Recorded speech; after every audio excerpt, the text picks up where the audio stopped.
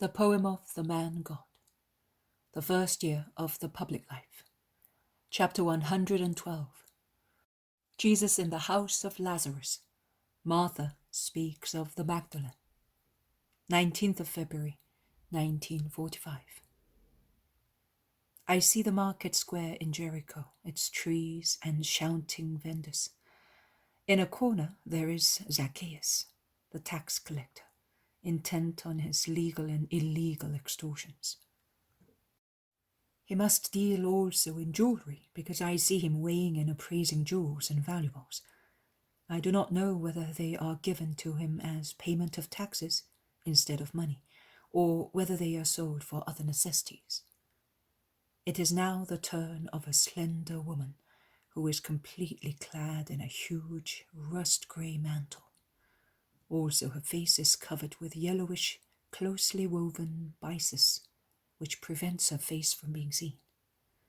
One can see only the slimness of her figure, which is visible notwithstanding the huge greyish cloak that envelops her. She must be young, at least according to the little that can be seen, that is, one hand, which for a moment she takes out of a mantle to hand over a gold bracelet, and the feet, shod in rather sophisticated sandals, fitted with uppers and interlacing leather straps, so that only her smooth juvenile toes and part of her slim white ankles are visible. She gives her bracelet without saying one word, takes the money without any objection, and turns round to go away. I now notice that behind her there is the Iscariot, who watches her carefully, and when she is about to go away, he says a word to her, which I do not catch, but she does not reply, as if she were dumb, and she hastens away in her mass of clothes. Judas asks Zacchaeus, "Who is she?"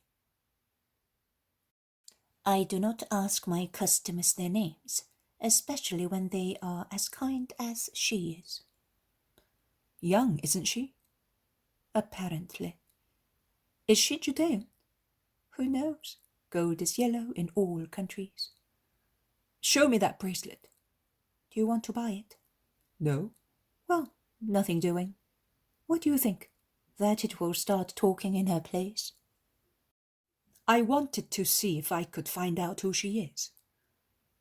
Are you so interested? Are you a necromancer who divines? Or a bloodhound that scents? Go away, forget her. If she is like that, she is either honest and unhappy, or she is a leper. Therefore, nothing doing. I am not craving for a woman, replies Judas contemptuously. Maybe, but by the looks of your face I can hardly believe it. Well, if you do not want anything else, please step aside. I have other people to attend to. Judas goes away angrily and asks a bread vendor and a fruit seller whether they know the woman who had just bought some bread and apples from them, and whether they know where she lives. They do not know. They reply, "She has been coming here for some time, every 2 or 3 days, but we do not know where she lives." "But how does she speak?" insists Judas. The two laugh and reply, "With her tongue." Judas abuses them and goes away, and runs into the group of Jesus and his disciples, who are coming to buy some bread and food for their daily meal. The surprise is reciprocal and not very enthusiastic. Jesus says only, "You are here?" And while Judas mumbles something, Peter breaks into a loud laugh and says, "Ha ha! Here I am blind and a misbeliever. I cannot see the vineyards, and I don't believe in the miracle." "What are you saying?" asks 2 or 3 disciples. "I am speaking the truth. There are no vineyards here, and I cannot believe that Judas, in all this dust, can gather grapes simply because he's a disciple of the rabbi. Vintage finished a long time ago." replies Judas harshly. And Kerioth is many miles away, concludes Peter. You are attacking me at once. You are hostile to me. No, I'm not such a fool as you think. That is enough, commands Jesus. He is severe. He addresses Judas. I was not expecting to see you here. I thought you would be in Jerusalem for the Tabernacles. I am going there tomorrow. I have been waiting here for a friend of our family who... Please, that is enough. Do you not believe me, Master? I swear I did not ask you anything. And please, do not say anything. You are here. That is enough. Are you thinking of coming with us? Or have you still got business to attend to? Answer frankly. No, I have finished. In any case, that fellow is not coming, and I am going to Jerusalem for the feast. And where are you going? To Jerusalem. Today? I will be at Bethany this evening. At Lazarus's house? Yes, at Lazarus's. Well, I will come too. Yes, come as far as Bethany. Then Andrew with James of Zebedee and Thomas will go to Gethsemane to make preparations and wait for us all, and you will go with them. Jesus stresses the last words in such a way that Judas does not react. And what about us? Asks Peter. You will go with my cousins and Matthew, where I will send you, and will come back in the evening. John, Simon, Bartholomew, and Philip will stay with me. That is, they will go and announce in Bethany that the rabbi has come and will speak to the people at the 9th hour. They walk quickly across the barren countryside. There is an impending storm, not in the clear sky, but in their hearts. They are all conscious of it, and they proceed silently. When they reach Bethany, and coming from Jericho, Lazarus's house is one of the first to be met. Jesus dismisses the group that is to go to Jerusalem, and then the other one which he sends towards Bethlehem, saying, Go and do not worry. Halfway you will find Isaac, Elias, and the others. Tell them that I will be in Jerusalem for many days, and I expect to bless them. In the meantime, Simon has knocked at the door and had it opened. The servants inform Lazarus, who comes at once. Judas Iscariot, who had gone a few yards ahead, comes back with the excuse of saying to Jesus, I have displeased you, Master. I realize it. Forgive me. And at the same time, through the open gate, he casts sidelong glances at the garden and at the house. Yes, it is all right. Go. Do not keep your companions waiting. And Judas must go. Peter whispers. He was hoping there might be a change in the instructions. Never, Peter. I know what I am doing, but bear with that man. I will try, but I cannot promise. Goodbye, Master. Come, Matthew, and you too, quick. My peace be always with you. Jesus enters with the remaining 4, and after kissing Lazarus, he introduces John, Philip, and Bartholomew, and then dismisses them and remains alone with Lazarus. They go towards the house. This time, under the beautiful porch, there is a woman. She is Martha. She is swarthy and tall, although not quite so tall as her sister, who is fair-haired and rosy. But she is a beautiful young woman with a balanced and well-shaped plump body, a little dark head, a smooth brown forehead. Her eyes are kind, mild, dark, long-shaped, and as soft as velvet between her dark eyelashes. Her nose is slightly turned down, and her small lips are very red against her dark cheeks. She smiles, showing strong, snow-white teeth. She's wearing a dark blue woolen dress with red and dark green galloons around the neck and at the end of her wide, short sleeves, from which two other sleeves unfold of very fine white linen, tied and pleated at the wrists by a little cord. A very fine white blouse shows also at the top of her breast, round the lower part of her neck, where it is held tight by a cord. As a belt, she is wearing a scarf of blue, red, and green, of a fine cloth, which is tied round the upper part of her hips and hangs down her left side in a tuft of fringes. A rich and chaste dress. I have a sister, master. Here she is, Martha. She is good and pious. She is the consolation and the honour of the family and the joy of poor Lazarus. Before she was my first and only joy. Now she's the second, because you are the first. Martha prostrates herself on the floor and kisses the hem of Jesus' tunic. Peace to the good sister and to the chaste woman. Stand up. Martha rises to her feet and goes into the house with Jesus and Lazarus. She then asks to leave to attend to the house. She is my peace, whispers Lazarus, and he looks at Jesus, an inquisitive look. But Jesus pretends he does not see it. Lazarus asks, and Jonah? He is dead. Dead? Then I got him when he was dying, but he died a free man and happy in my house, at Nazareth, between me and my mother. Doris practically killed him before handing him over. Yes, with fatigue and also with blows. He is a devil and hates you. That hyena hates the whole world. Did he not tell you that he hates you? Yes, he did.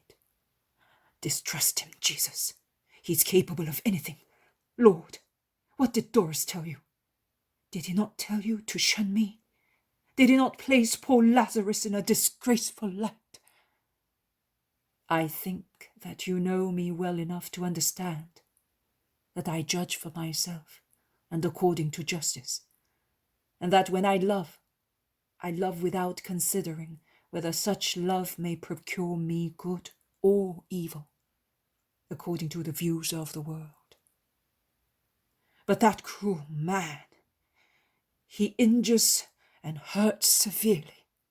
He tormented me also some days ago.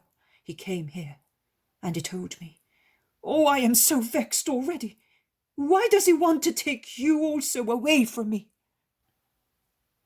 I am the solace of those who are tormented, and the companion of those who are forlorn. I have come to you also for that. Ah, then you know. Oh, shame on me. No. Why on you? I know. So what? Shall I anathematize you, who are suffering? I am mercy, peace, forgiveness, love for everybody. And what shall I be for those who are innocent? The sin for which you suffer is not yours. Shall I be pitiless towards you, if I feel pity also for her? Have you seen her? I have. Do not cry. But Lazarus, his head resting on his folded arms on a table, is weeping, sobbing painfully. Martha peers out the door and looks in. Jesus nods to her to be silent, and Martha goes away with big tears running silently down her cheeks. Lazarus calms down little by little and apologizes for his weakness. Jesus comforts him, and since his friend wishes to withdraw for a moment, He goes out into the garden and walks among the flower beds, where some purple roses are still in bloom. Martha joins him shortly afterwards. Master, has Lazarus spoken to you? Yes, Martha, he has. Lazarus cannot set his mind at rest, since he is aware that you know, and that you have seen her. How does he know? First, that man who was with you, and says he is your disciple, the young one, tall, swarthy, clean-shaven. Then Doris, the latter lashed you with his contempt. The former only said that you had seen her on the lake, with her lovers. Do not cry for that. Do you think that I am unacquainted with your wound? I was aware of it since I was with the Father. Do not lose heart, Martha. Raise your heart and your head. Pray for her, Master. I pray. But I cannot forgive completely, and perhaps the Eternal Father rejects my prayer. You are right. You must forgive to be forgiven and hurt. I already pray for her. But give me your forgiveness and Lazarus's. You, a good sister, can speak and achieve even more than I can. His wound is too fresh and sore for my hand to touch it, even lightly. You can do it. Give me your full, holy forgiveness, and I will. Forgive. We will not be able. Our mother died of grief through her ill deeds, and they were still slight compared with the present ones. I see my mother's torture. It is always present to me, and I see what Lazarus is suffering. She is ill, Martha, and insane. Forgive her. She is possessed, Master. And what is diabolic possession but a disease of the spirit, infected by Satan to the extent of degenerating into a spiritual diabolic being? How can certain perversions in human beings be explained otherwise? Perversions that make man much worse than the beasts in ferocity, more lewd than monkeys in lust, and so on, and make a hybrid in which man, animal and demon are mingled. That is the explanation of what amazes us as an inexplicable monstrosity in so many creatures. Do not weep. Forgive. I see. Because my sight is sharper than the sight of the eye or of the heart. I see God. I see. I tell you, forgive. Because she is ill. Cure her, then. I will cure her. Have faith. I will make you happy. But forgive, and tell Lazarus to forgive. Forgive her. Love her. Be on familiar terms with her. Speak to her as if she were like you. Speak to her of me. How do you expect her to understand you, the Holy One? She may not seem to understand, but my name, even by itself, is salvation. Get her to think of me and to mention my name. Oh, Satan runs away when a heart thinks of my name. Smile, Martha, at this hope. Look at this rose. The rain of the past days had spoiled it. But look, the sun today has opened it, and it is even more beautiful, because the drops of rain on the petals adorn it with diamonds. Your house will be like that. Tears and sorrow now, and later, joy and glory. Go, tell Lazarus while I, in the peace of your garden, will pray the Father, for Mary, and for you. It all ends thus.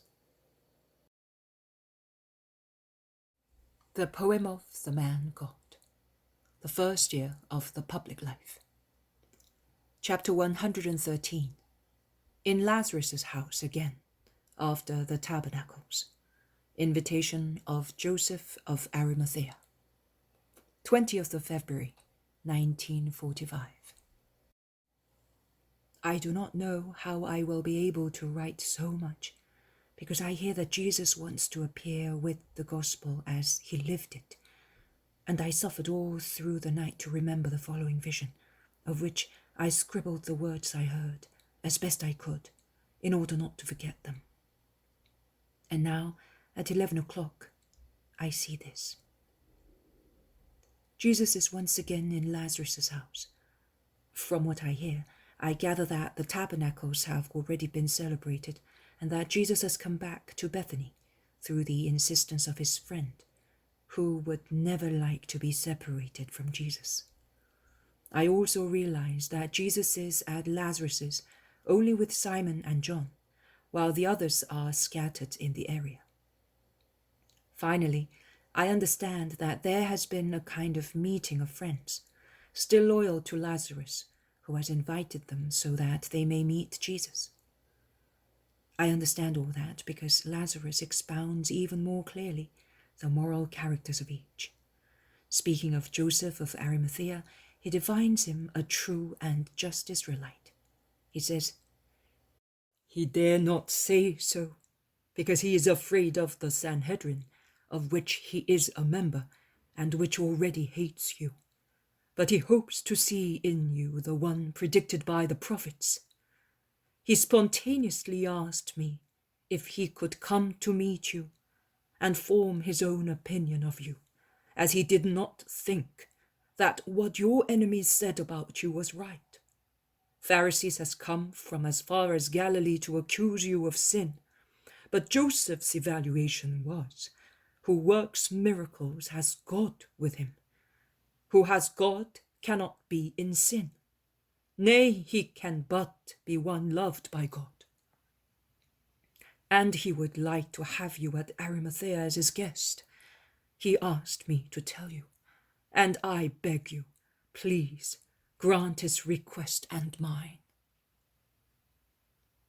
I have come for the poor, and for those who suffer in their souls and bodies, rather than for the mighty ones who consider me only an interesting object.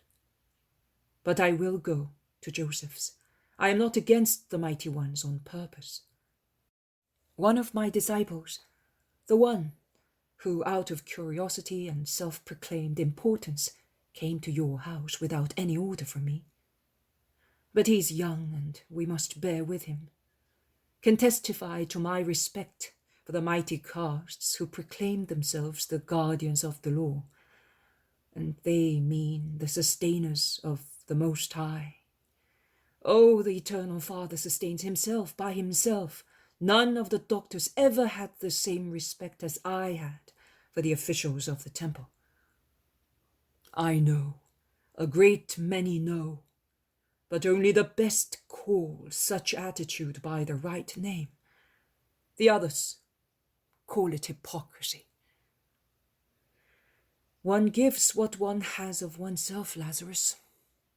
True, but go to Joseph. He would like to have you next Sabbath. I will go. You can let him know.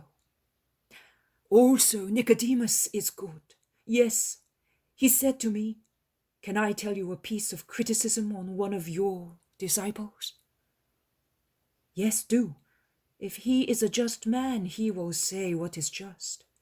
If unjust, he will criticize a conversion, because the Spirit gives light to the spirit of man.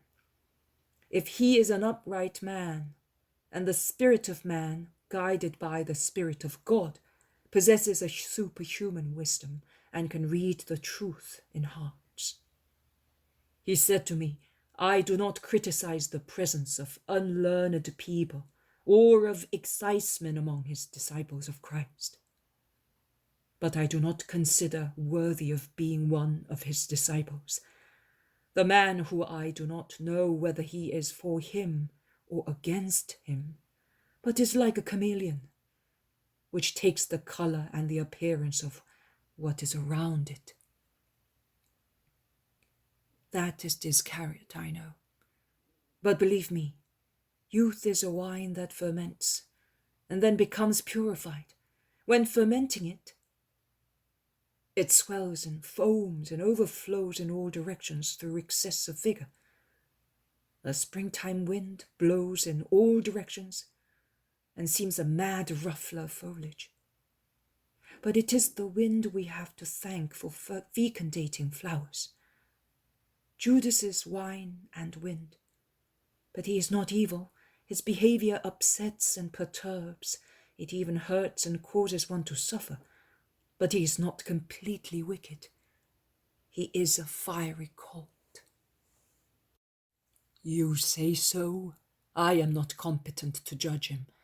I still feel bitter at the fact that he told me that you had seen her.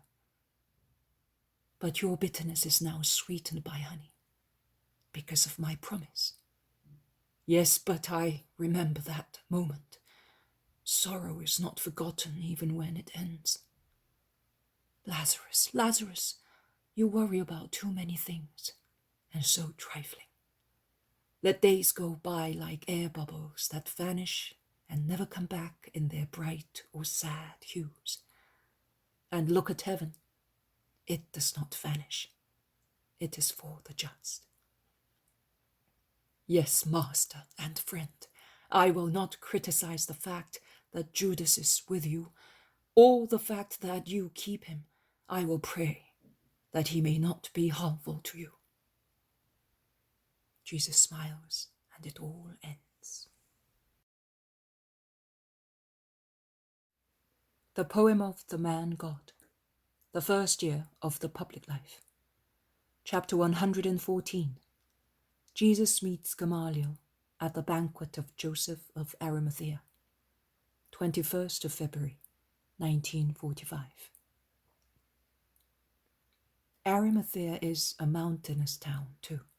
I do not know why, but I imagined it on a plain. Instead, it is on the mountains, which, however, are already sloping down to the plain, and from certain turns of the road and the flat country appears to be fertile towards the west, and it fades away on the horizon in this November morning in a low mist that looks like an endless sheet of water. Jesus is with Simon and Thomas. There are no other apostles with him. I am under the impression that he wisely appraises the feelings of the people he has to approach, and according to the circumstances, he takes those who can be accepted without annoying the landlord too much. These Jews must be more touchy than romantic little women. I can hear them speaking of Joseph of Arimathea, and Thomas, who probably knows him very well, describes his beautiful large estate which stretches along the mountain, particularly towards Jerusalem along the road that runs from the capital to Arimathea and links this down to Joppa. I hear them say so, and Thomas praises also the fields that Joseph possesses along the roads on the plain. At least men are not treated like animals here. Oh, that Doris, says Simon. In fact, the workers here are well fed and clothed and have the appearance of satisfied people who are well.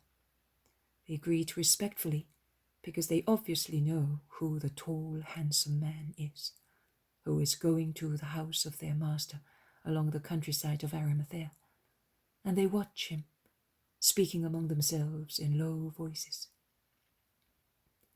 When Joseph's house comes into sight, a servant, after bowing low, asks, "Are you the rabbi we are expecting?" "I am," replies Jesus. He salutes, bowing again, and runs to inform the landlord. In fact, before Jesus reaches the boundary of the house, completely surrounded by a high hedge of evergreens, which replace here the high walls around Lazarus' house and isolates it from the road, being at the same time the continuation of the garden around the house, richly planted with trees, and at present very bare of foliage. Joseph of Arimathea, in his wide fringed robe, comes to meet him and bows very low, with his arms folded on his chest. It is not the humble salutation of a person who acknowledges in Jesus the God become flesh, and who humbles himself by kneeling to the ground to kiss his feet or the hem of his tunic, but it is a salutation of deep respect. Jesus also bows and then gives his greeting of peace. "Come in, Master. You have made me happy by accepting my invitation. I was not expecting so much compliance from you." "Why not? I go also to Lazarus' house and—" "Lazarus is a friend of yours. I am a stranger." "You are a soul seeking the truth. The truth, therefore, does not reject you." "Are you the truth?" "I am the way, the life, and the truth. Who loves and follows me will have the certain way, the blessed life, and will know God. Because God, besides being love and justice, is truth." "You are a great doctor. Wisdom emanates from every word of yours." He then turns to Simon. "I am happy that you have come back to my house too, after such a long absence." "I was not absent of my own accord. You are aware of my fate and of how many tears were shed during the life of the little Simon, of whom your father was so fond." "I know, and I think that you know, that I never spoke one word against you." "I know everything. My faithful servant told me that I am indebted also to you. If my property was respected, may God reward you for it. I was influential in the Sanhedrin, and I made use of my position to help, with justice, a friend of my house. Many were the friends of mine, and many were influential in the Sanhedrin, but they were not as just as you are." "And who is this? I seem to have met him, but I do not know where." "I am Thomas, called Didymus." "Ah, yes. Is your old father still alive?" "Yes, still alive, in his business with my brothers. I left him for the master, but he's happy that I did." "He is a true Israelite, and since he has got to the point of believing that Jesus of Nazareth is the Messiah, he can but be happy that his son is amongst his favorites." They are now in the garden near the house. "I have kept Lazarus. He is in the library, reading a summary of the last meetings of the Sanhedrin. He did not want to stay because I know that you are already aware. That is why he did not want to stay. But I said, no, it is not fair that you should be so ashamed. No one will insult you in my house, please. stay. Who ignores his surroundings is alone against the whole world. And since in the world there is more wickedness than goodness, who is alone is knocked down and trodden on. Was I not right? You were, and you did the right thing, replies Jesus.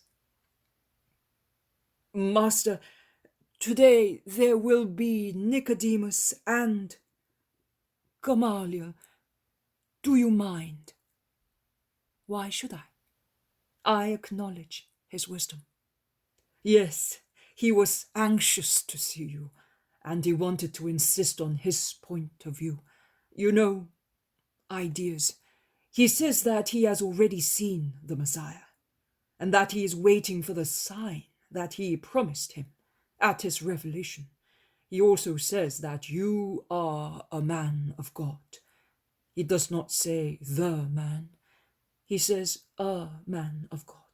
A rabbinical subtlety, isn't it? You are not offended, are you?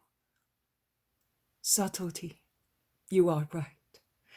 We must bear with them. The best ones will prune by themselves all the superfluous branches that make them bear foliage and no fruit. And come to me. I wanted to inform you of his words, because he will certainly repeat them to you. He is frank, points out Joseph. A rare virtue which I appreciate very much, replies Jesus. Yes, I also said to him, but Lazarus of Bethany is with the Master, I told him, because of his sister. But Gamaliel replied, is she present? No? Well then, the mud falls off the garment which is no longer in the mud. Lazarus has shaken it off himself, and he does not contaminate my garment with it.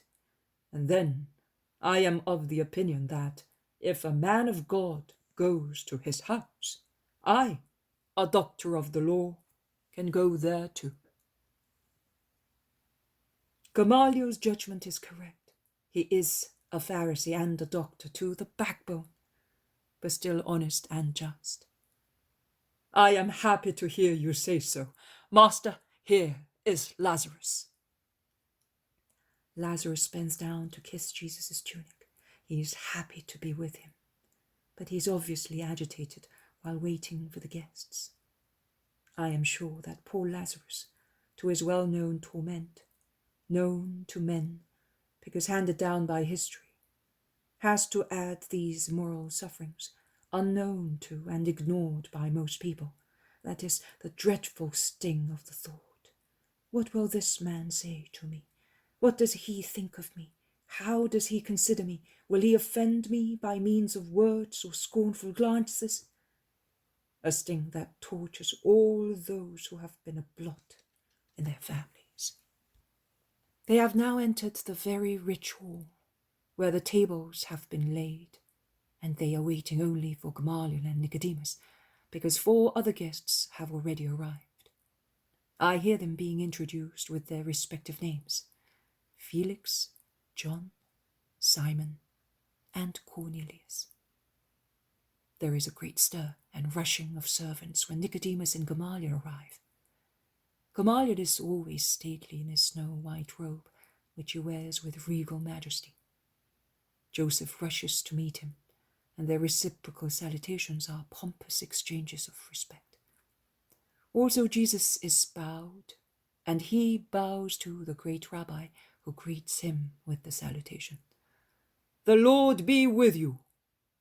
To which Jesus replies, "And may his peace always be your companion." Also Lazarus bows down, and all the others do likewise.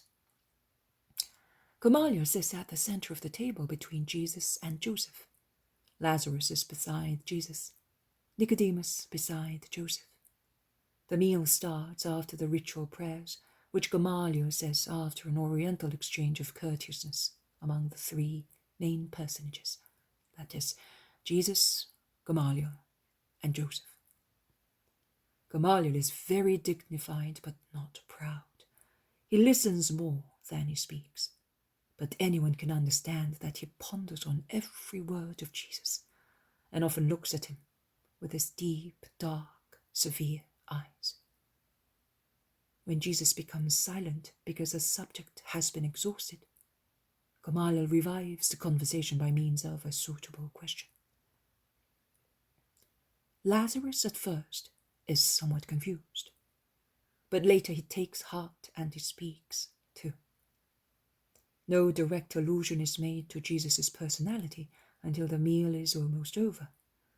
Then a discussion starts between the guests named Felix and Lazarus, who is later joined and supported by Nicodemus and finally by the guest named John, on miracles as proof in favor or against a person. Jesus is silent. He sometimes smiles in a mysterious way, but is silent. Also, Gamaliel is silent. His elbow is leaning on the bed, and he's staring at Jesus. He seems to be wishing to decipher some supernatural word engraved on the pale, smooth skin of Jesus' thin face. He seems to be analyzing every fiber of it. Felix maintains that John's holiness is incontestable, and from such undisputed and indisputable holiness he draws a conclusion unfavorable to Jesus Nazarene, the author of many famous miracles. He says, "Miracles are not a proof of holiness, because the life of the prophet John is devoid of them, and yet no one in Israel leads a life like his. There are no banquets, no friendships, no comforts for him. He suffers and is imprisoned for the sake of the law. He lives in solitude, because although he has disciples, he does not live with them, and he finds faults also in the most honest, and thunders out against everybody. Whereas, this master here of Nazareth has worked miracles, it is true, but I see that he, too, loves what life offers, and does not disdain friendships, and, forgive me if one of the elders of the Sanhedrin says this to you, he is too easy in giving, in God's name, forgiveness and love, to well-known sinners marked by anathema. You should not do that, Jesus."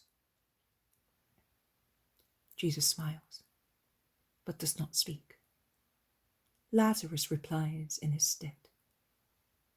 "Our powerful Lord is free to direct his servants as and where he wishes. He granted the power of working miracles to Moses. He did not grant it to Aaron, his first high priest. So, what is your conclusion? Is one more holy than the other?" "Certainly," answers Felix. "Then Jesus is more holy, because he works miracles." Felix is disconcerted, but he raises a captious objection. "Aaron had already been given the pontificate. It was enough." "No, my friend," replies Nicodemus. "His pontificate was a mission, a holy mission, but nothing more than a mission. Not always and not all the high priests of Israel were holy men, and yet they were high priests, even if they were not holy." "You are not saying that the high priest is a man devoid of grace?" exclaims Felix. "Felix, don't let us play with fire. You, Gamaliel, Joseph, Nicodemus, and I, we all know many things," says the guest named John. What? Gamaliel, say something!" Felix is scandalized. "If he is fair, he will speak the truth which you do not want to hear," says the three men who are bitter against Felix. Joseph endeavors to bring about peace. Jesus is silent as well as Thomas. The zealot and the other Simon the friend of Joseph. Gamaliel seems to be playing with the fringes of his robe, but he looks at Jesus inquisitively. "Speak then, Gamaliel!" shouts Felix. "Yes, do speak," says the three opponents. "I say, the frailties of the family are to be concealed," says Gamaliel. "That's not an answer," shouts Felix. "It looks as if you are admitting that there are faults in the house of the high priest." "He is the soul of truth," reply the three men. Gamaliel draws himself up and turns toward Jesus. "Here is the master who overshadows the most learned men. Let him speak about it." "You wish so, and I obey. I say, a man is a man. A mission is beyond man.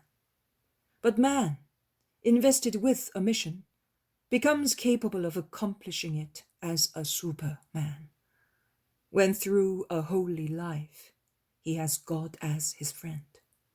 It is he who said, 'You are a priest according to the order given by me.' What is written on the pectoral? Doctrine and truth. That is what the high priest ought to possess. Doctrine is acquired by constant meditation, aiming at the knowledge of the most wise one. Truth is achieved by means of absolute loyalty to good. Who intrigues with evil finds falsehood and loses truth." "Very well. You have replied as a great rabbi. I, Gamaliel, am telling you, you surpass me." "Let him explain then why Aaron did not work miracles and Moses did," raves Felix. Jesus readily replies, "Because Moses had to impose himself on the dull, heavy, and even hostile mass of the Israelites, and had to succeed in having ascendancy over them, in order to bend them to the will of God. Man is the eternal savage and the eternal child. He is struck by what exceeds the common orders of things, and a miracle is such. It is a light waved before dimmed eyes. It is a sound produced near plugged ears. It wakes people up. It draws their attention. It makes them say, 'God is here.'" "You are saying that to your own benefit," retorts Felix. "To my benefit? What do I gain by working a miracle? Do I look taller if I stand on a blade of grass? Such is a miracle with regard to holiness. There are saints who never worked miracles. There are magicians and necromancers who work them by means of dark powers. That is, they do superhuman things, which, however, are not holy, and they are demons. I shall be, even if I work no more miracles." "Excellent! You are great, Jesus," approves Gamaliel. "And according to you, who is this great man?" urges Felix, addressing Gamaliel. "The greatest prophet I know, both with regard to his deeds and to his words," replies Gamaliel. "He is the Messiah. I am telling you, Gamaliel, believe me, you are wise and just," says Joseph. "What? You too, the guide of Judeans, the elder, our glory, are falling into this idolatry of a man? Who can prove to you that he is the Christ? I will not believe him, even if I see him work miracles. Why does he not work one? in front of us. You that praise him should tell him, and you, too, that defend him, says Felix to Gamaliel and Joseph. I did not invite him to amuse my friends, and I beg you to remember that he is my guest, replies Joseph gravely. Felix gets up and goes away, a cross and rude man. There is silence. Jesus turns to Gamaliel.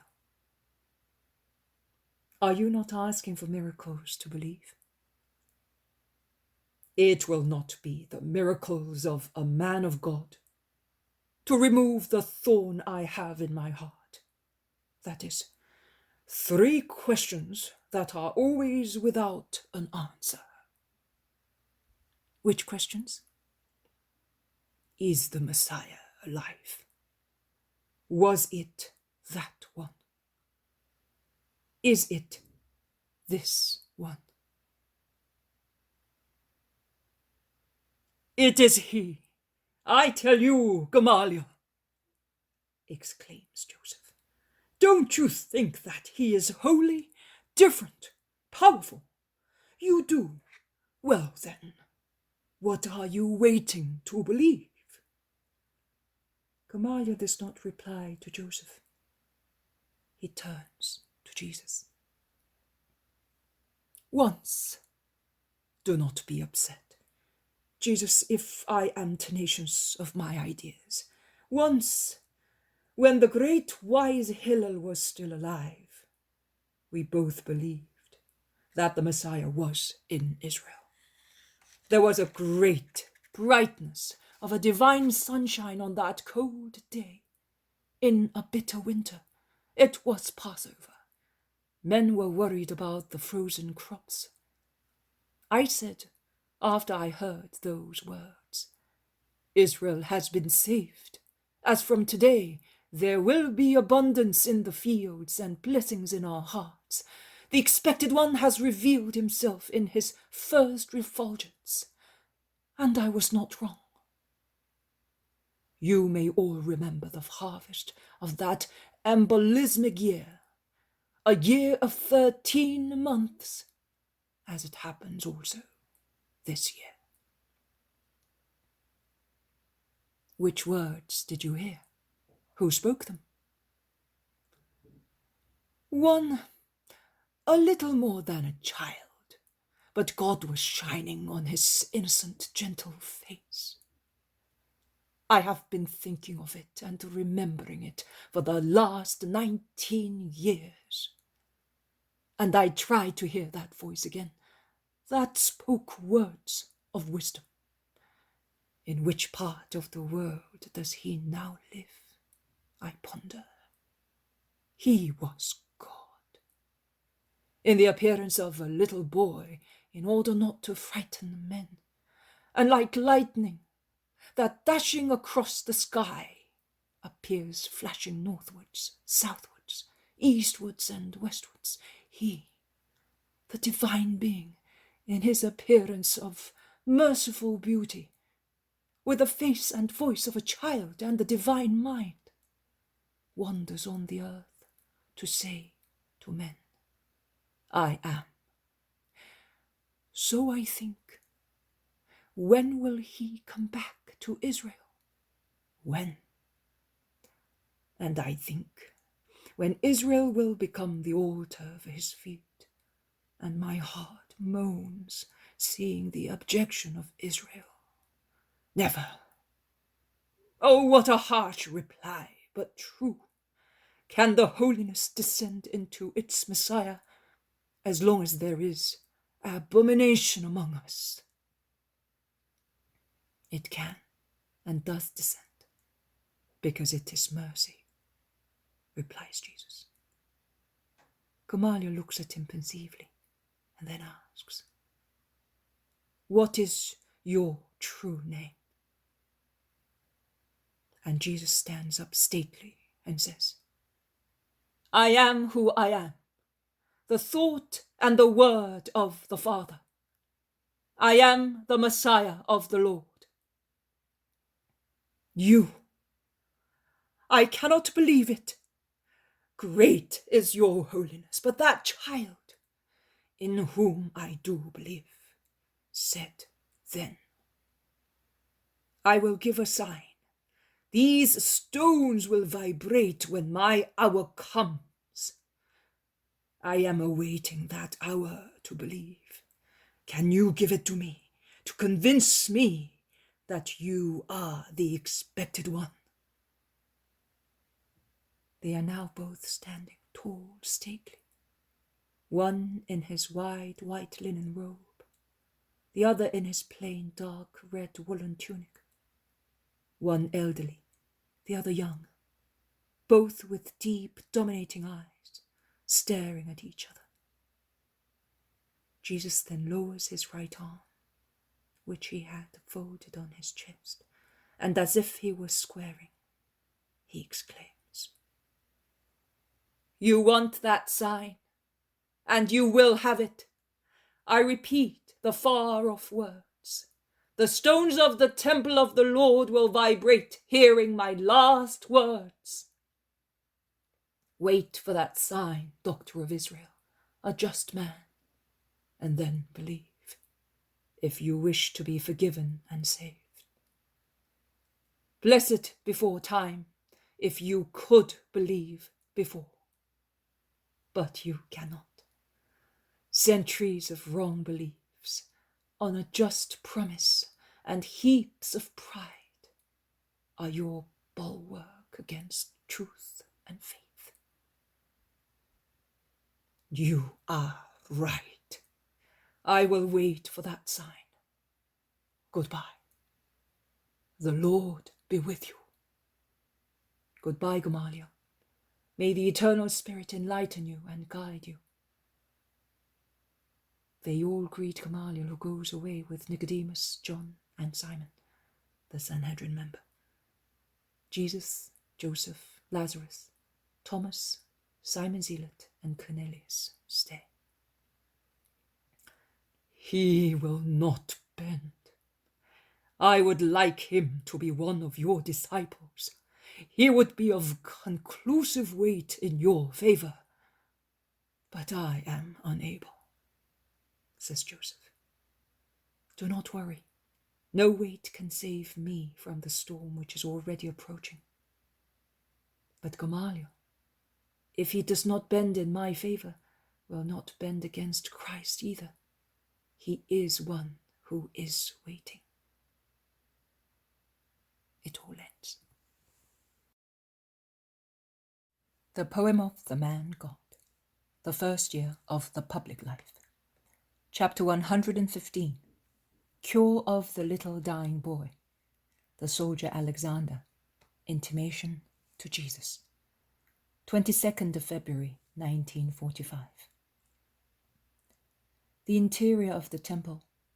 Jesus is with his disciples very close to the real and true temple, that is, to the holy place which only the priest could enter. It is a beautiful large courtyard which one enters through a hall, and from which, through an even richer court, one reaches the high terrace on which is the cube of the holy. My effort is quite useless. If I should see the temple 1,000 times and describe it 2,000, I would always be defective in describing the stately labyrinth, both because of the complexity of the place and of my ignorance of names and my incapacity to draw a chart. They seem to be praying. Also many other Israelites, all men, are there praying, each on his own account. The evening of a dull November day falls early. I hear people shouting, and I perceive the cross-stentorian voice of a man, cursing also in Latin, mingled to shrill, piercing Jewish voices. It is like the bustle of a struggle, and the shrill voice of a woman shouts, "Oh, let him go! He says that you will save him!" The concentration of the stately courtyard is broken. Many heads turn round towards the spot whence the voices are coming. Also Judas Iscariot, who is with the disciples, turns round. Tall as he is, he sees and says, A Roman soldier is struggling to come in. He is violating. He has already violated the holy place. How horrible! Many echo his words. Let me pass, you Jewish dogs! Jesus is here, I know. I want him. I don't care about you stupid stones. The boy is dying and he will save him. Get away, hypocritical hyenas! As soon as Jesus realizes that he is wanted, he goes towards the hall where the struggle is taking place. He reaches it and shouts, Peace and respect to the place and to the hour of the offering. Oh, Jesus, hail! I am Alexander. Make room, you dogs! And Jesus says calmly, Yes, make room. I will take the heathen elsewhere, as he does not know what this place is for us. They move aside, and Jesus reaches the soldier, whose cuirass is stained with blood. Are you wounded? Come, we cannot stay here. And it takes him through the other court and beyond it. I am not wounded, a little boy. My horse, near the Antonia, got out of hand and knocked him down. Its hooves split his head. Proculus said, nothing doing. It's no fault of mine, but it happened through me, and his mother is desperate. I saw you passing by, and coming here, I said, Proculus cannot, but he can. I said, woman, come, Jesus will cure him. Those mad people kept me back, and perhaps the child is dead. Where is he? Asks Jesus. Under the arcade, in his mother's lap, answers the soldier, already seen at the fish gate. Let us go. And Jesus walks away even faster, followed by his disciples and a train of people. On the steps limiting the arcade, leaning against a column, there is a tormented woman, weeping over her dying child. The little boy is wan, his half-open purple lips are breathing heavily, as is typical of people whose brains have been injured. A bandage is tied round his head, stained with blood at the back of his neck and at his forehead. His head is split at the front and at the back. His brains can be seen. A head is tender at that age, and the horse was a huge one and had been shot recently, explains Alexander. Jesus is close to the woman, who does not even speak anymore, agonizing as she is over her dying son. He lays his hand on her head.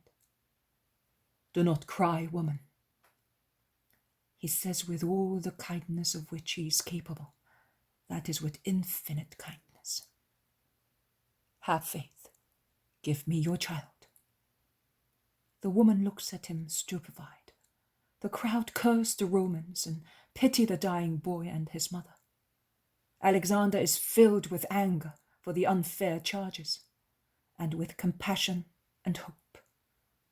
Jesus sits beside the woman because he sees that she is unable to make any gesture.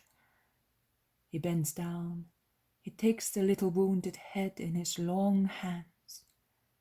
He bends lower, over the waxen little face, breathes over the wheezing little mouth. A few moments. Then he smiles. A smile hardly perceptible through his locks of hair which have fallen forward. He straightens himself.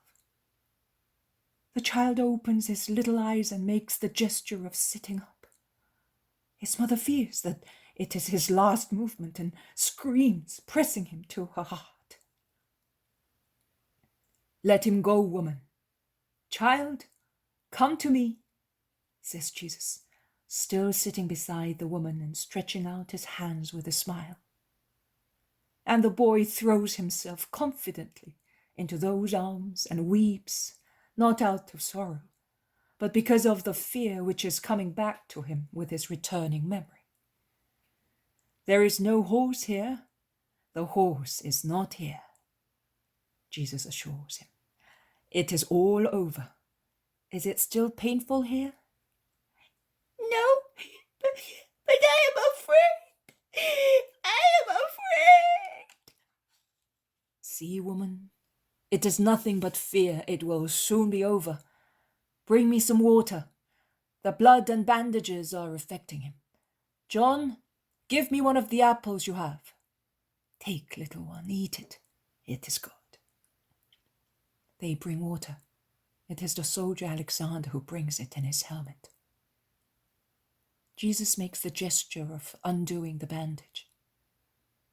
Alexander and the mother say, "No, he is coming round, but his head is split." Jesus smiles and unties the bandage. 1, 2, 3, 8 turns.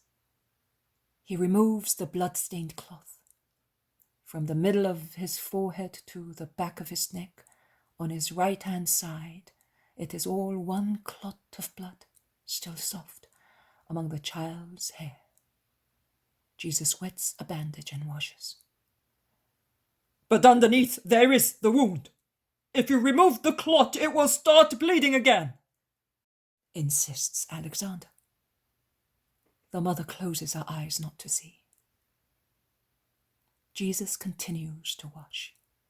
The clot melts. Now the child's hair is clean. It is wet, but there is no wound underneath. Also his forehead is healed. There is only a tiny red mark where was the scar. The crowd shout out of amazement. The woman dares to look, and when she sees, she no longer controls herself. She throws herself on Jesus, embracing him with her child, and weeps. Jesus puts up with the effusion and the shower of tears. "Thank you, Jesus," says Alexander. "I was sorry I had killed this innocent boy." You have been good and trustful. Goodbye, Alexander. Go back to your work. Alexander is about to go away when some officials of the temple and some priests arrive, like so many hurricanes. "The high priest orders you, through us, to leave the temple. You and the heathen desecrator, at once. You have upset the offering of the incense.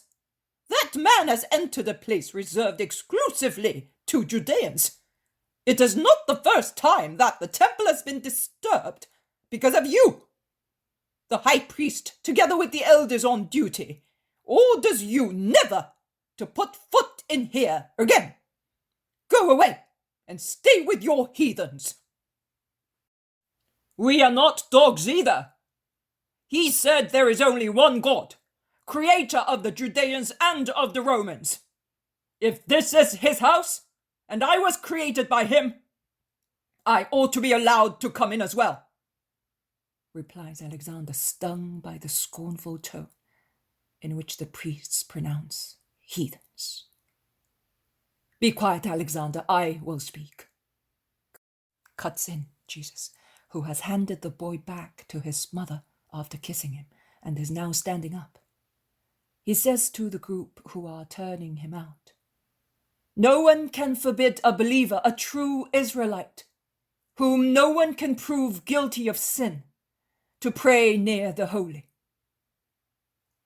"But to explain the law in the temple, yes, he can be forbidden. You assumed the right without having it and without asking for it. Who are you? Who knows you? How dare you usurp a name and a position which do not belong to you?" Jesus looks at them with knowing eyes. He then says, "Judas of Kerioth, come here." Judas does not appear to be very enthusiastic about the invitation. He had tried to disappear as soon as the priests and the officials of the temple arrived. However, they are not wearing military uniforms. It must be a civil office. But he is obliged to obey because Peter and Judas of Alphaeus push him forward. "Judas, please answer. And you, look at him. You know him. He is of the temple." Do you know him? They are obliged to reply, Yes, we do. Judas, what did I ask you to do when I spoke here for the first time? And why were you amazed? And what did I say to you in reply to your amazement? Speak and be frank. He said to me, call the official on duty that I may ask him for permission to teach. And he gave his name, he explained who he was and mentioned his tribe. And I was astonished, as I considered it a useless formality, since he says that he is the Messiah. And he said to me, it is necessary, and when the hour comes, remember that I never lacked in respect to the temple and its officials. Yes, that is what he said. I must say so to honor the truth. At the beginning, Judas spoke somewhat uncertain, as if he were annoyed. Then, with one of his typical sudden changes, he became certain, almost arrogant. I am astonished that you should defend him. You have betrayed our trust in you, says a priest to Judas reproachfully. I have not betrayed anyone. How many of you are of the Baptist? So, are they traitors? I am of Christ, that's all. Well, he must not speak here. He may come as a believer. It is even too much for one who is friendly with the heathens, prostitutes, and excisemen. Reply to me now, says Jesus, severe but calm.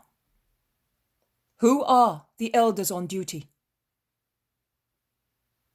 Doris and Felix, Judeans, Joachim of Capernaum and Joseph, Iturian.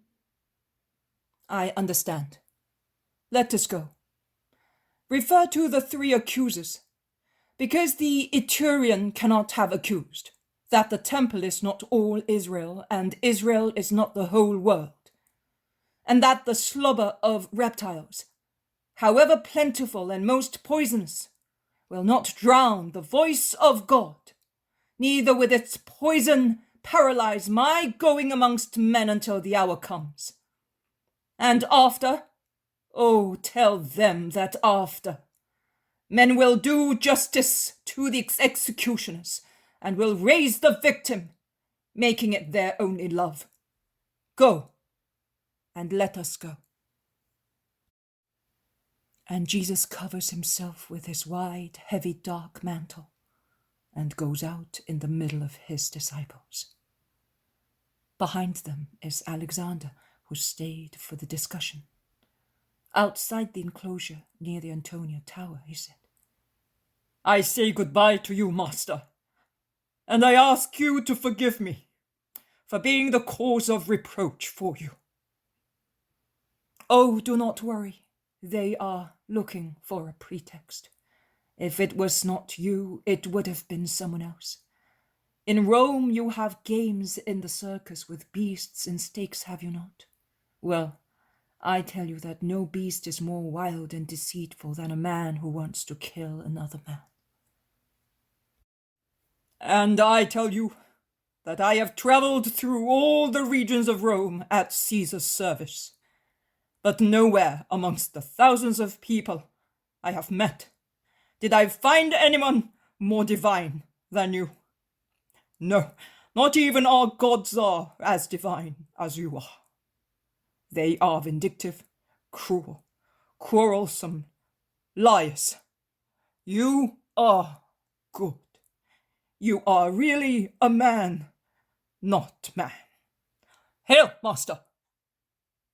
Goodbye, Alexander. Proceed in the light. It all ends. The Poem of the Man God. The first year of the public life. Chapter 116. Jesus speaks to Nicodemus at night at Gethsemane. 24th of February, 1945. Jesus is in the kitchen of the little house in the olive grove, having supper with his disciples. They are talking of the events of the day, which, however, is not the special happening just described, because I hear them talking of other events, amongst which is the cure of a leper near the sepulchres, along the Bethphage road. There was also a Roman centurion watching, says Bartholomew, and he continues. He asked me, while on horseback, does the man you follow often do such things?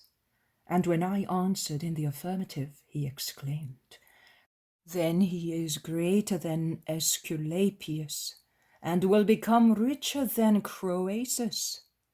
I replied, he will always be poor according to the world, because he never receives but gives, and only wants souls to take to the true God. The centurion looked at me amazed, and spurred his horse and galloped away. There was also a Roman lady in a litter.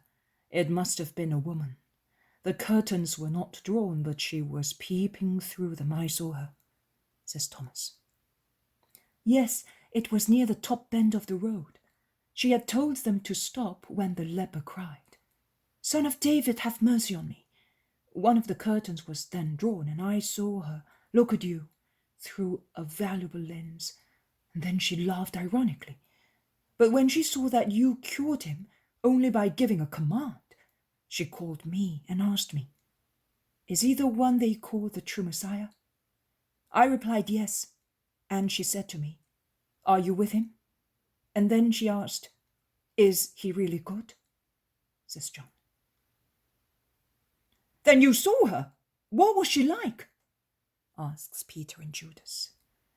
Well, a woman. What a great discovery, says Peter, laughing. And the Iscariot insists. But was she beautiful, young, rich? Yes, I think that she was young and also beautiful. But I was watching Jesus more than I was looking at her. I wanted to see if the master was setting out again. Fool, mumbles Judas between his teeth. Why? Asks James of Zebedee, defending his brother. My brother was not a dandy in search of affairs. He replied out of courtesy, and he did not lack in his first quality. Which? Asks the Iscariot. That of a disciple, whose only love is the master. Judas, very cross, lowers his head. In any case, it is not the right thing to be seen talking to the Romans, says Philip. They are already accusing us of being Galileans, and thus less pure than Judeans, and that because of our birth. Then they accuse us of staying often at Tiberias, a meeting place of Gentiles, Romans, Phoenicians, Syrians, and then, of how many things they accuse us.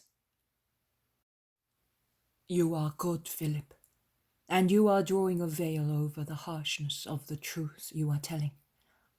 But the truth, without any veil, is this: of how many things they accuse me, says Jesus, who has been quiet so far. After all, they are not completely wrong. Too many contacts with the heathens, says the Iscariot. Do you think that only those are heathens who have not Moses' law? Asks Jesus. Well, who else? Judas, can you swear on our God that you have no heathenism in your heart? And can you swear that the most prominent Israelites have none? Master, I do not know about the others, but I can swear with regard to myself. According to you, what is heathenism? Asks Jesus again. It is to follow a false religion, to worship gods, replies Judas violently. Which are? The gods of Greece and Rome, the Egyptian ones, That is the gods with thousands of names and of non-existent people, who according to the pagans fill their Olympus. No other god exists, only the Olympic ones. Which other ones? Are they not already too many? Too many, yes. But there are many more, and incense is burnt at their altars by every man, also by priests, scribes, Pharisees, Sadducees, Herodians, all people of Israel. Am I right? Not only, but it is burnt also by my disciples. Oh, certainly not, they all say. No, my friends, which of you does not have a secret cult, or several secret cults?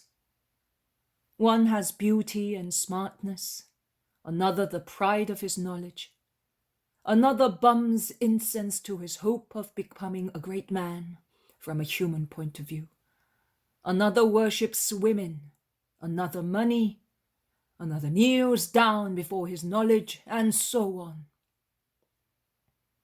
I solemnly tell you that there is no man who is not stained with idolatry. Why then disdain those who are pagans by misfortune, when you remain pagans by your own free will, although you belong to the true God?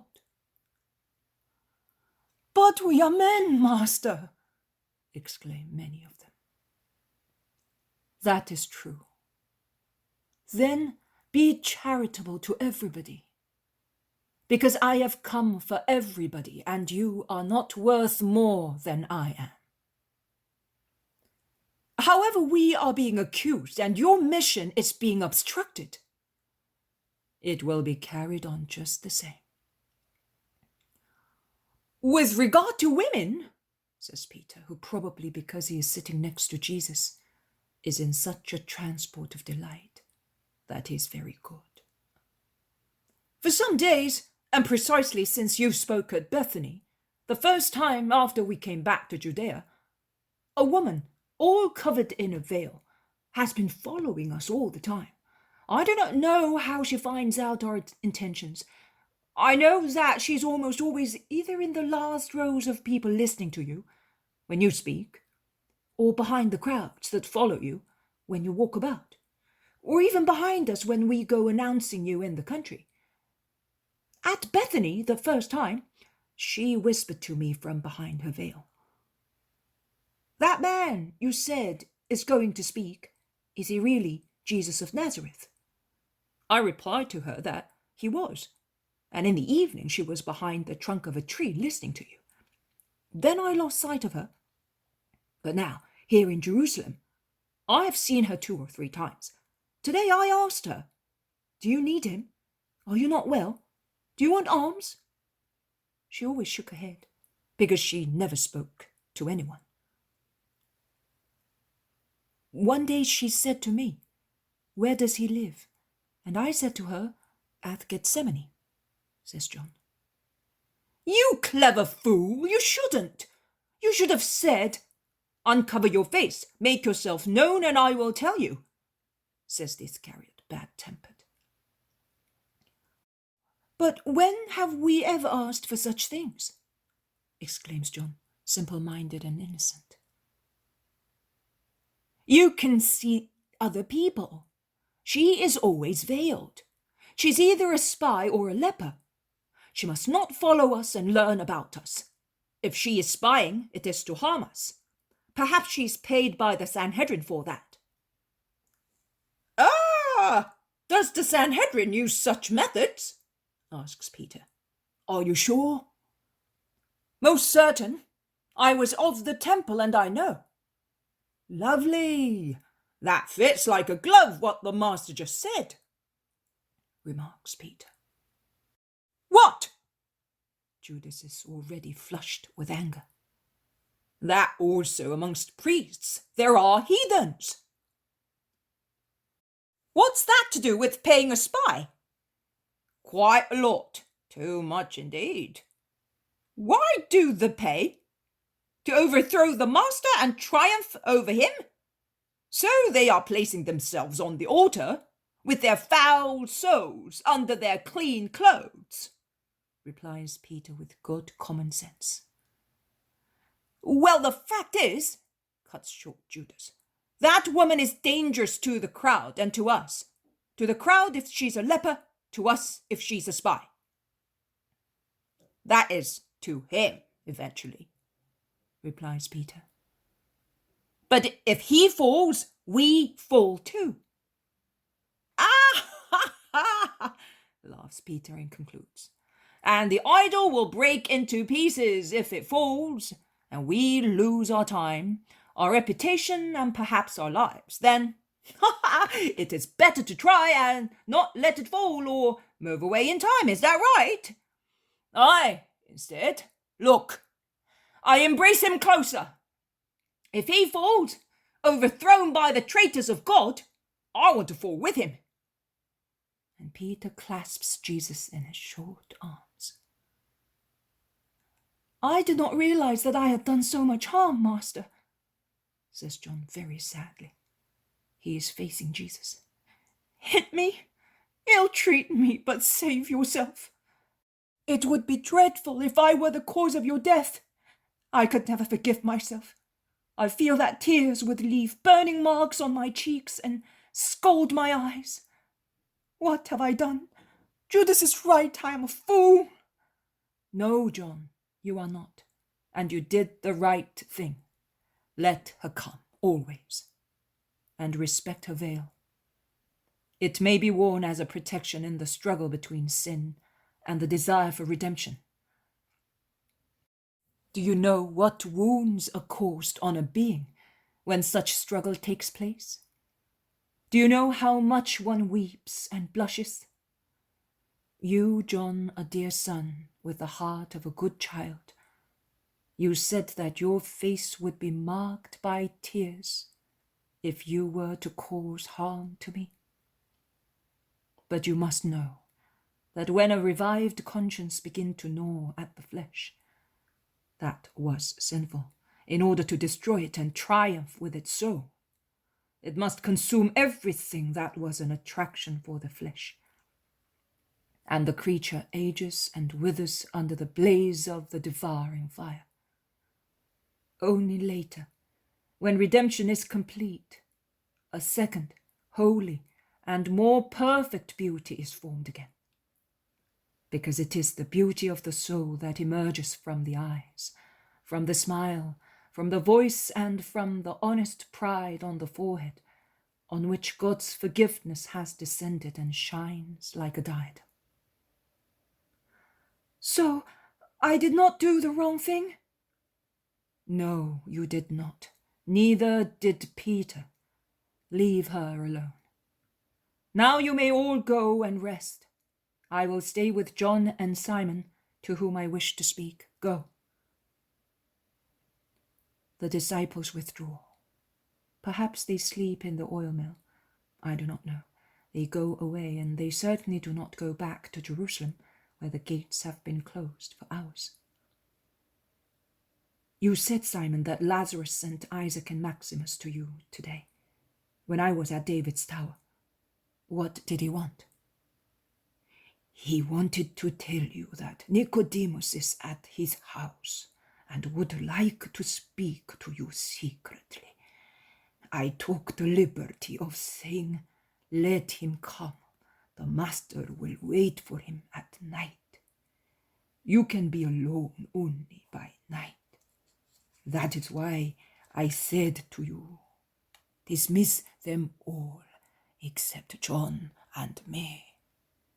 We need John to go to the Kidron Bridge and wait for Nicodemus, who is in one of Lazarus's houses outside the wall. I had to stay to explain the situation. Have I done the wrong thing? No, you have done the right thing. Go, John, to your place. Jesus and Simon are by themselves. Jesus is pensive. Simon respects his silence. But Jesus interrupts it suddenly As if he were concluding an internal thought in a loud voice, he says, "Yes, that is the best thing to do. Isaac, Elias, and the others are sufficient to keep alive the idea which is becoming known amongst good and humble people. For the mighty ones, there are other means. There is Lazarus, Cusa, Joseph, and the others. But the mighty ones do not want me. They tremble and are afraid for their power. I will go away from these Judean hearts, who are becoming more and more hostile to the Christ." "Are we going back to Galilee?" "No, but we are going far from Jerusalem. Judea is to be evangelized. It is part of Israel too. But here, you see what happens. Everything serves to accuse me. I am withdrawing, and for the second time." "Master, here is Nicodemus," says John, going in first. They greet one another. Then Simon takes John and goes out of the kitchen, leaving the two alone. "Master, forgive me if I wanted to speak to you in secret. I do not trust many people with regard to you and myself. I am not acting entirely out of cowardice. It is also prudence and the desire to be of greater assistance to you than if I belonged to you openly. You have many enemies. I am one of the few here who admire you. I sought Lazarus's advice. Lazarus is powerful by birth. He is feared because he stands high in the favor of the Romans. He is just in the eyes of God. He is wise by matured talent and learning. He is a true friend of yours and mine. Those are the reasons why I wanted to speak to him, and I am happy that he came to the same conclusion as I did. I informed him of the last discussions at the Sanhedrin about you. The last accusations tell the plain truth." "The last accusations, yes, master," I was about to say. "Well, I am one of his followers too, so that at least one would be in your favor in that assembly. But Joseph, who was beside me, whispered, 'Be quiet, do not let us disclose our thoughts. I will explain later.' And when we came out, he said, 'It is better that way. If they knew that we are his disciples, they will keep us in the dark about their thoughts and decisions, and will be able to harm him and us. If instead they think that we are only inquiring into his life, they will not resort to subterfuges.' I realized that he was right. They are so wicked. I also have my interests and my duties, and Joseph has his. You understand, master." "I do not reproach you in any way. I was saying that to Simon before you came here, and I have decided to go away from Jerusalem." "You hate us because we do not love you." "No, I do not hate even my enemies." "You say so. It is true. You are right. How sorrowful for me and Joseph.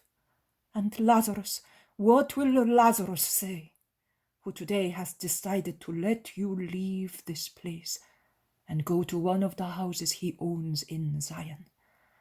Lazarus is a very wealthy man. A large part of the town belongs to him, as well as much land in Palestine. His father, to his own health, and to Eucharius, who belonged to your tribe and family, added the reward of the Romans to their faithful servant, and he bequeathed a very large heritage to his children. And what matters more, a veiled but potent friendship with Rome. Without it, no one would have saved the household from abuse. After Mary's disgraceful behavior, a divorce, which was granted to her only because of her position, a licentious life in that town which is his domain, and in Tiberias, the elegant brothel which Rome and Athens have turned into a prostitution bed for many of the chosen people. Truly, if the Syrian Theophilus had been a more convinced proselyte, he would not have given his children the Hellenistic upbringing which kills so much virtue and disseminates so much voluptuousness, and which, imbibed and expelled without any consequence by Lazarus, and especially by Martha, infected and proliferated in the dissolute Mary, and made her the disgrace of her family and of Palestine. No, without the powerful shelter of the favor of Rome, they would have been anathematized more than lepers. But since the situation is such, take advantage of it. No, I am going to withdraw. Who wants me will come to me. I should have not spoken. Nicodemus is depressed. No, wait and be convinced. And Jesus opens a door and calls, Simon, John, come here. The 2 disciples rush in. Simon, tell Nicodemus what I was saying to you when he arrived. That the shepherds are sufficient for the humble people. Lazarus, Nicodemus, and Joseph with Cusa for the mighty ones, and that you are going away from Jerusalem without leaving Judea. That is what you were saying. Why do you ask me to repeat it? What has happened? Nothing. Nicodemus is afraid I might be going away because of what he told me. I told the master that the Sanhedrin is more and more hostile, and that he ought to put himself under Lazarus's protection. He protected your property because Rome is on his side. He would protect also Jesus. It is true. It is good advice, although my caste is disliked also by Rome.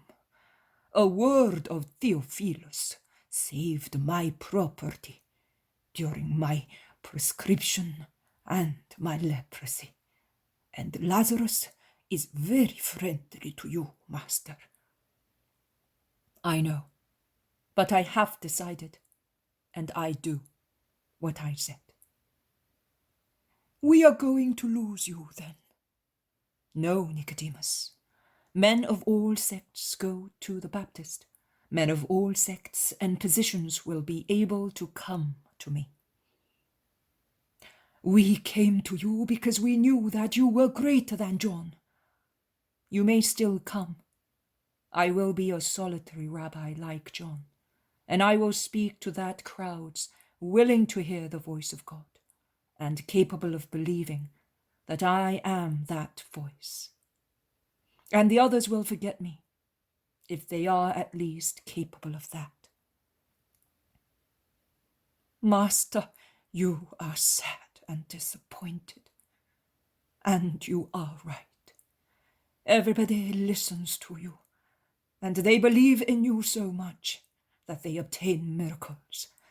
Even one of Herod's men, whose natural goodness must be corrupted by that incestuous court. Even Roman soldiers believe in you. Only we in Zion are so hard. But not everybody. You know, Master, we know that you have come from God, that you are his doctor, and there is none greater than you. Also Gamaliel said so. No one can work the miracles that you work unless God is with him. Also learned people like Gamaliel believe that. Why then can we not have the same faith as the humble people of Israel? Oh, tell me. I will not betray you.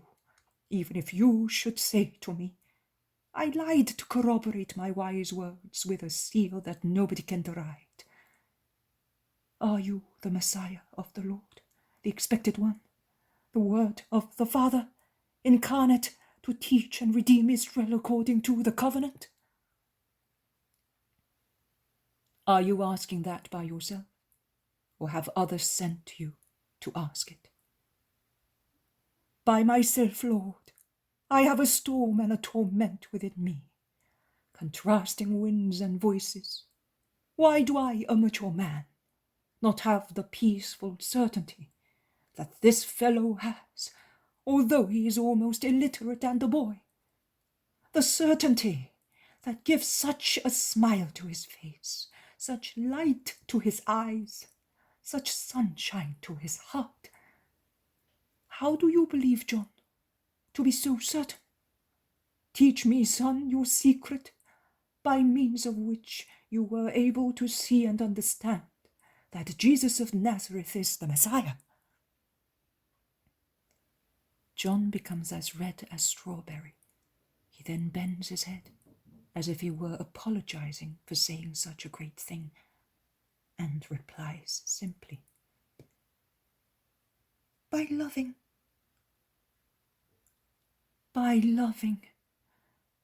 And what about you, Simon, an upright man, on the threshold of old age? You, a learned man, so tried as to be induced to fear deceit everywhere.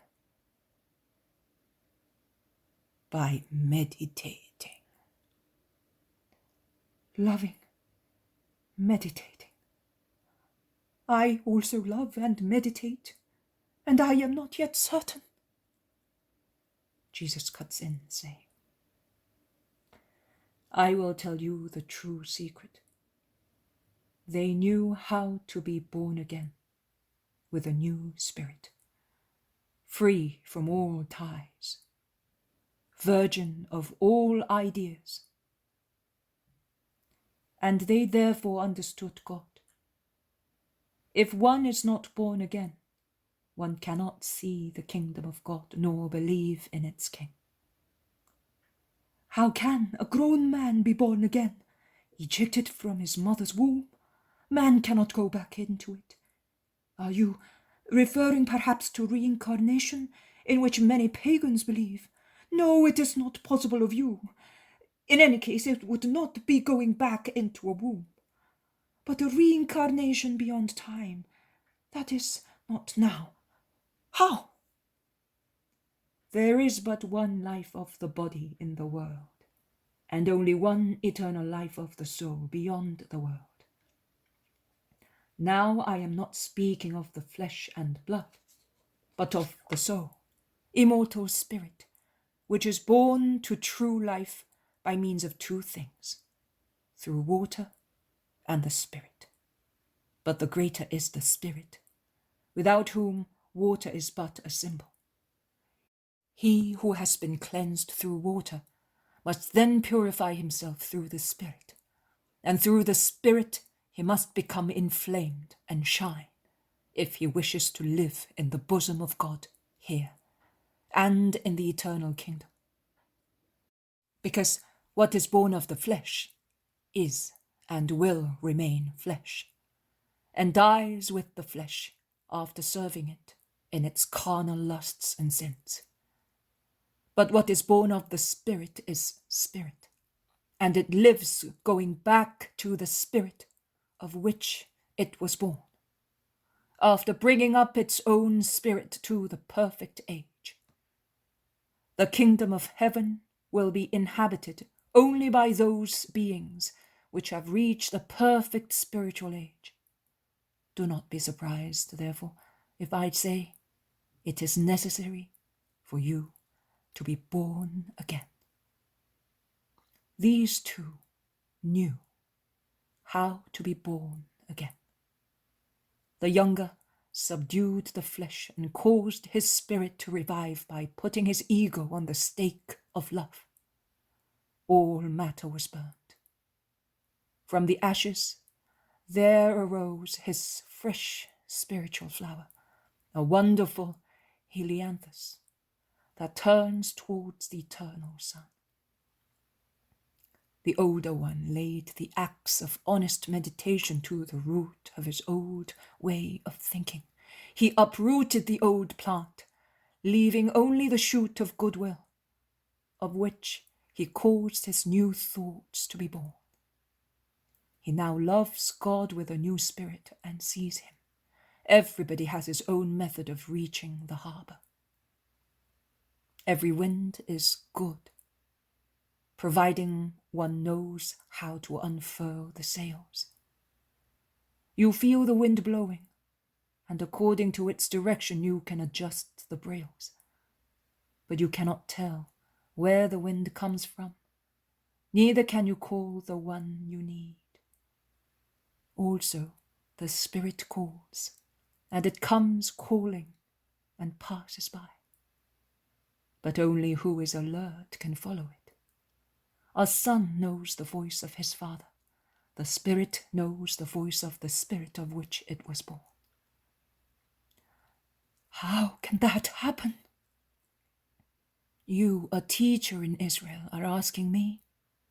Do you not know these things?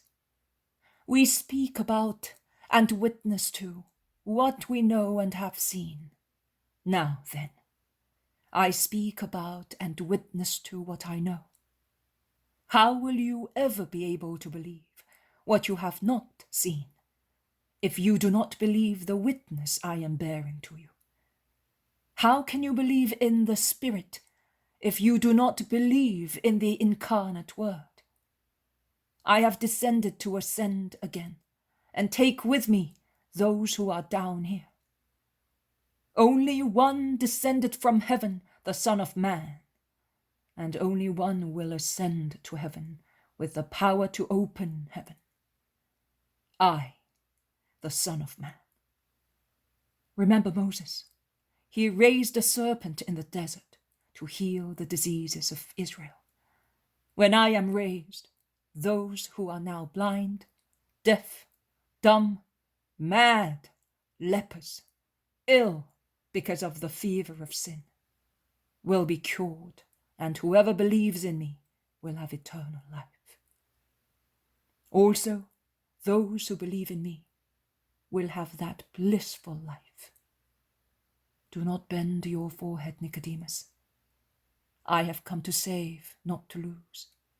God did not send his only begotten Son into the world so that those in the world might be condemned, but that the world might be saved through him.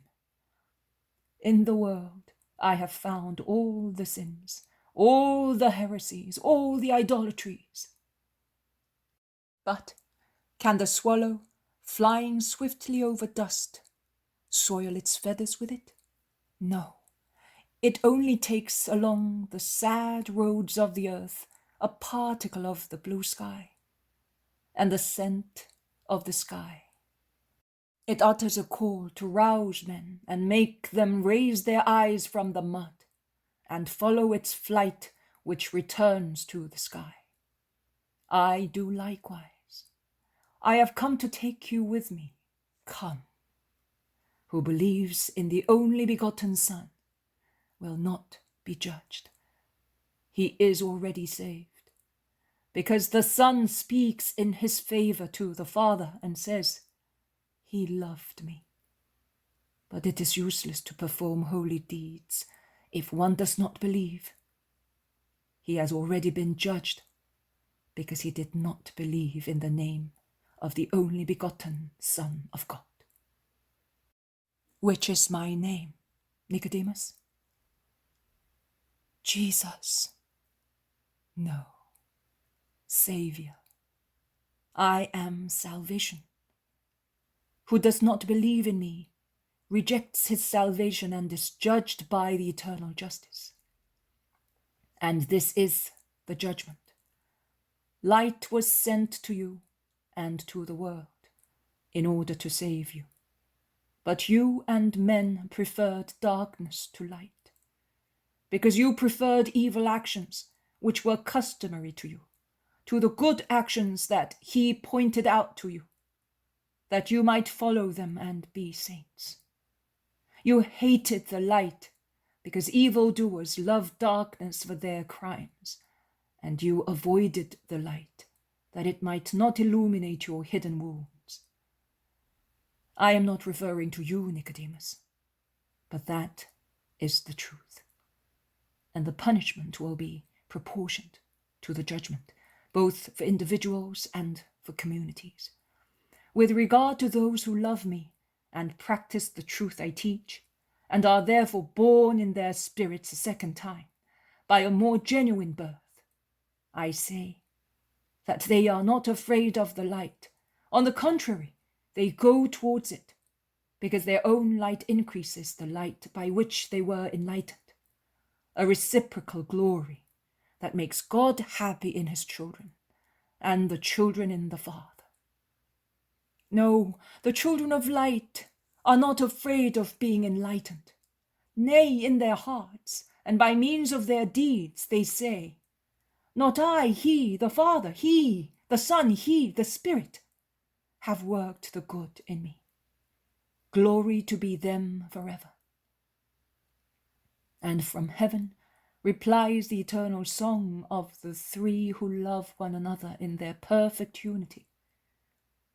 Eternal blessing to you, true Son of our will. John, remember those words when the time comes to write them. Nicodemus, are you convinced? Yes, Master, I am. When will I be able to speak to you again? Lazarus will know where to take you. I am going to him before going away from here. I am going, Master. Bless your servant. My peace be with you. Nicodemus goes out with John. Jesus addresses Simon. Do you see the work of the power of darkness? Like a spider, it lays its snares and entangles and imprisons, who does not know how to die, in order to be born again, like a butterfly, so strong as to tear the dark cobweb and go beyond it, carrying on its golden wings pieces of shining network as a souvenir of its victory, like oriflammes and banners taken from the enemy. To die, to live. To die, to give you strength to die. Come, Simon, and rest, and God be with you. It all ends.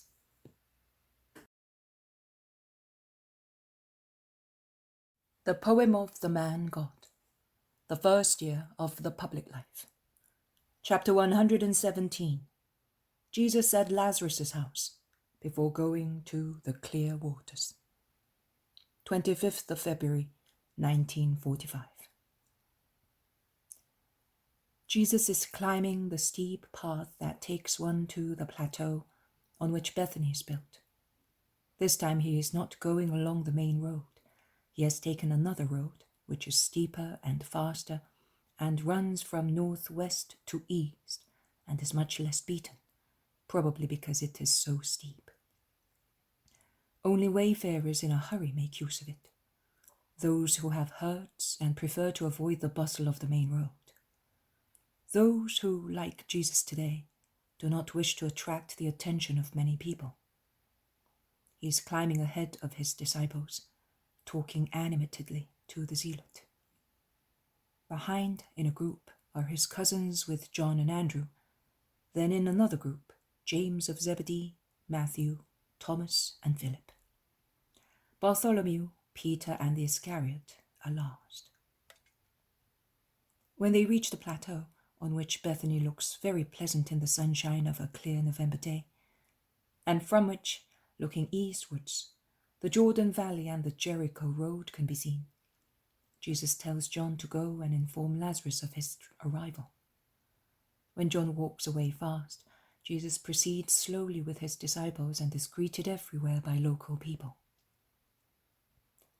The first person to come from Lazarus' house is a woman, who, prostrates herself on the ground, saying, Happy is this day for the house of my landlady. Come, master, here is Maximus, and there is Lazarus at the gate. Also Maximus comes towards them. I do not know exactly who he is. I am under the impression that he is either a relative, not quite so rich, entertained as a guest by Theophilus's children, or a steward of their large estate, treated as a friend because of his merits and his long service in the house. Perhaps he is the son of one of the students of the father, and has been given the same position by Theophilus's children. He's a little older than Lazarus. That is, he's about 35 years old, perhaps a little more. We were not expecting to have you so soon, he says. I ask for hospitality for one night. If it was forever, you would make us very happy.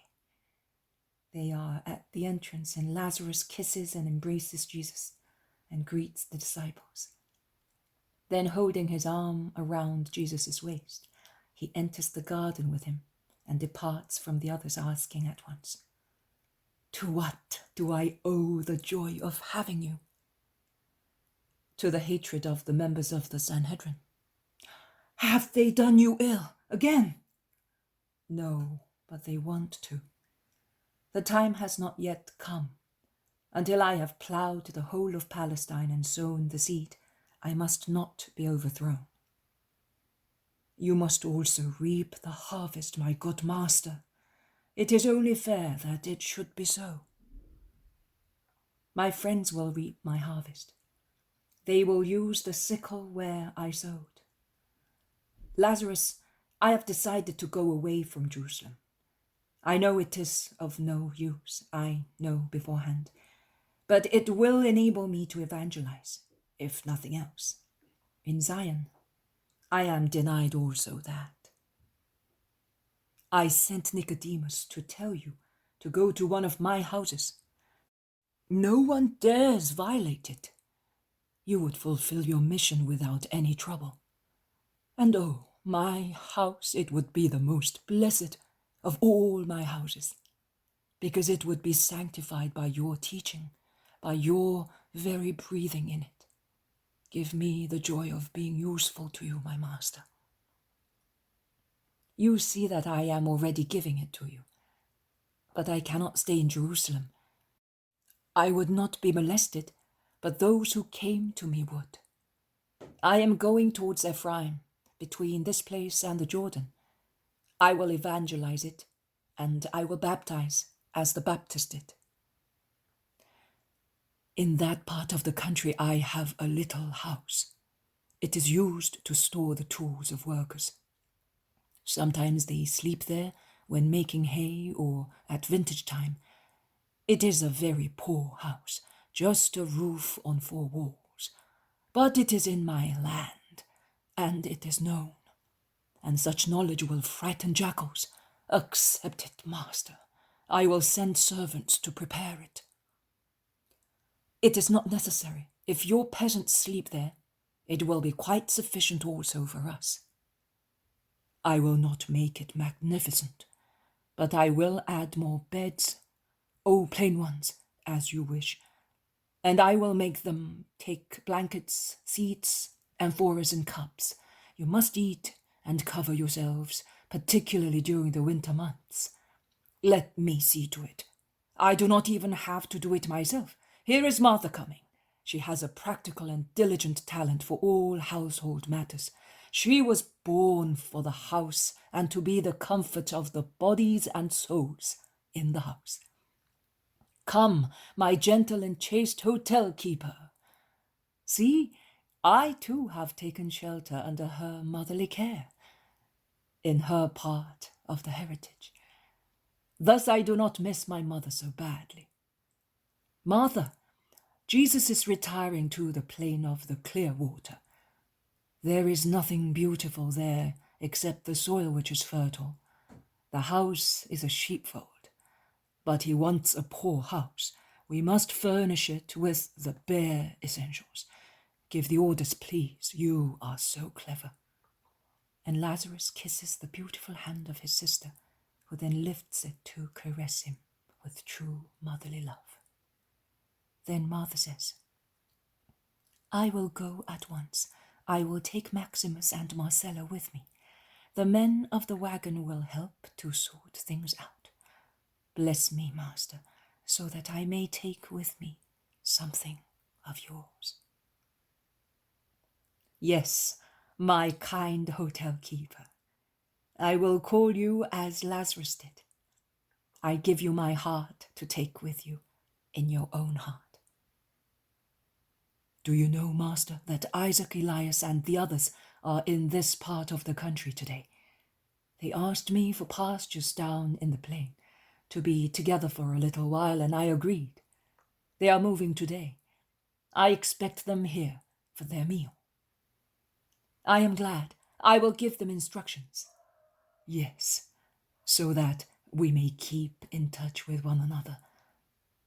"However, you will come now and again?" "Yes, I will. I have already spoken to Simon about it, and as it is not fair that I should invade your house with my disciples, I will go to Simon's house." "No, Master, why give me that pain?" "Do not investigate, Lazarus. I know it is the right thing." But then I will always be in your domains. What even Simon does not know, I do know. He who wanted to purchase, without showing himself and without discussion, to be near Lazarus of Bethany, was the same son of Theophilus, the faithful friend of Simon the Zealot, and the great friend of Jesus of Nazareth. It is one whose name is Lazarus, who doubled the amount of money for Jonah, and did not deduct it from Simon's substance to give him the joy of being able to do a lot for the poor master and for the poor of the master. It is Lazarus of Bethany who discreetly and diligently organizes, guides, and helps all the good efforts to assist, comfort, and protect me. I know. Oh, don't say that. I thought I had arranged things so well and secretly. There is secrecy for men, not for me. I read into hearts. Shall I tell you why your natural goodness is tinged with supernatural perfection? Because you are asking for a supernatural gift, the salvation of a soul, your own holiness and Martha's. And you feel that it is not enough to be good according to the world, but it is necessary to be good according to the laws of the Spirit, to receive grace from God. You did not hear my words, but I said, when you do a good deed, do it secretly, and that the Father will give you a great reward. You did it out of a natural inclination to humility, and I solemnly tell you that the Father is preparing for you a reward that you cannot even imagine. Mary's redemption, that and much, much more. What then, Master? More than that is impossible. Jesus looks at him and smiles. He then says in the tone of a psalm, "The Lord reigns and his saints with him. With his beams he interlaces wreaths and lays them on the heads of his saints, that they may shine forever in the eyes of God and of the universe. Of what material is it made? Of which stones is it adorned? Gold, most pure gold, is the ring, made with the double fire of the divine love and the love of man, chiseled by the will that hammers, files, cuts, and refines. pearls in great abundance, and emeralds more green than grass in April. Turquoises as blue as the sky, and opals as translucent as the moon. Amethysts like chaste violets, and jaspers and sapphires, and hyacinths and topazes. They are set for a whole lifetime, and a ring of rubies as the final touch, a great crown on the glorious forehead. Because the blessed man will have had faith and hope, he will have had meekness and chastity, moderation and strength, justice and prudence, infinite mercy, and at the end he will have written with his blood my name and his faith in me, his love for me, and his name in heaven. Rejoice, just people of the Lord. Man does not know, and God sees.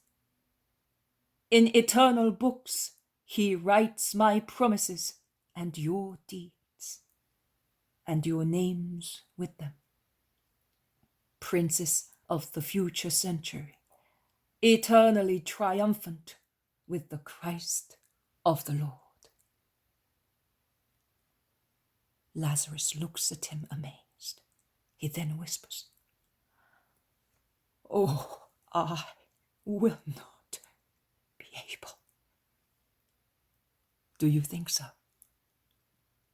And Jesus picks a flexible willow branch hanging loose over the path and says, "Look, as my hand easily bends this branch, so love will mold your soul and make an eternal crown of it.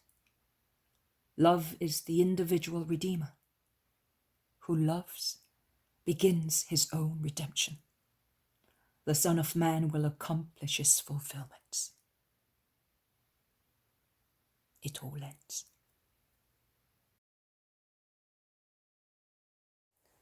The poem of the man God, the first year of the public life.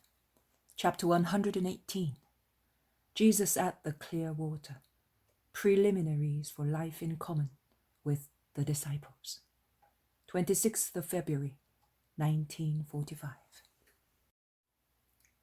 If this little low rustic house is compared to the Bethany house, it is certainly a sheepfold, as Lazarus says. But if it is compared to the houses of Doris's peasants, it is quite a good dwelling. It is very low and very wide, of solid structure. It has a kitchen that is a huge fireplace in a room completely blackened with smoke, in which there is a table, some chairs, amphoras, and a rustic rack with plates and cups. A large, coarse wooden door gives light to it as well as access. On the same wall as this door, there are 3 more doors, giving access to 3 long, narrow rooms with whitewashed walls and a beaten earthen floor, as in the kitchen. In 2 of the rooms there are some light beds. The rooms look like little dormitories. The large number of hooks fixed in the walls testify that tools and probably agricultural products were hung there. They now serve as clothes hooks for mantles and haversacks. The 3rd large room, it is a corridor rather than a room, because its length is out of proportion to its width, is empty. It must have been used also to shelter animals, because there is a manger and rings on the wall, and on the floor there are typical holes dug by shod hooves. There is nothing in it at present. Outside, close to this last room, there is a large rustic porch, consisting of a roof supported by coarse barked tree trunks, covered with brushwood and slates. It is not really a porch, but a shed, because it is open on 3 sides. 2 are at least 10 yards long. The 3rd side, the narrow one, is about 5 yards long, not more.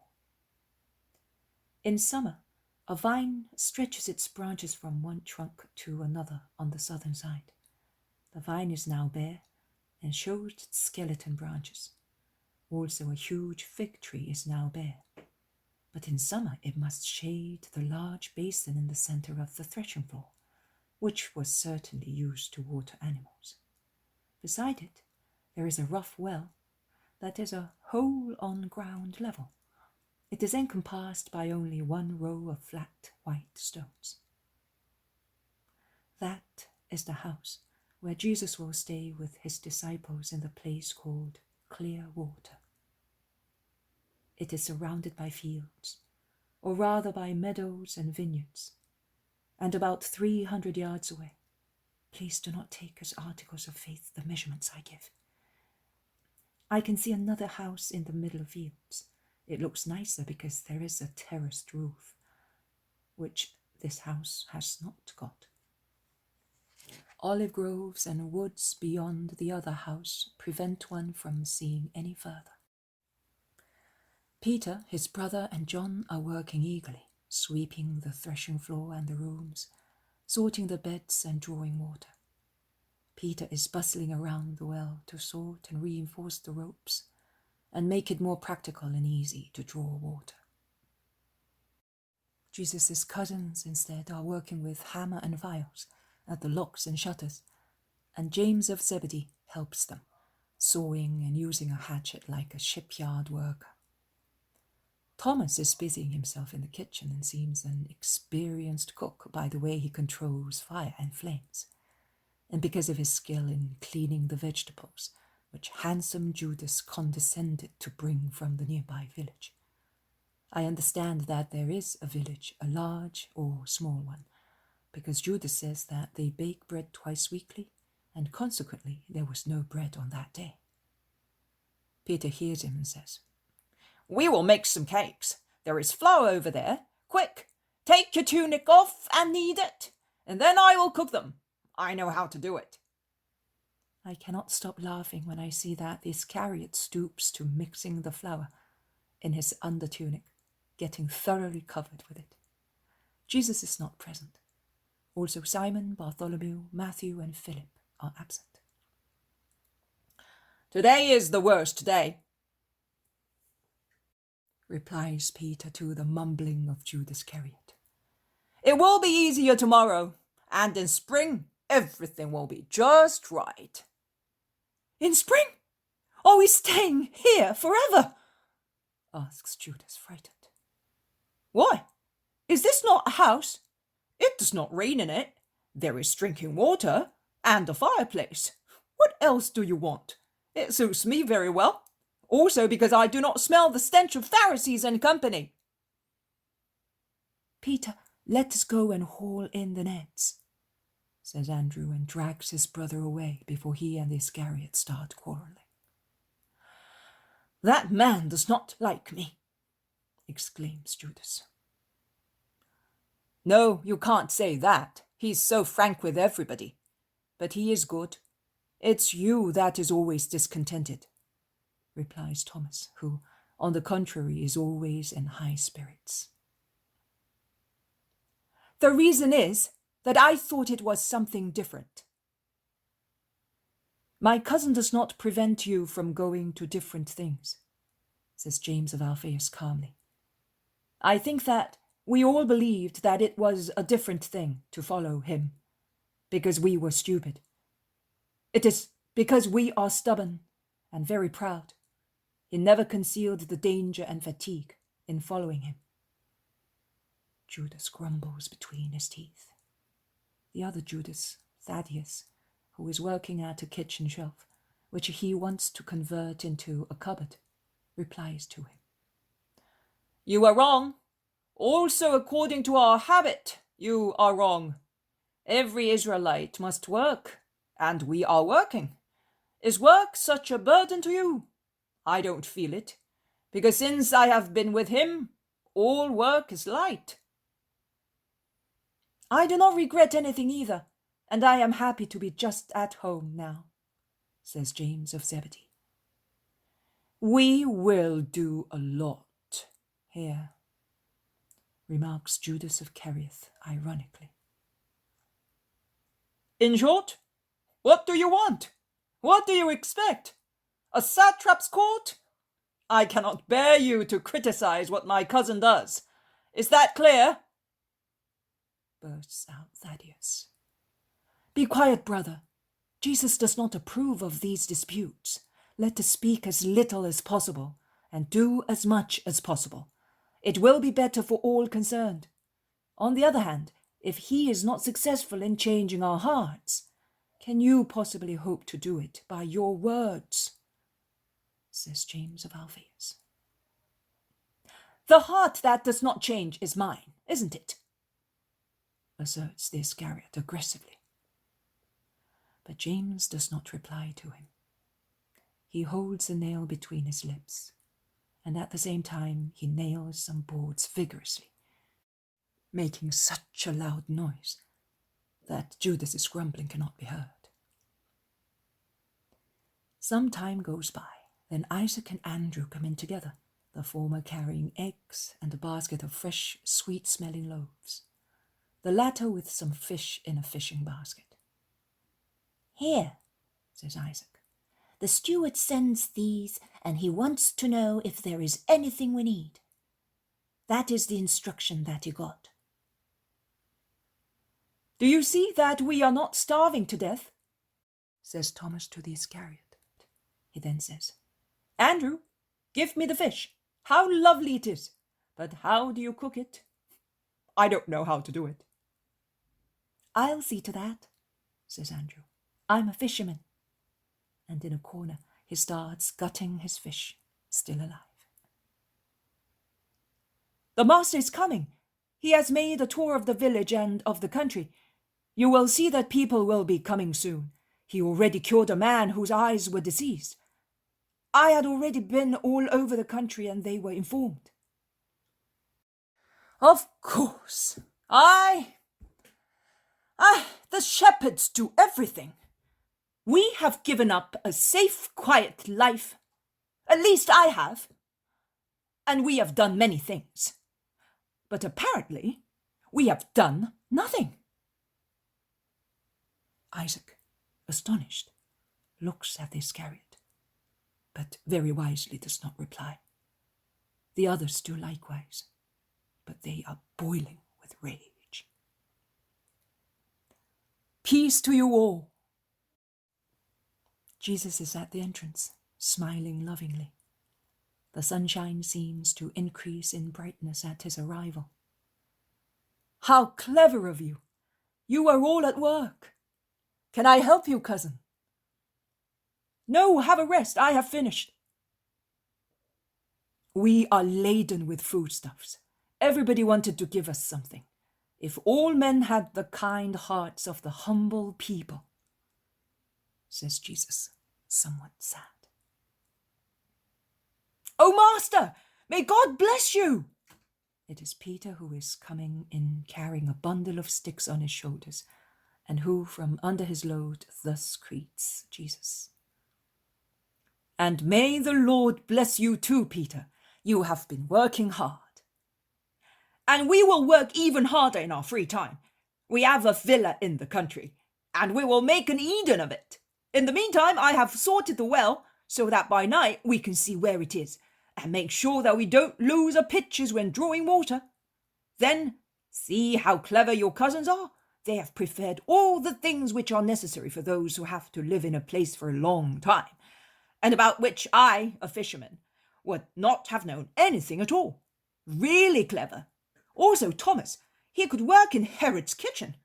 Also, Judas is clever. He made lovely cakes. But quite useless. There is bread now, replies Judas in a bad temper. Peter looks at him, and I am expecting a sharp reply. But Peter shakes his head, sorts the ashes, and lays his cakes on them. Everything will soon be ready, says Thomas, and he laughs. Are you speaking today? Asks James of Zebedee. Yes, between the 6th and the 9th hour. Your companions said so let us eat at once." After some time, John puts the bread on the table, arranges the seats, lays the cups and amphoras, while Thomas brings the boiled vegetables and the roasted fish. Jesus is in the center. He offers and blesses, hands the food out, and they all eat with relish. They are still eating when some people appear on the threshing floor. Peter gets up and goes to the door. "What do you want?" "The rabbi, is he not speaking here?" "Yes, he is, but he's eating now because he's a man too. Sit over there and wait." The little group go under the rustic shed. "But it is getting cold and it will often rain. I think we ought to use that empty stable. I cleaned it thoroughly. The manger will be his seat." "Don't talk nonsense. The rabbi is a rabbi," says Judas. "What nonsense? If he was born in a stable, he can speak from a manger." "Peter is right, but please, be friendly to one another." Jesus seems tired of repeating these words. They finish eating, and Jesus goes out at once to meet the little crowd. "Wait, Master!" Peter shouts after him. "Your cousin has made a seat for you, because the soil is damp under there." "It is not necessary. You know that I speak standing up. The people want to see me, and I want to see them. You should rather make some seats and light beds. Some sick people may come, and they will be needed." "You are always thinking of other people, my good master," says John, kissing his hand. Jesus goes towards the little crowd, smiling somewhat sadly. All the disciples go with him. Peter, who is beside Jesus, makes him bend down and whispers to him. "The veiled woman is behind the wall. I have seen her. She has been there since this morning. She has followed us from Bethany. Shall I send her away or leave her?" "Leave her, I said so." "But if she's a spy, as the Iscariot says?" "She's not. Rely on what I tell you. Leave her alone and say nothing to the others, and respect her secret." "I did not say anything, because I thought it was better." "Peace to you who are looking for the word," begins Jesus. And he goes to the end of the shed with his back to the house. He speaks slowly to about 20 people, sitting on the ground or leaning against the trunks in the warmth of a faint November sunshine. Man falls into error when considering life and death and applying these two nouns. He calls life the period of time in which, born of his mother, he begins to breathe, to nourish himself, to move, to think, to act. And he calls death the moment when he ceases breathing, eating, moving, thinking, acting, and he becomes cold, insensitive remains, ready to go back into a bosom, a sepulchre. But it is not so. I want to make you understand life and point out to you the actions suitable to life. Life is not existence. Existence is not life. Also, this vine, which is intertwined around these columns, exists, but it does not possess the life of which I am speaking.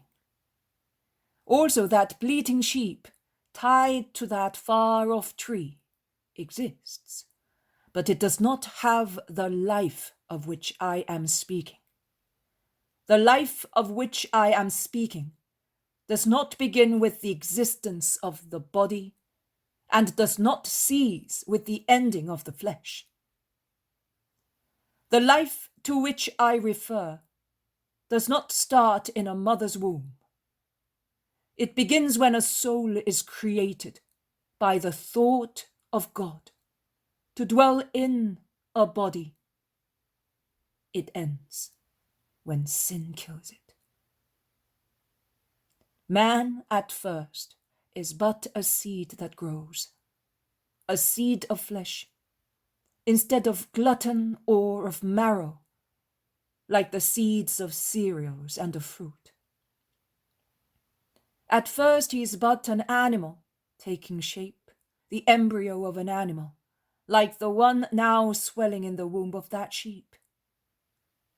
But the moment that this incorporeal part, which is also the most powerful in its subliming incorporeity, is infused into the human conception, then the animal embryo does not only exist as a beating heart, but it lives according to the creating thought, and becomes man, created in the image and likeness of God, the Son of God, the future citizen of heaven.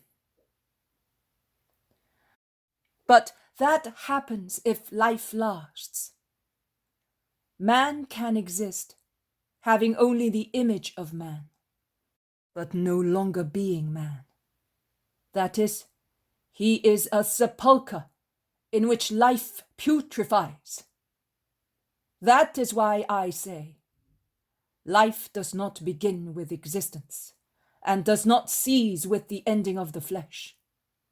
Life begins before birth. Life, then, never ends, because the soul does not die. That is, it does not fall into nothingness.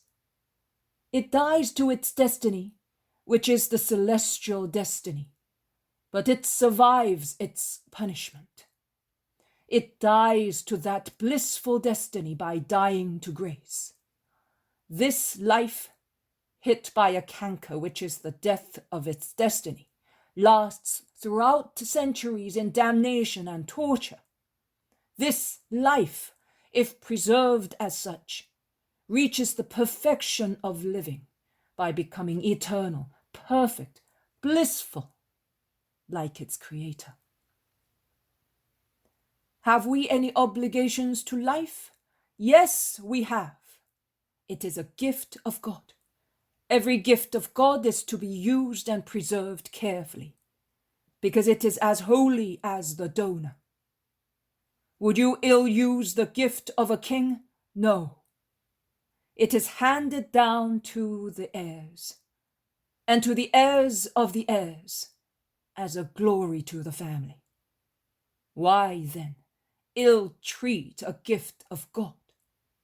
How is this divine gift to be used and preserved? How is this heavenly flower of the soul to be kept alive to preserve it for heaven?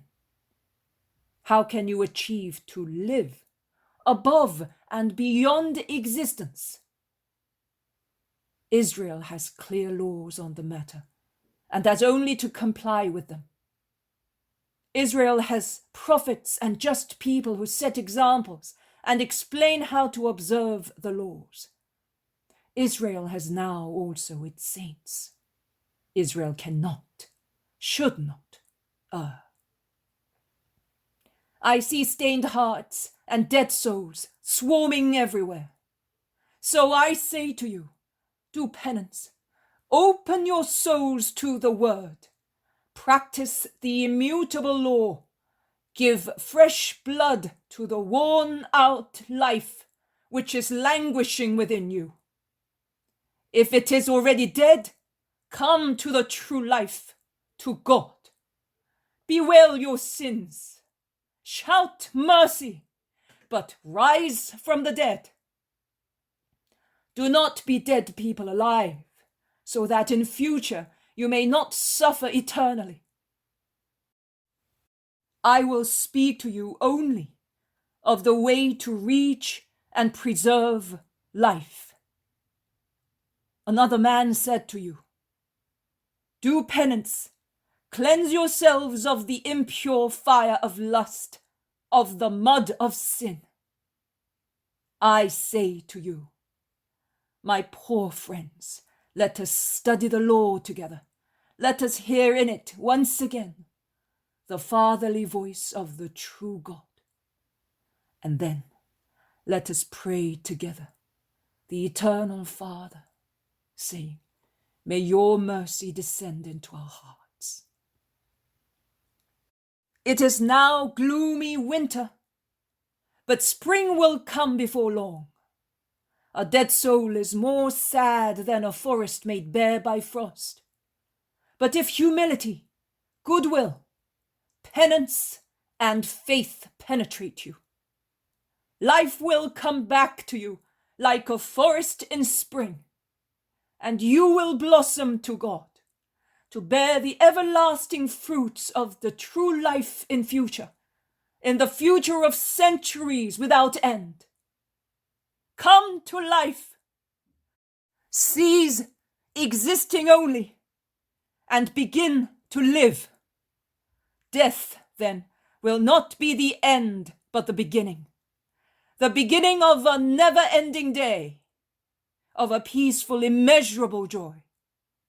Death will be the triumph of what lived before the flesh, and the triumph of the flesh called to eternal resurrection, to take part in this life that, in the name of the true God, I promise to all those who want that life for their souls, crushing under their feet sensuality and passions, to enjoy the freedom of the children of God. Go, every day at this time, I will speak to you of the eternal truth. The Lord be with you. The crowd dispersed slowly, making comments. Jesus goes to the solitary house, and it all ends.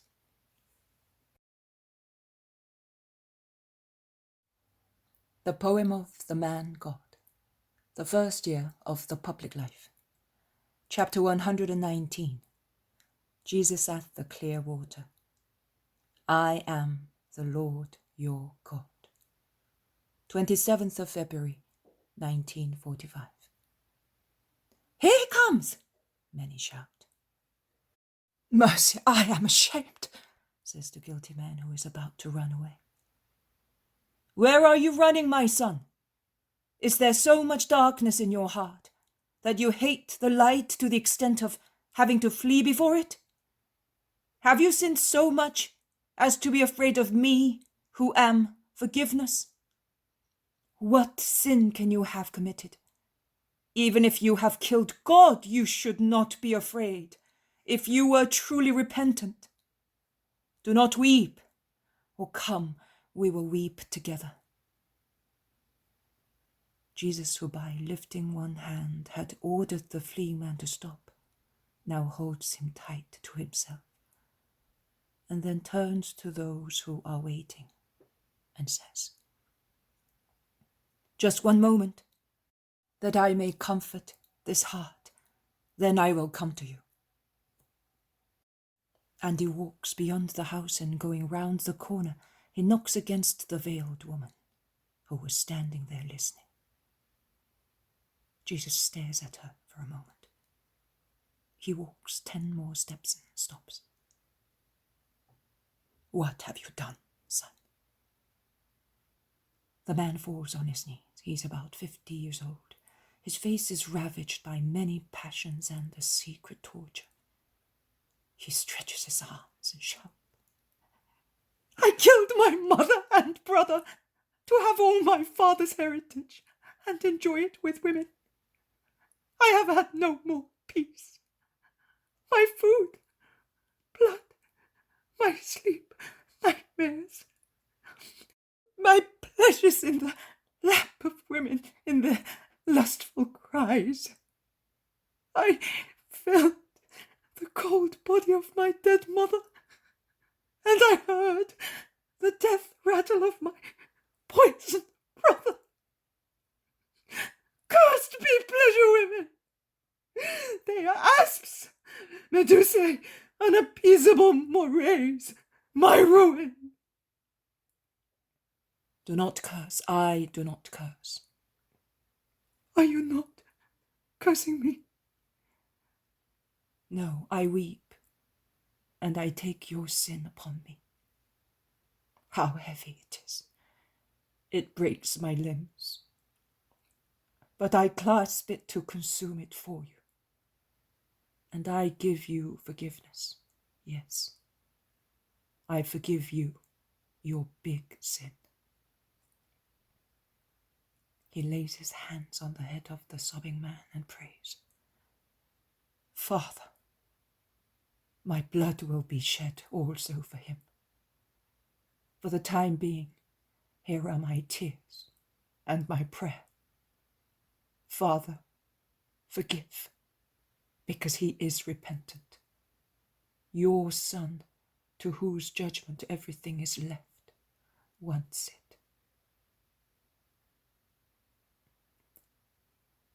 He remains thus for a few minutes. He then bends, raises the man, and says to him, Your sin is forgiven. It is for you to expiate what is left of your crime through a life of penance. God has forgiven me, and my mother, my brother. What God forgives, everybody forgives. Go and sin no more. The man cries louder and kisses his hand. Jesus leaves him to let him weep. He goes back to the house. The veiled woman makes a gesture as if she wanted to go and meet him, but she bends her head and does not move. Jesus passes in front of her without looking at her. He's now in his place. He speaks. A soul has gone back to the Lord. Blessed be his omnipotence that snatches from the demon's snares the souls he created and takes them back onto the way to heaven. Why was that soul lost? Because it had lost sight of the law. It is said in the book that the Lord showed himself on Sinai in all his fearful might, to say by means of it, I am God. This is my will, and this is the lightning I hold ready for those who will rebel against the will of God. And before speaking, he ordered that none of the people should go up to contemplate him who is, and that also the priests should be purified before approaching the limit of God, that they might not be struck. Because it was the time of justice and of trials. Heaven was closed, as if by a stone, on the mystery of heaven and on the wrath of God, and only the swords of justice flashed from heaven on the guilty children. But not now. Now the just man has come to consume all justice, and the time has come when, without lightning and without limitations, the word of God speaks to man to give him grace and life. The first word of the Father and Lord is this: I am the Lord your God. There is not one instant of the day in which this word is not uttered by the voice of God and is not written by his finger. Where? Everywhere. It is repeated continuously by everything. By grass and stars, by water and fire, by wool and food, by light and darkness, by health and illness, by wealth and poverty. Everything says, I am the Lord. You received that from me. One thought of mine gives it to you. Another thought takes it away from you. There is no power of armies or of defense that can shield you from my will. It shouts in the voice of the wind. It sings in the murmur of water. It gives off scent in the sweet smell of flowers. It is engraved on mountaintops, and it whispers, speaks, calls, shouts in consciences. I am the Lord your God. Never forget that. Do not close your eyes, your ears.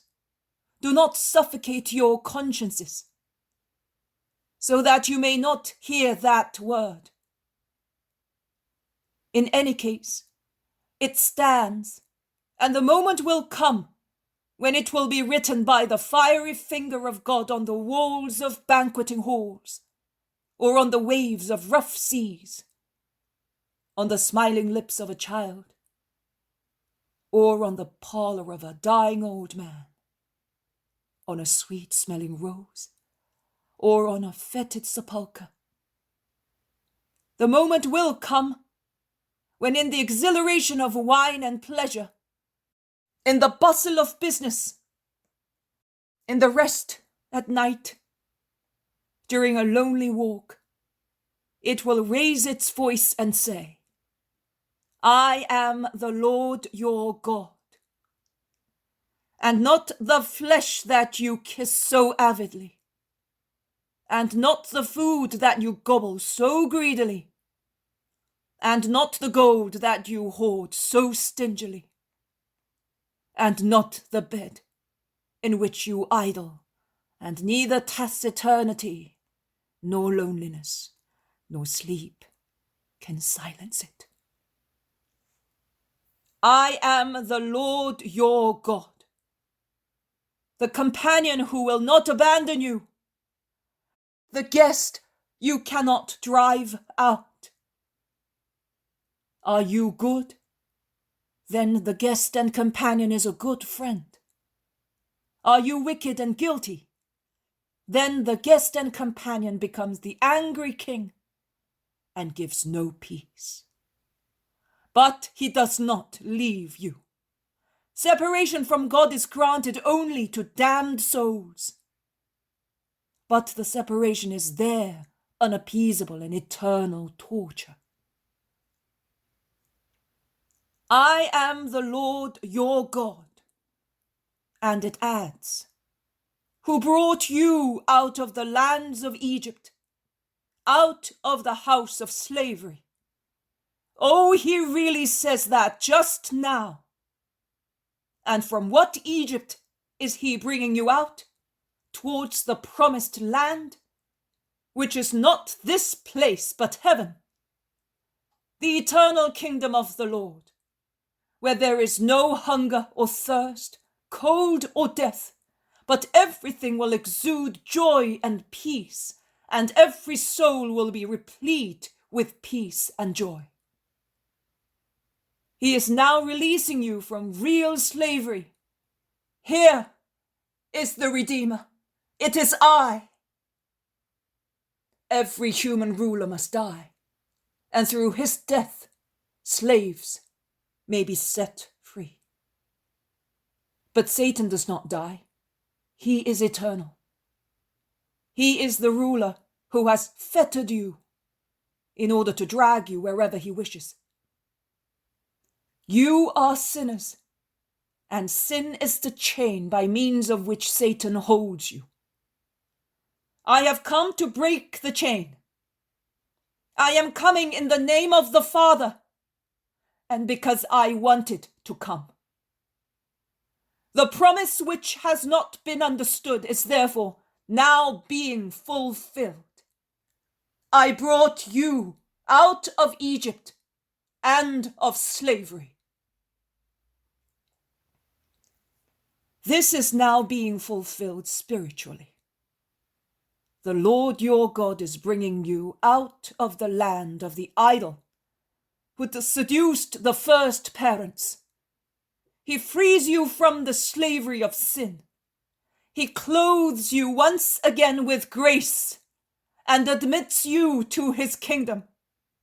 I solemnly tell you that those who come to me will be able to hear the Most High say to the blessed hearts in a soft fatherly voice, I am the Lord your God, and I am drawing you to me free and happy. Come, turn your hearts and faces, your prayers and will to the Lord. The hour of grace has come. Jesus has finished. He passes by, blessing, and he caresses an old woman and a swarthy, smiling little girl. Cure me, Master, I am suffering so much, says the man affected with gangrene. Your soul first. Do penance. Baptize me as John did. I cannot go to him. I am not well. Come. Jesus goes down towards the river, which is on the other side of two very large meadows, and is hidden by a wood. He takes his sandals off, and so does the man who has dragged himself there on crutches. They go down to the river bank, and Jesus, cupping his hands, pours the water on the head of the man, who is in the river up to half his shin. Take your bandages off now, Jesus tells him while going back up to the path. The man obeys. His leg is healed. The crowd shout their astonishment. Also I! Baptize me too! Shout many. Jesus, who is already halfway along the path, turns round. Tomorrow, go now and be good. Peace be with you.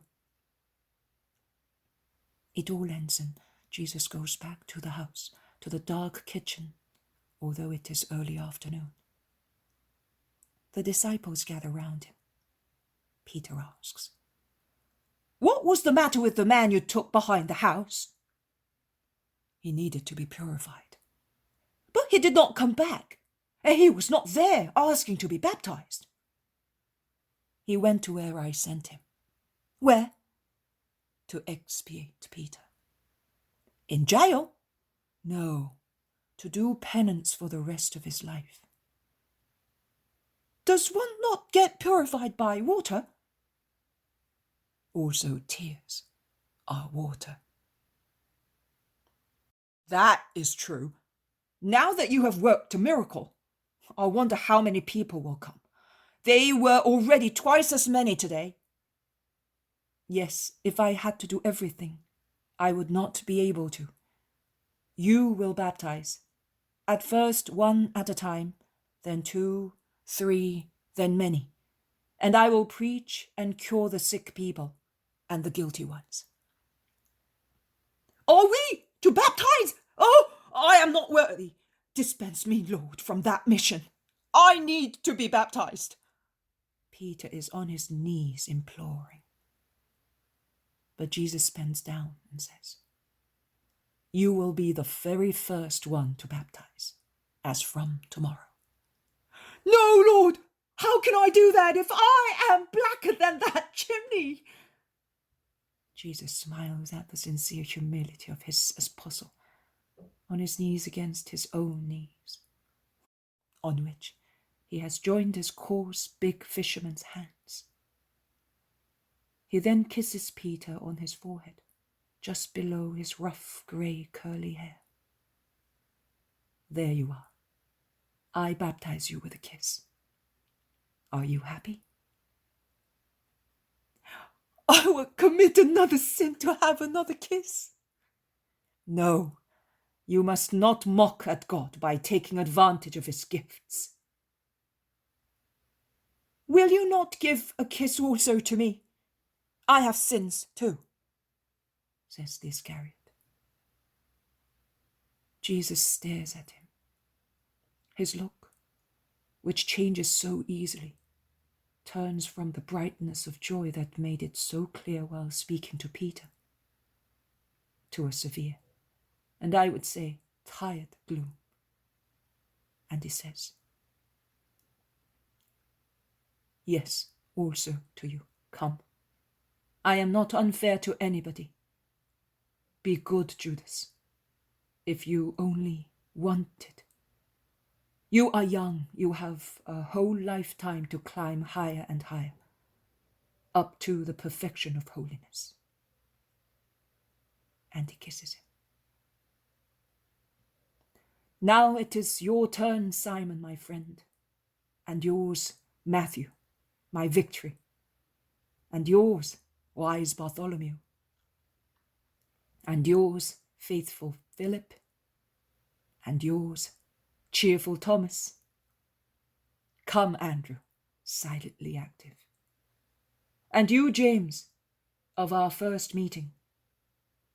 And you now, joy of your master. And you, Judas, companion of my childhood and youth.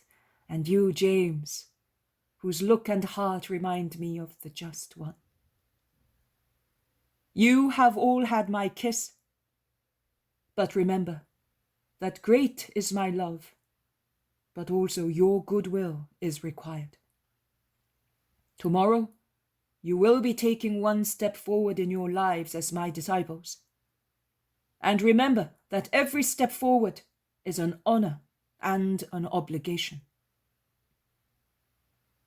Master, one day you said to me, John, James, and Andrew, that you would teach us how to pray.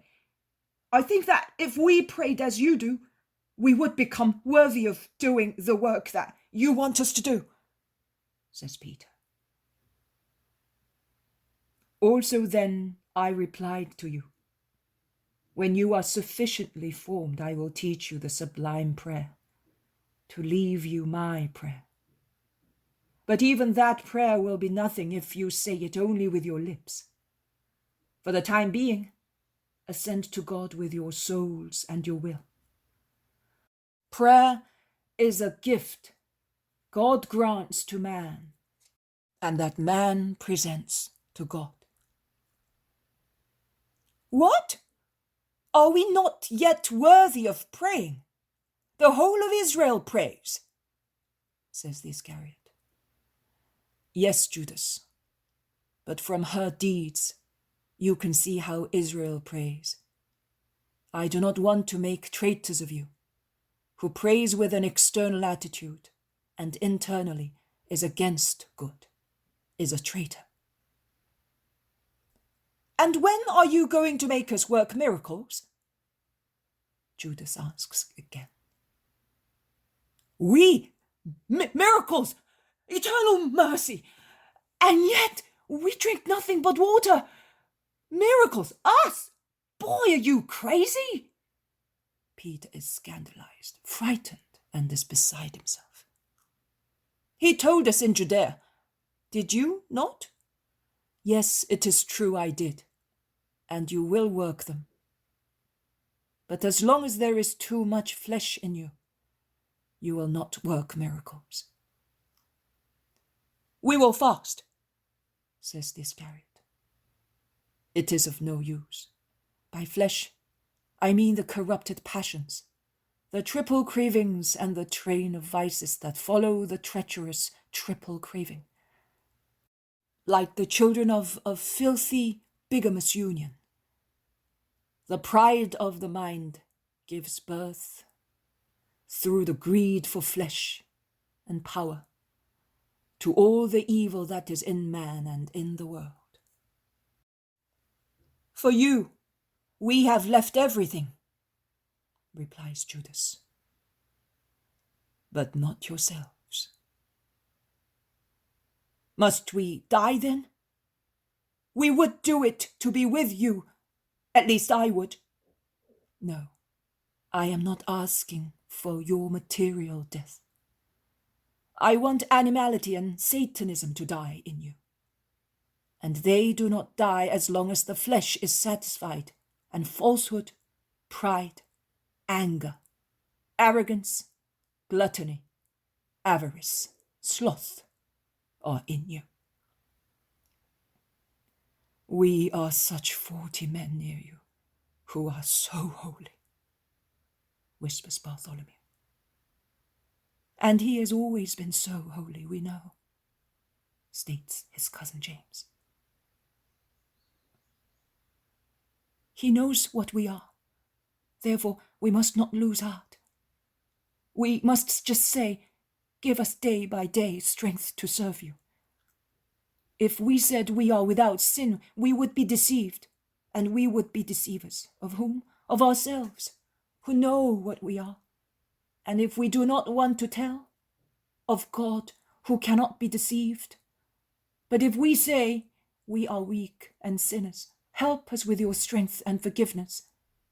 God will not disappoint us, and in his goodness and justice, he will forgive us and cleanse us of the iniquity of our poor hearts. May you be blessed, John, because the truth speaks through your lips, which are scented with innocence and only kiss the adorable love, says Jesus, standing up, and he draws to his heart his beloved disciple, who had spoken from his dark corner.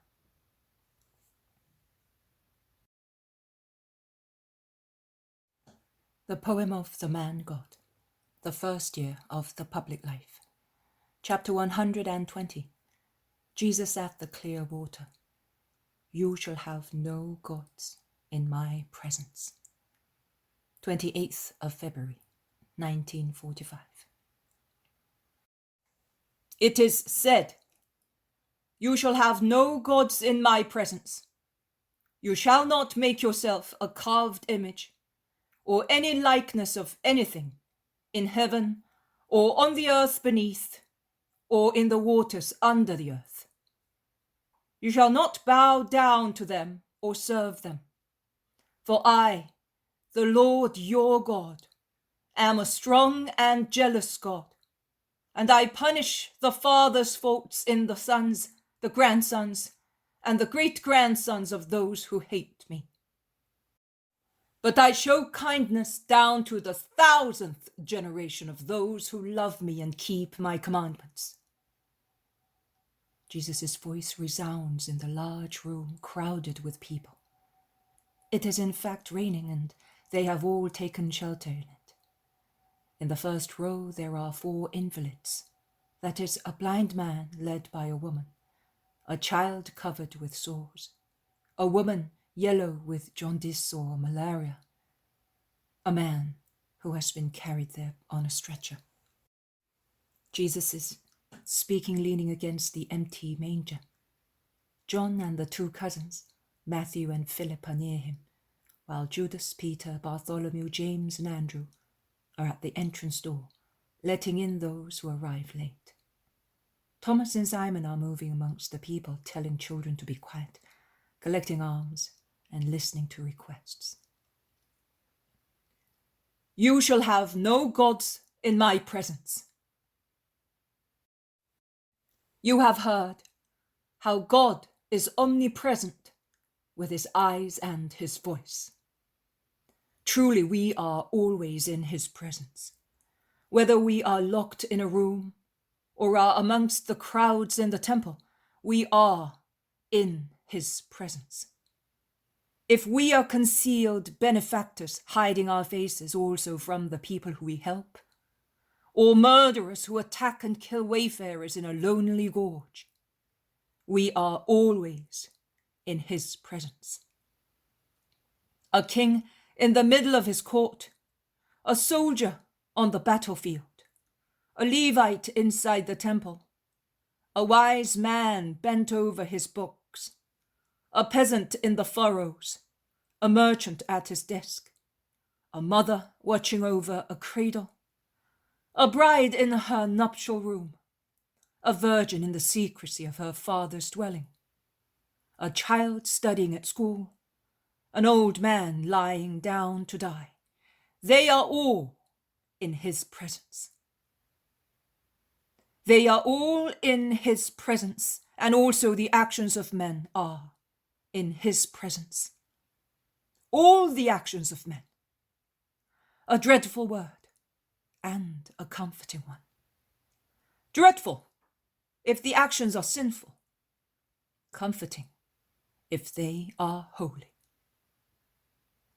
To know that God sees us prevents us from doing evil and encourages us to do good. God sees that I am doing the right thing. I know that he does not forget what he sees. I believe that he rewards good deeds. I am therefore certain that I shall be rewarded, and I rest on that certainty. It will give me a happy life and a placid death, because both in life and in death my soul will be comforted by the bright light of God's friendship. That is the reasoning of a person who does good. But why do evildoers not consider that idolatry is one of the forbidden things? Why do they not say, God sees that whilst I simulate a holy cult, I worship a false god or false gods to whom I have erected an altar unknown to men but known to God? Which gods, you may object, if even in the temple there is no image of God? Which are the faces of these gods, if it was impossible for us to give a face to the true God? Yes, it is impossible to elaborate a face, because the perfect and most pure one cannot be worthily represented by man. Only the spirit can catch a glimpse of the incorporeal and sublime beauty, and can bear his voice and appreciate the caresses which he bestows upon a holy person worthy of such divine contact. But the sight, the hearing, the hand of man cannot see or hear, and therefore they cannot repeat with sound on a lyre, with a mallet and a chisel on marble, what the Lord is. Oh, endless happiness when you, souls of just people, will see God. The first glance will be the dawn of the blessedness, which will be your companion for centuries without end. And yet, what we cannot do for the true God, man does for false gods. And one erects an altar to woman, another to gold, another to power, another to science, another to military triumphs. One worships a mighty man, equal to himself by nature, but greater in arrogance or luck. Another worships himself and says, there is no one like me. Such are the gods of those who are the people of God. Do not be astonished at the heathens who worship animals, reptiles, and stars. How many reptiles, how many animals, how many dead stars you worship in your hearts. Lips utter lies to flatter, to possess, to corrupt. Are those not the prayers of secret idolaters? Hearts brood over thoughts of vengeance, of illicit trades, of prostitution. Are those not the cults devoted to the impure gods of lust, greed, wickedness? It is said, you shall adore nothing but your true, one, eternal God. It is said, I am a strong, jealous God. Strong. No other strength is greater than his. Man is free to act. Satan is free to tempt. But when God says, enough, man can no longer do wrong. Satan can no longer tempt. The latter is driven back to his hell. The former is checked in his misuse of evil doing, to which there is a limit, beyond which God does not allow anyone to go. Jealous of what? Of which jealousy? Of the petty jealousy of petty men? No. The holy jealousy of God for his children. The just, loving jealousy. He created you. He loves you. He wants you. He knows what is harmful to you. He is aware of what is capable of separating you from him. And he is jealous of what interposes between the Father and his children, and diverts them from the only love which is health and peace, God. Understand that jealousy which is not mean, is not cruel, is not restrictive of freedom. It is infinite love, infinite goodness, unlimited freedom, which gives itself to the limited creature, to draw it to itself and in itself forever, and associate it to its infinity. A good father does not want to enjoy his wealth by himself, but he wants his children to enjoy it with him. After all, he accumulated his riches more for his children than for himself. God acts likewise, but he conveys to his love and desire the perfection which is in all his actions. Do not disappoint the Lord. He promises the guilty fathers and the children of the guilty children punishment. And God always keeps his promises. But do not be disheartened, O children of man and of God. Listen to the other promise and rejoice. I show kindness down to the 1,000th generation of those who love me and keep my commandments. Down to the 1,000th generation of good people, and to the 1,000th fault of the poor children of man, who fall not out of wickedness, but because of their thoughtlessness and Satan's snares. And his kindness is even greater. I tell you that he stretches his arms out towards you. If with penitent hearts and faces washed by tears you say, Father, I have sinned, I know. I humble myself, and I confess my sin to you. Forgive me. Your forgiveness will be my strength to start living again, the true life. Do not be afraid. Before you committed sins out of weakness, he knew that you would sin. His heart is closed only if you persist in your sin and want to sin, thus making of a certain sin, or of many sins of your gods, of horror.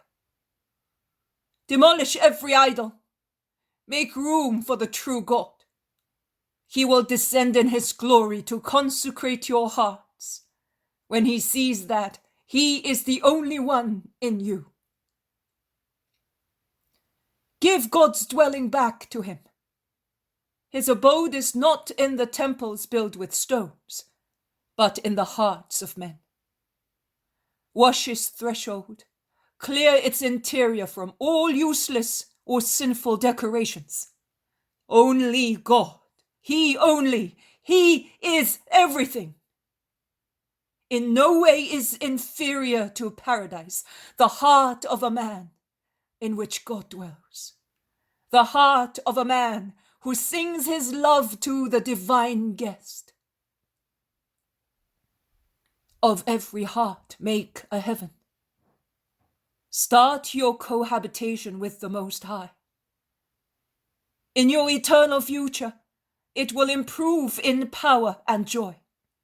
But even here, it will exceed the trembling amazement of Abraham, Jacob, and Moses, because it will no longer be the dazzling, frightening meeting with the Mighty One, but the permanent life with Father and friend who descends to say, "It is a joy for me to be amongst men. You make me happy. Thank you, Son." The crowd, over 100 people, break the spell after some time. Some become aware that they are weeping, some that they are smiling at the same hope of joy. At last the crowd seem to awake. They seem to whisper, to sigh vigorously, and finally utter a cry as of liberation.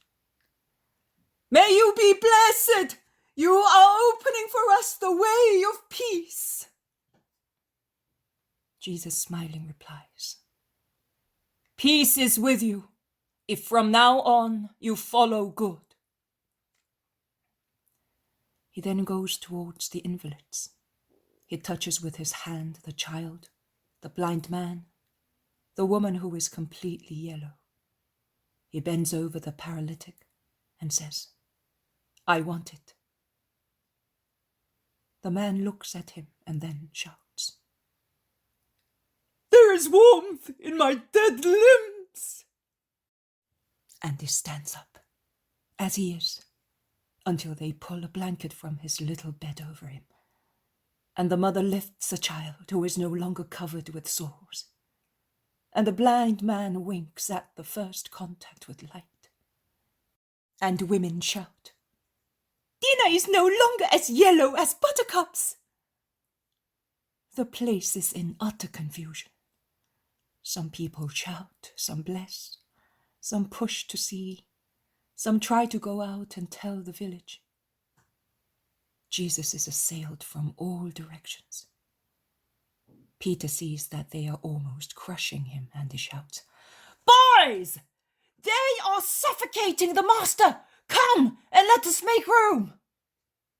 And with great efforts, the 12 disciples elbow their way through the crowd, kicking also a few shins, and they free the master and take him out.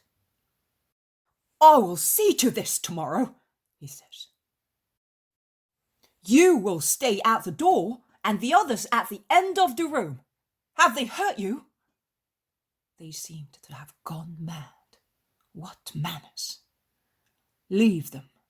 They were happy, and so was I. Go to those who want to be baptized. I am going to the house. Judas, you and Simon will give alms to the poor. Give them everything. We have much more than is fair for the apostles of the Lord. Peter, go.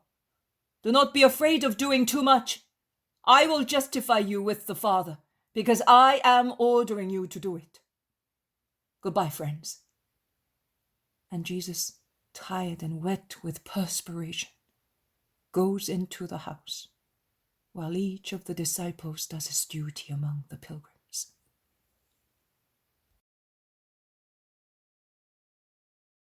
The poem of the man God, the first year of the public life.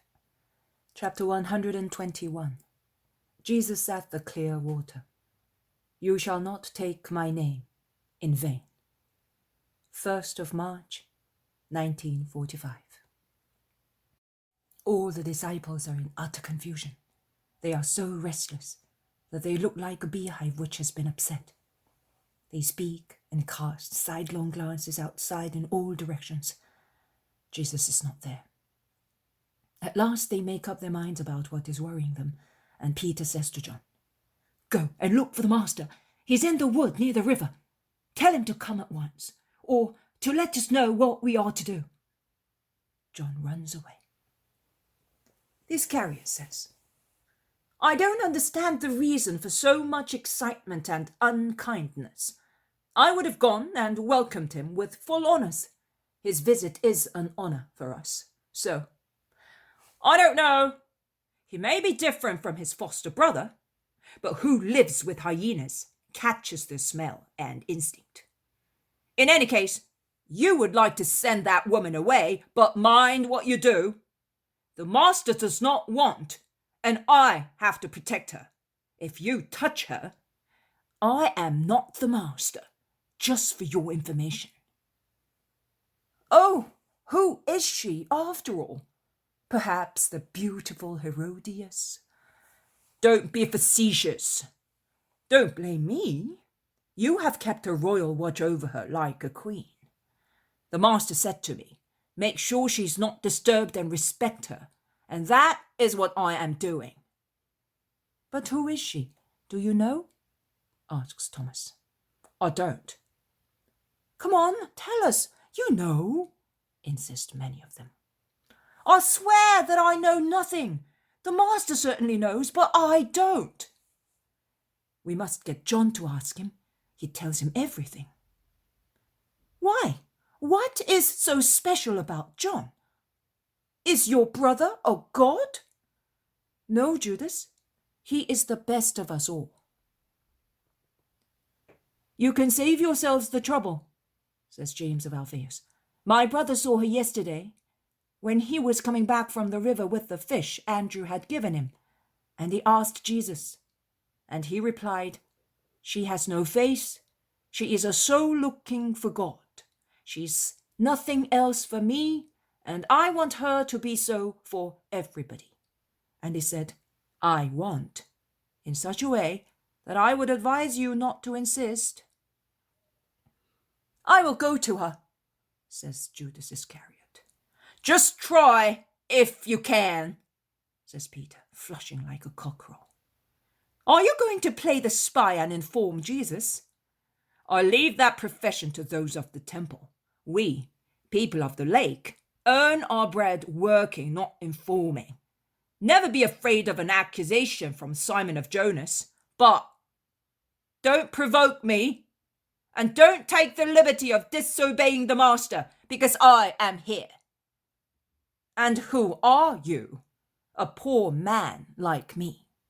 Yes, nay, I'm poorer, rougher, and more ignorant than you are. I know, but it does not worry me. I will worry if I were like you as far as my heart is concerned. But the master gave me the task, and I am fulfilling it. Like me with regard to your heart. What is there in my heart that is so disgusting? Speak, accuse me, offend me. For heaven's sake, stop it! Burst out the zealot and Bartholomew. Stop it, Judas! Respect Peter's grey hair! I respect everybody, but I want to know what there is in me. I will serve you at once. Let me speak. There is pride enough to fill this kitchen. There is falsehood and lust. Me? False? They all cut in, and Judas is compelled to be quiet.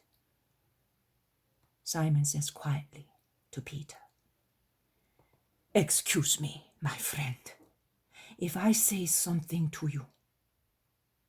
He has his faults, but you have some too. And one is that you do not bear with young people. Why don't you take into account their age, their birth, many things? See, you are acting for Jesus' sake. But don't you realize that such arguments are tiring him? I am not asking him, and he points at Judas, but I am begging you, a mature and honest man. He has so much trouble because of his enemies. Why should we increase his afflictions? There is so much hostility around him. Why should we give rise to it also in his own nest? It is true, Jesus is very sad, and he has also lost weight, says Judas Thaddeus. At night I can hear him tossing and turning in his bed and sighing. Some nights ago I got up, and I saw him crying while praying. I asked him, 'What is the matter?' And he embraced me and said, 'Be friendly to me. How toilsome it is to be the Redeemer.' I also met him in the wood near the river after he had evidently wept," says Philip. And at my inquisitive glance he replied, "Do you know what makes heaven different from the earth, apart from the difference of the lack of God's visible presence? It is the lack of love amongst men. It chokes me like a halter. I have come here to scatter seeds for the little birds and be loved by creatures that love one another." Judas Iscariot, he must be somewhat deranged, throws himself on the ground and cries like a boy. At that moment, Jesus comes in with John. "What is the matter? Why cry?" "It's my fault, Master. I made a mistake. I reproached Judas too harshly," says Peter frankly. "No, I am to blame. I am causing you trouble. I am not good. I disturb. I make people cross. I disobey. Peter is right. But help me to be good, because I have something here in my heart that makes me do things that I would not like to do. It is stronger than I am, and I cause trouble to you, Master, to whom I would like to give only joy.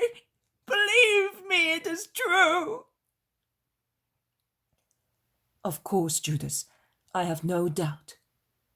You have come to me with a sincere heart, with true enthusiasm. But you are young. Nobody knows you. You do not know yourself as well as I do. Get up and come here. Later we will speak all by ourselves. In the meantime, let us speak of the matter for which you all sent for me. What harm is there if also Manaen has come? Can a relative of Herod not thirst for the true God? Are you afraid for me? No, do not be afraid. Have faith in my word. That man has come for an honest purpose." "Why did he not make himself known then?" asked the disciples. "Exactly because he comes as a soul, and not as Herod's foster brother. He has kept silent because he thinks that the relationship with a king is nothing before the word of God. We shall respect his silence." "But if instead he has been sent by him?" "By whom? By Herod? No, do not be afraid." "Who sends him then? How does he know about you?" "Through my cousin John. Do you think that, when in jail, he did not speak of me? Through Cusa, through the voice of the crowds, through the very hatred of the Pharisees. Also, the leaves of the trees and the air speak of me now. A stone has been thrown into the still water, and the stick has struck the bronze. The waves are spreading out wider and wider, conveying the revelation to faraway waters, and the sound entrusts it to space. The earth has learned to say, Jesus, and will never stop mentioning it. Go and be kind to him as you are to anybody else. Go. I am staying here with Judas." The disciples go out. Jesus looks at Judas, who is still weeping, and asks him, "Well, have you nothing to tell me? I know everything about you, but I want to hear it from you. Why are you weeping? And above all, Why this derangement whereby you are always so dissatisfied? Yes, master. You have said it. I am jealous by nature. You certainly know. And I suffer seeing so many things. It makes me restless and unfair. And I become bad, whereas I would like to. Do not start weeping again. Of what are you jealous? Get accustomed to speaking with your true soul. You speak a lot, even too much, but how? With your instinct and your mind. You follow a difficult and twisted route to say what you want to say. I am talking of you, of your ego, because with regard to what you have to say of other people or to other people, you show no restraint or limitation. Neither do you show restraint or limitation to your flesh. It is your mad horse. You are like a charioteer to whom the race manager has given 2 mad horses. One is your sensuality. The other. Shall I tell you what the other one is? Shall I? It is the error that you do not want to tame. You are capable but reckless charioteer. You rely on your capability, and you think it is enough. You want to be first. You do not want to waste time in changing at least one horse.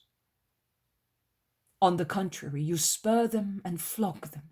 You want to be the winner. You are anxious to be applauded. Do you not realize that victory is certain when it is conquered by constant, patient, and prudent work? Speak to your soul. I want your confession to originate from there. Or have I to tell you what there is within you?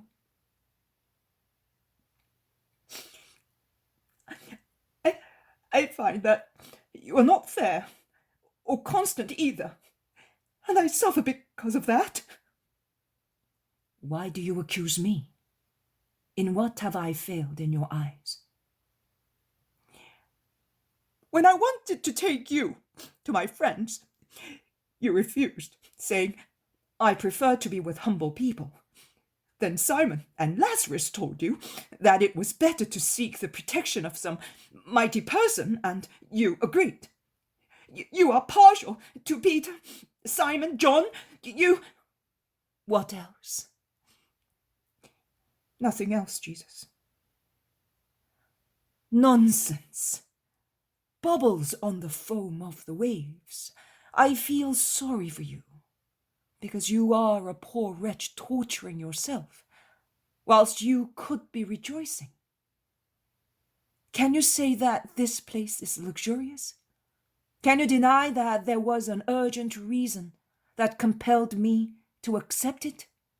If Zion were not such a harsh stepmother to its prophets, would I be here, hiding like one who is afraid of human justice and takes shelter in a sanctuary?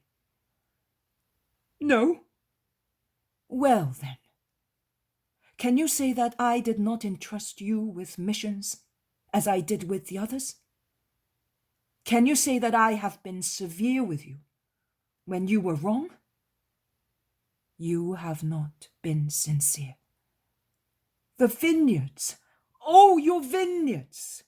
What were the names of those vineyards?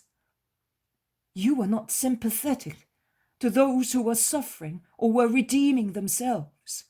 You were not even respectful to me. And the others noticed it. And yet, only one voice always defended you. Mine. The others would be entitled to be jealous. Because if there was one who was protected, that one was you. Judas weeps, downhearted and moved. I am going. This is the hour when I belong to everybody. You stay here and meditate. Forgive me, Master. I will have no peace until you have forgiven me. Don't be sad because of me. I am a bad boy. I love and I torture with my mother and with you. And I would do the same with my wife if I should get married. It would be better if I died. It would be better if you mended your ways. But you are forgiven. Goodbye. Jesus goes out and closes the door. Peter's outside. Come, Master, it is already late. There is a lot of people. It will soon be dark, and you have not had any food. That boy is the cause of everything. That boy needs you, all, so that he will no longer be the cause of all these things. Try to remember that, Peter. If he were your son, would you pity him? I might and I might not. I would pity him, but although he is a grown-up man, I would teach him something, as if he were a naughty boy. If he were my son, he would not be like that. That is enough. Yes, it is enough, my lord. There is Manaen, the one whose mantle is so dark red that it seems black. He gave me this for the poor, and he asked me if he can stay and sleep here. What did you tell him? The truth. We have only beds for ourselves. Go to the village. Jesus does not say anything, but he leaves Peter in the lurch and goes towards John, to whom he says something. He then turns to his place and starts speaking. Peace to you all, and may light and holiness come to you with peace. It is said, you shall not take my name in vain.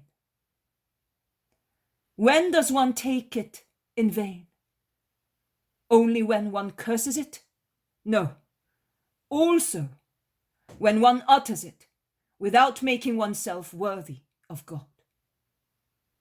Can a son say, I love and honor my father, if he does the very opposite to what his father wants from him? One does not love his father by saying, Father, Father. One does not love God by saying, God, God. In Israel, where, as I explained to you the day before yesterday, there are so many idols in the secrecy of hearts, there is also a hypocritical praise to God, to which the deeds of the praisers do not correspond. There is also a trend in Israel. They find so many sins in exterior things and do not want to find them where they really are, in interior things.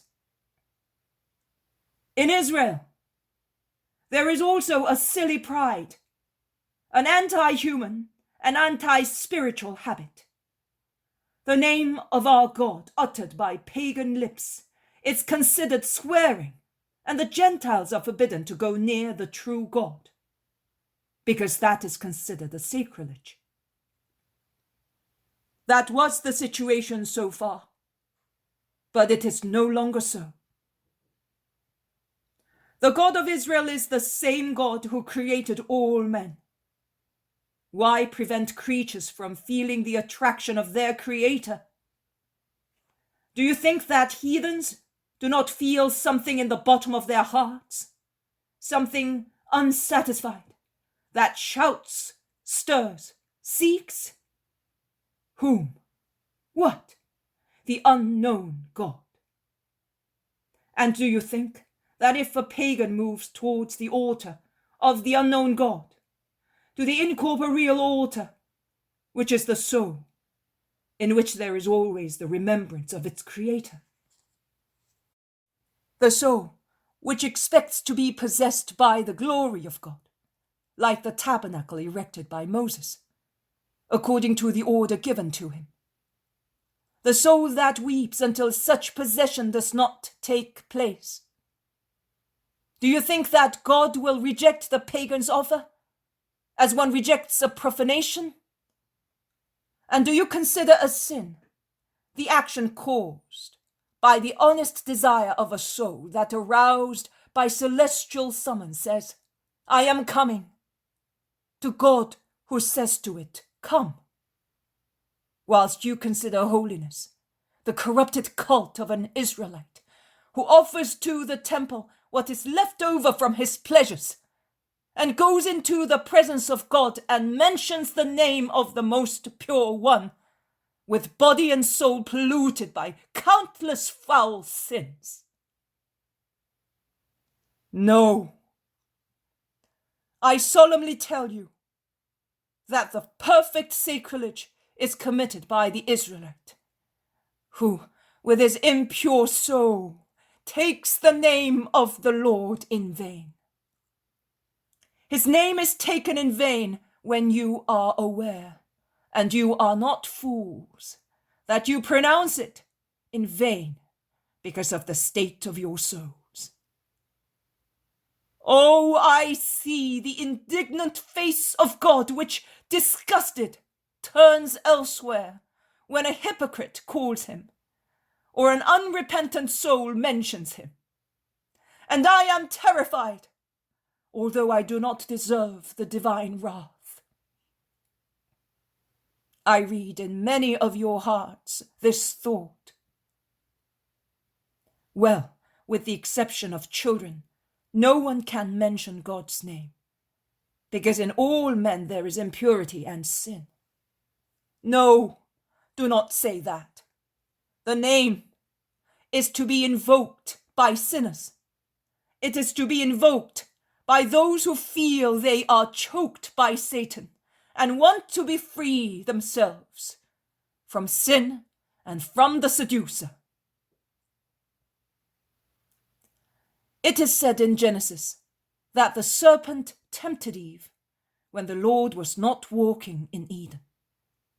If God had been in Eden, Satan could not have been there. If Eve had invoked God, Satan would have fled. Always have that thought in your hearts and call the Lord with sincerity. That name is salvation. Many of you wish to descend into the river to be purified. Purify your hearts unceasingly, writing upon them by means of love, the word, God.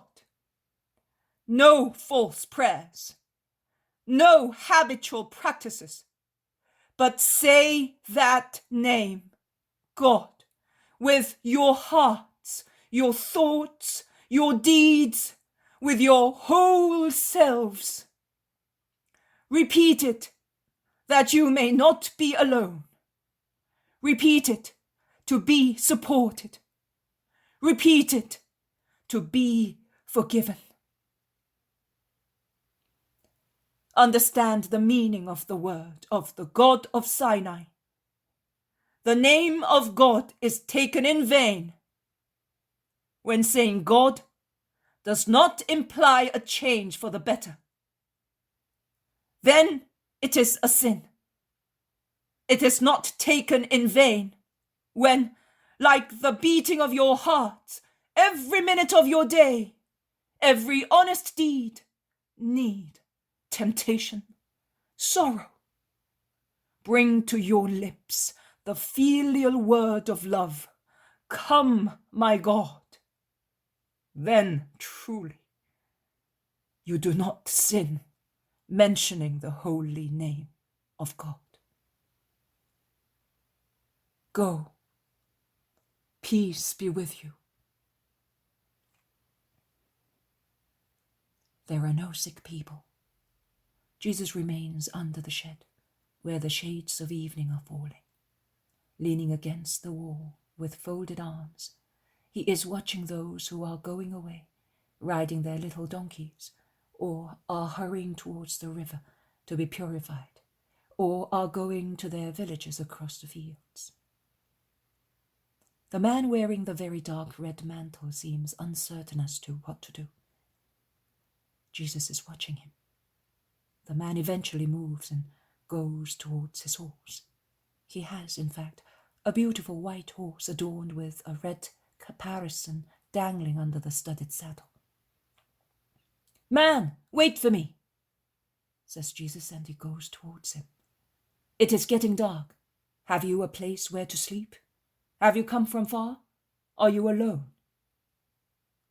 The man replies, "From very far, and I will go, I don't know, to the village, if I find, if not, to Jericho. I left my escort there, as I did not trust them." "No, I offer you my bed. It is already made. Have you any food?" "No, I have none. I was expecting to find a more hospitable place." "It lacks nothing." "Nothing, not even hatred for Herod. Do you know who I am?"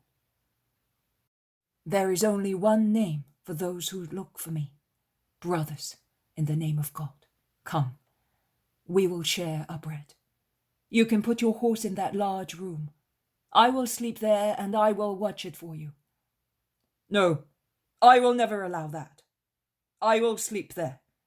I accept your bread, but nothing more. I will not put my unclean body where you rest, your Holy One." "Do you think that I am holy?" "I know you are holy. John, Cusa, your deeds, your words. The royal palaces resounding with them like a shell murmuring the noise of the sea. I used to go to John. Then I lost him. But he had said to me, 'One who is greater than I am will take you and raise you.' It could be but you. I came when I found out where you were." They are by themselves under the shed. The disciples are speaking in low voices near the kitchen and are casting sidelong glances at them. The zealot, who was the baptizer today, comes back from the river with the people who have been baptized last. Jesus blesses them and then says to Simon, "This man is the pilgrim who is seeking shelter in the name of God, and in the name of God we greet him as a friend." Simon bows, and the man does likewise. They go into the large room, and Manaen ties his horse to the manger. John, beckoned by Jesus, rushes in with some grass and a pail of water. Also Peter comes in with a small oil lamp, because it is already dark. "This will do very nicely. May God reward you," says the gentleman, and then between Jesus and Simon, he enters the kitchen where a bundle of brushwood, which has just been lit, gives light. It all ends.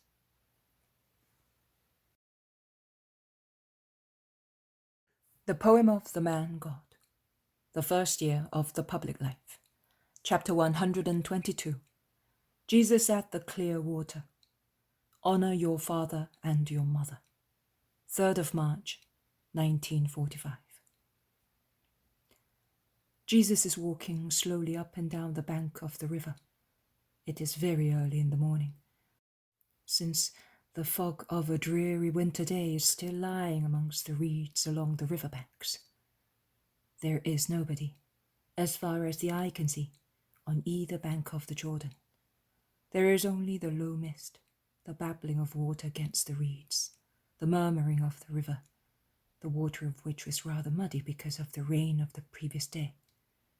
The short, sad calls of a few birds, as they are wont when the love season is over, and birds pine away because of the season and of scarcity of food. Jesus listens to them, and he seems to be very interested in the call of a little bird, which with clock precision turns its little head northward and chirps plaintively, when it turns its head southwards and repeats its inquiring chirp without any reply.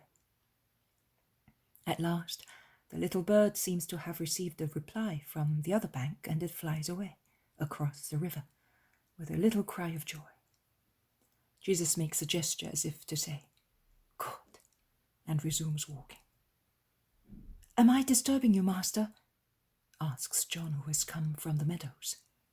"No. What do you want?" "I wanted to tell you. I think it is a bit of information which may give you relief, and I have come at once, also to seek your advice. I was speaking on large rooms when Judas Iscariot came in. He said to me, 'I will help you.' I was amazed, because he is never anxious to do such humble things, even when he is told. But all I said was, 'Oh, thank you. I will be quicker and we will do a better job.' He began to sweep, and we finished very quickly. He then said, 'Let us go into the wood. It is always the older ones who bring in the wood. It is not fair. Let us go. I am not very good at it, but if you teach me.' And we went. And while I was there tying the faggots, he said to me, 'John, I want to tell you something.' 'Yes, do,' I said, and I thought it might be a bit of criticism. Instead, he said, 'You and I are the youngest. We ought to be more united. You are almost afraid of me, and you are quite right, because I am not good. But believe me, I do not do it deliberately. Sometimes I feel the need of being bad. Perhaps, as I was the only son, I have been spoiled, and I would like to become good. The older ones, I know, are not very fond of me. Jesus' cousins are annoyed because, well, I have not behaved well with them, and also with their cousin. But you are good and patient. Be good to me. Imagine that I am your brother, a bad brother, whom you must love even if he is bad. Also, the Master says that we must behave like that. When you see that I am not doing exactly the right thing, tell me. And then don't leave me always alone. When I go to the village, come with me. You will help me not to do wrong. Yesterday I suffered very much. Jesus spoke to me, and I looked at him. In my silly grudge, I did not look at myself or at others. Yesterday I looked, and I saw. They are quite right in saying that Jesus is suffering, and I feel that it is also my fault. I no longer want to be the cause of his pain. Come with me. Will you come? Will you help me to become better?" That is what he said, and I confess it. My heart was beating like the little heart of a sparrow caught by a boy. It was throbbing out of joy, because I will be happy if he becomes good. And I am happy also for your sake. And my heart was beating also out of fear, because I would not like to become like Judas. Then I remembered what you told me the day you accepted Judas, and I replied, 'Yes, I will help you, but I must obey if I receive different orders.' I thought, I will now tell the Master, and if he agrees, I will go with him. If he does not agree, I will ask him to order me not to leave the house." "Listen, John, I will let you go. But you must promise me that if you feel that anything is upsetting you, you will come and tell me. You have given me a great joy, John. Here's Peter with his fish. Go, John." Jesus addresses Peter. "A good catch?" "Not really. Very small fish. But everything helps. James is grumbling because an animal gnawed at the rope and he lost his net.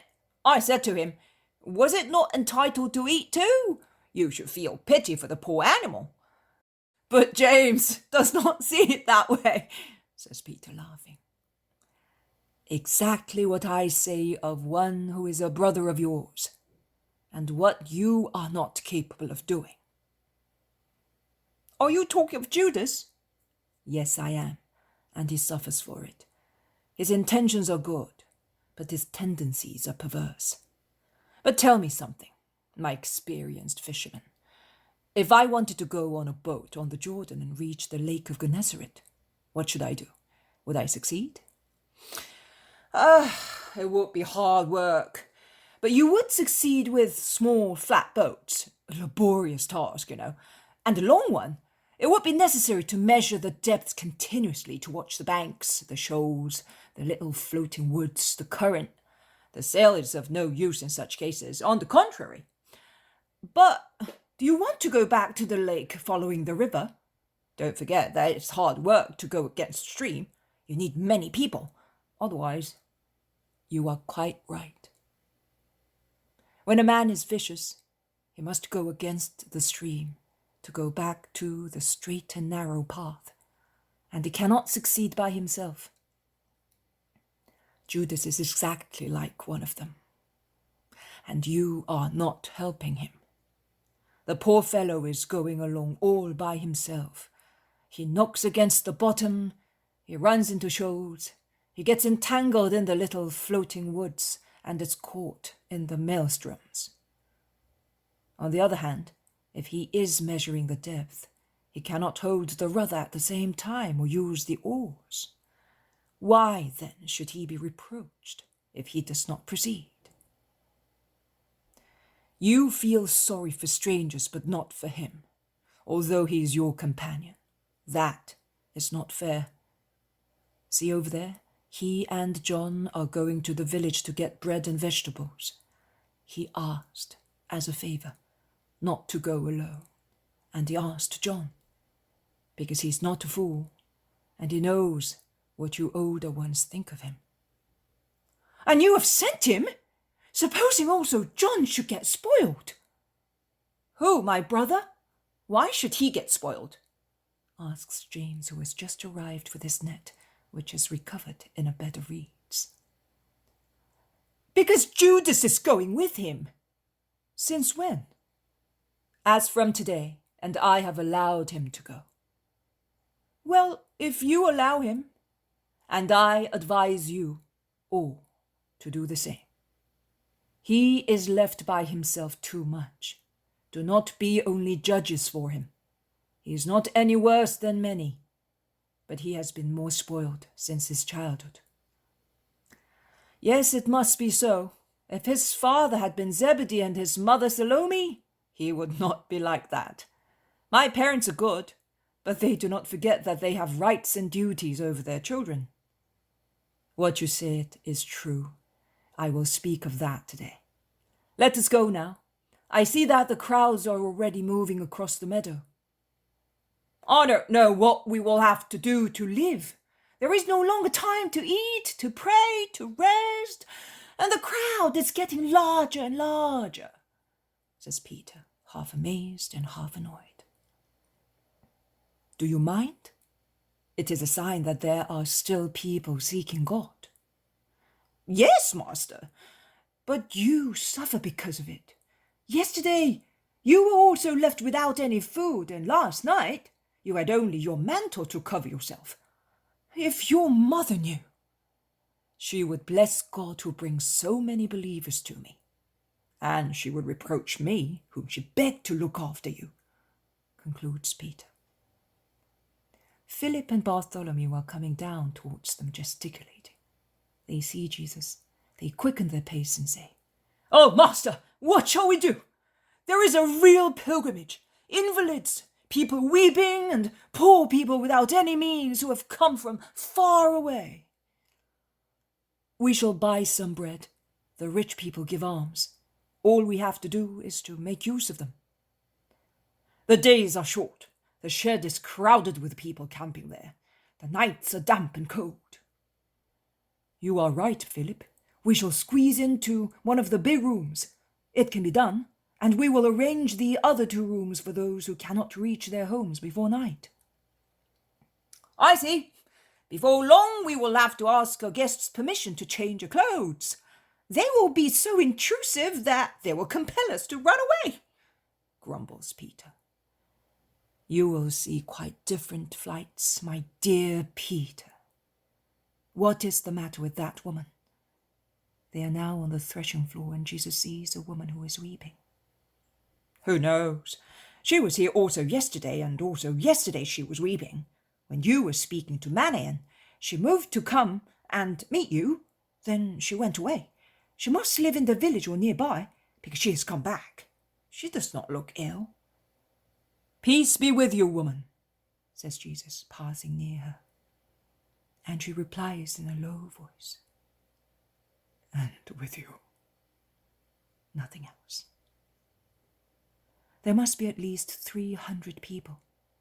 Under the shed there are lame, blind, dumb people, a man shuddering from head to foot, a young man obviously hydrocephalus, whose hand is held by a man. He does nothing but howl, slaver, and shake his huge, idiotic-looking head. "Is he perhaps that woman's son?" asks Jesus. "I don't know. Simon looks after the pilgrims, and he will know." They call the zealot and ask him. "But the man is not with the woman. She is by herself. She does nothing but weep and pray. A short while ago she asked me, 'Does the Master cure also the hearts of people?'" explains the zealot. "Perhaps her husband is unfaithful to her," remarks Peter. While Jesus goes towards the sick people, Bartholomew and Matthew go to the river with many pilgrims for the purification rite. The woman weeps in a corner and does not stir. Jesus does not deny a miracle to anybody. Beautiful is the cure of the dull-witted boy into whom Jesus breathes intelligence, holding his huge head between his long hands. They all gather round him, also the veiled woman, perhaps because there is a large crowd, dares to draw close, and she stands near the weeping woman. Jesus says to the idiot, "I want the light of intelligence to be in you, to make way to the light of God. Listen, say with me, Jesus. Say it. I want it." The dull-witted young man, who before could only howl like an animal, mumbles with difficulty, "Jesus," or rather, "Jesus." Once again orders Jesus, still holding the deformed head between his hands and dominating him with his eyes. "Jesus!" Again, "Jesus!" says at last the poor idiot, whose eyes are no longer expressionless and whose lips now smile in a different way. "Man," says Jesus to his father, "you had faith. Your son is cured. Question him. The name of Jesus is miraculous against diseases and passions." The man asks his son, "Who am I?" And the boy, "My father." The man presses his son to his heart and states, "He was born like that. My wife died in childbirth, and he had an obstruction in his brain and his speech. Now you see, yes, I had faith. I come from Joppa. What must I do for you, master?" "Be good, and your son too. Nothing else." "And love you. Oh, let us go and tell your grandmother. She convinced me to come. May she be blessed." The two go away happy. The only sign of the past misfortune is the huge head of the boy. His expression and speech are normal. "But was he cured by your will or the power of your name?" ask many. "By the will of the Father, who is always benign to his Son. But also my name is salvation. You know, Jesus means Savior. There is a salvation of the soul and a salvation of the body. Who pronounces the name of Jesus with true faith is freed from disease and sin. Because in every spiritual or physical disease there is the claw of Satan, who creates physical diseases to drive people to rebellion and desperation through the pains of the flesh, and it creates moral or spiritual diseases to lead souls to damnation. So, according to you, Beelzebub is not alien to all the afflictions of mankind? No, he is not. Through him, disease and death entered the world, and crime and corruption also entered the world through him. When you see anyone tortured by misfortune, you can be sure that he suffers on account of Satan. When you see one who is the cause of misfortune, you may conclude that he is an instrument of Satan. But illness comes from God. Illness is a disorder in the order.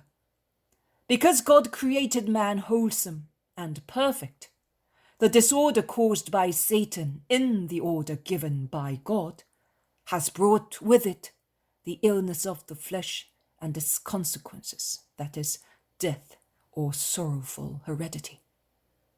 Man inherited from Adam and Eve the original sin, but not only that, and the stain has expanded wider and wider, embracing the three branches of man. The flesh more and more vicious and consequently weak and diseased. The morals prouder and thus corrupted. The spirit more and more skeptical and thus more and more idolatrous. That is why it is necessary, as I did with the poor half-wit, to teach the name that puts Satan to flight, engraving it on minds and hearts, placing it on one's ego as a seal of ownership. But do you possess us? Who are you? And do you think so much of yourself? I wish it were so, but it is not. If I possessed you, you would be already saved. And it would be my right, because I am the Savior, and I should have people who have been saved. But I will save those who have faith in me.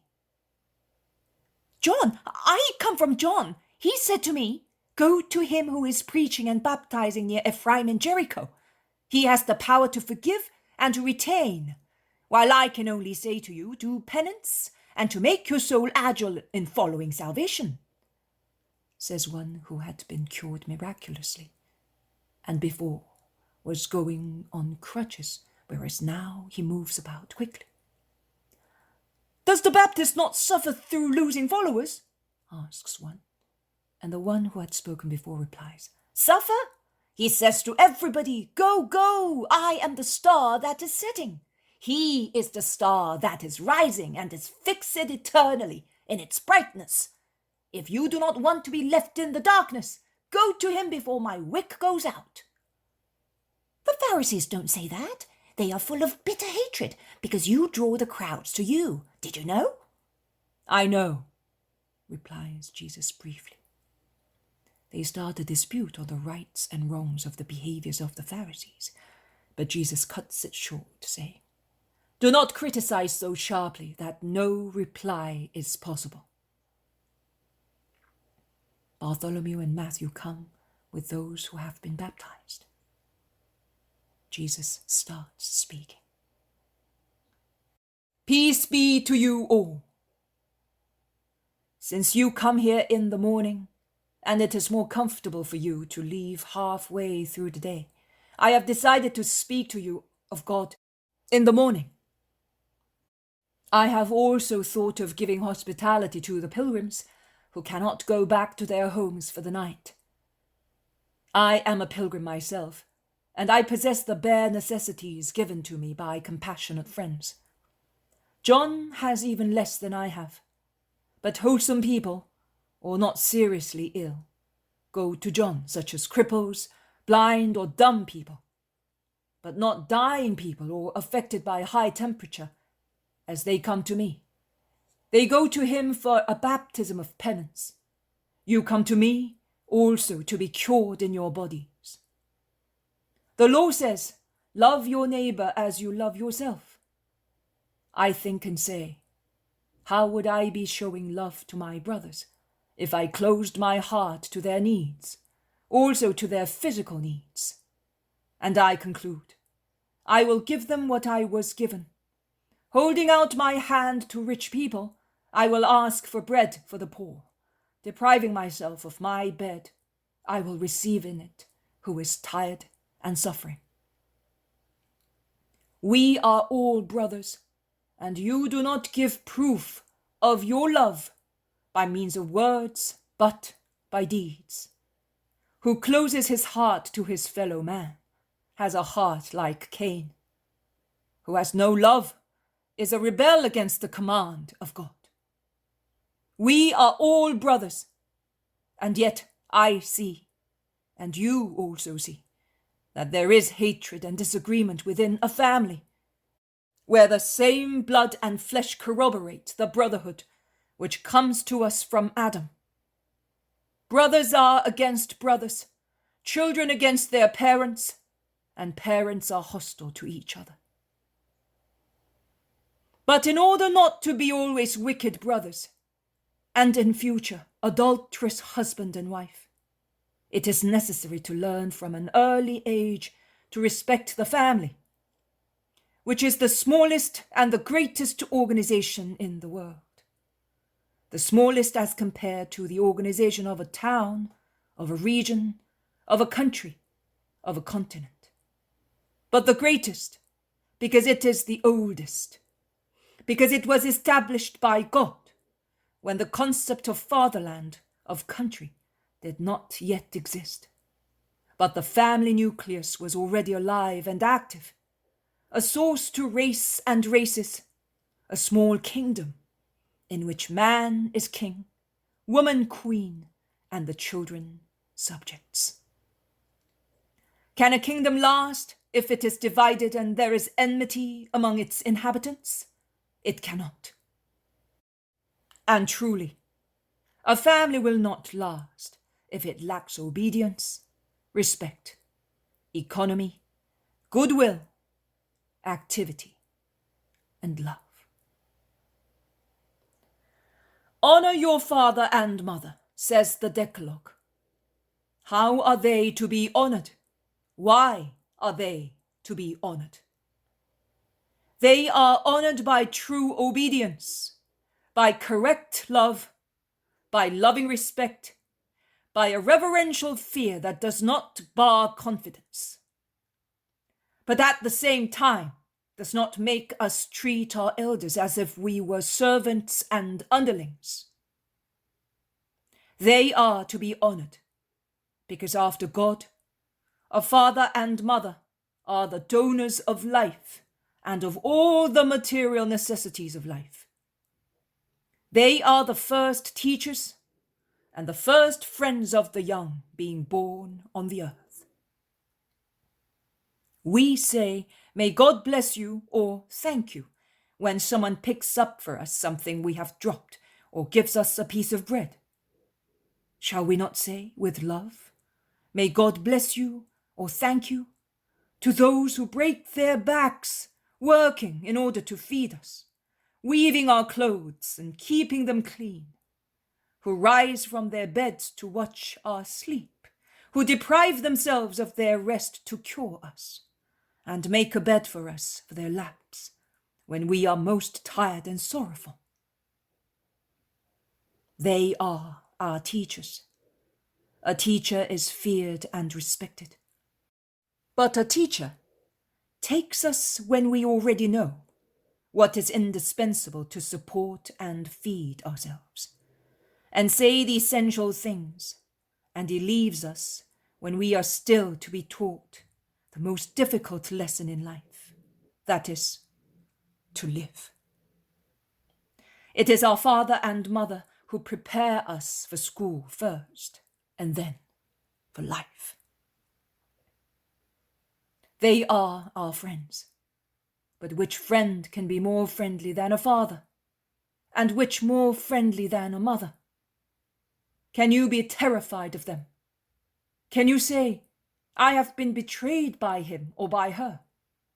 And yet, there is the foolish boy or the even more foolish girl who makes friends with strangers and close their hearts to their father and mother.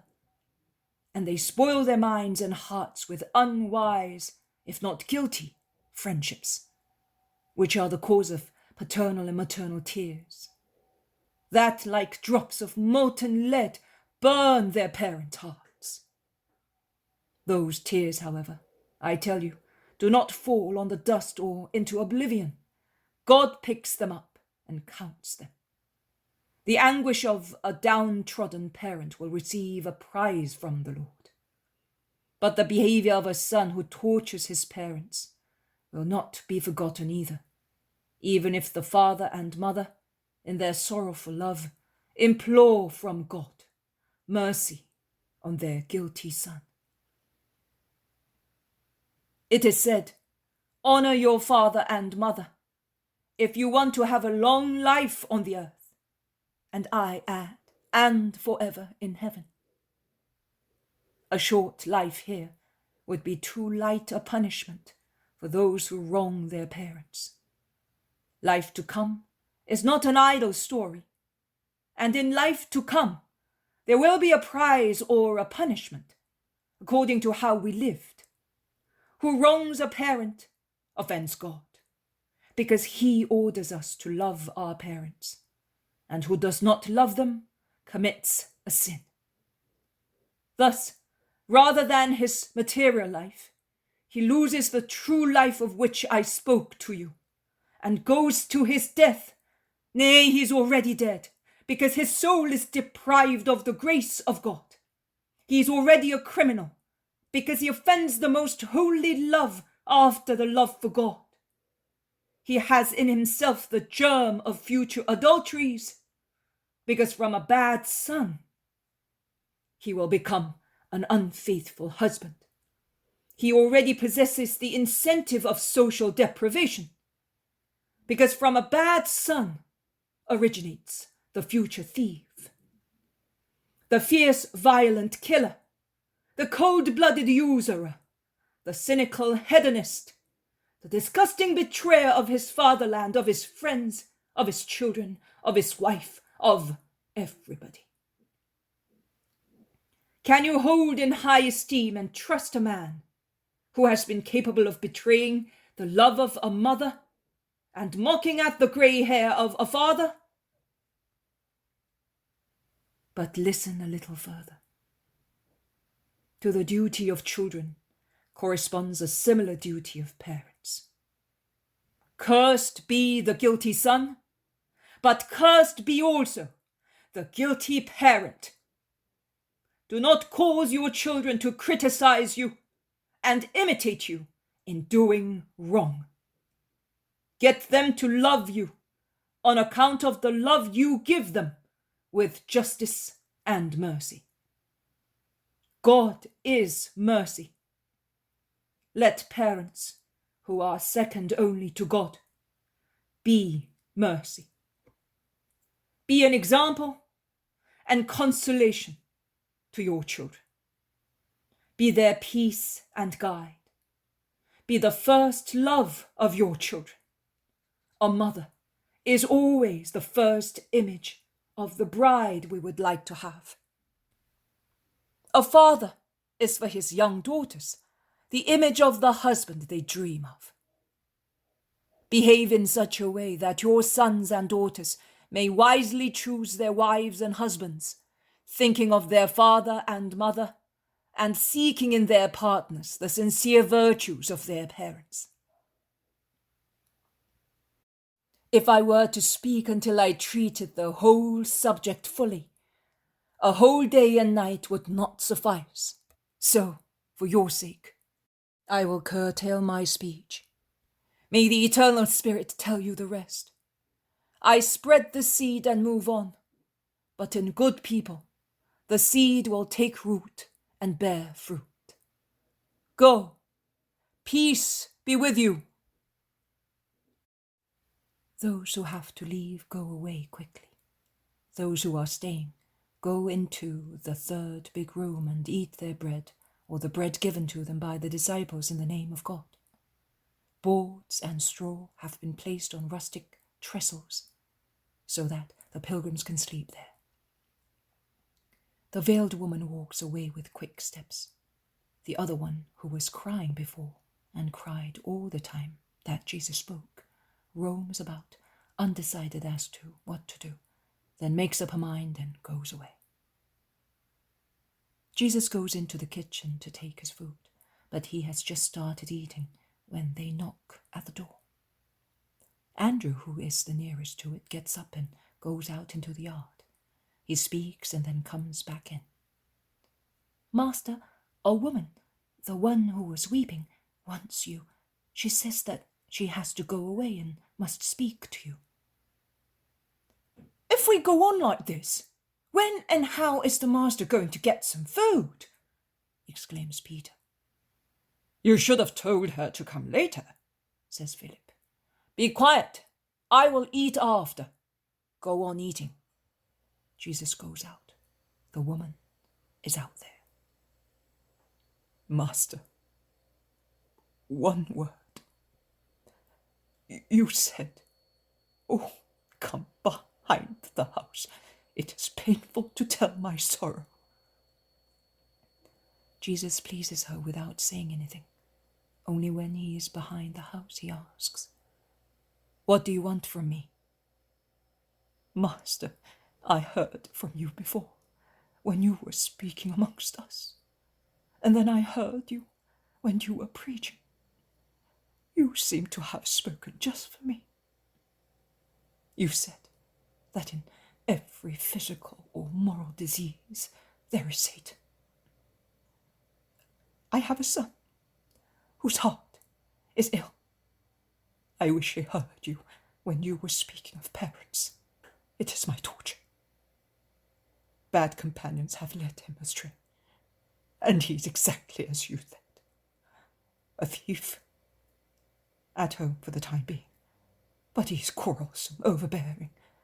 Young as he is ruining himself through lust and orgies. My husband wants to throw him out. I am his mother, and I am dying broken-hearted. See how my heart is panting. It is my heart that is broken, because of the pain. I have been wishing to speak to you as from yesterday, because I hope in you, my God. But I did not dare speak. It is so painful for a mother having to say, 'I have a cruel son.'" The woman is weeping, bent and grieved, in front of Jesus. "Do not weep any more. He will be cured of his illness." "Yes, he would, if he could hear you. But he does not want to hear you. Oh, he will never be cured." "Have you faith in me for him? Do you want in his place?" "Why ask me?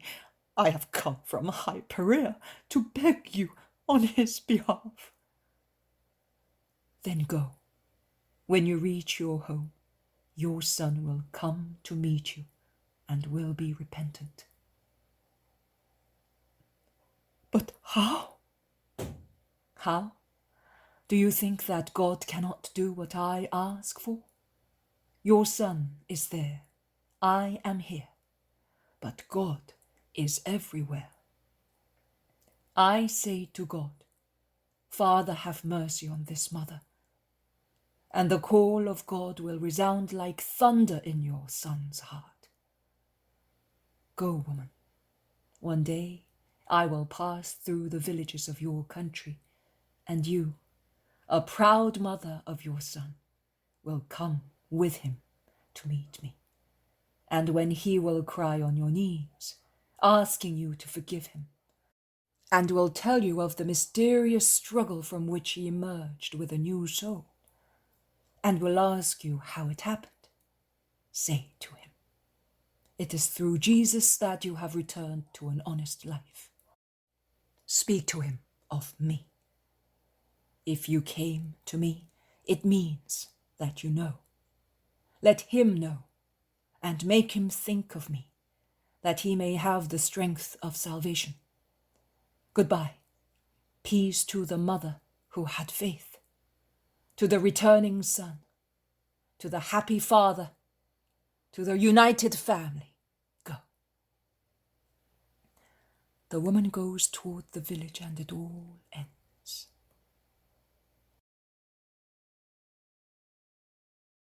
The poem of the man God, the first year of the public life.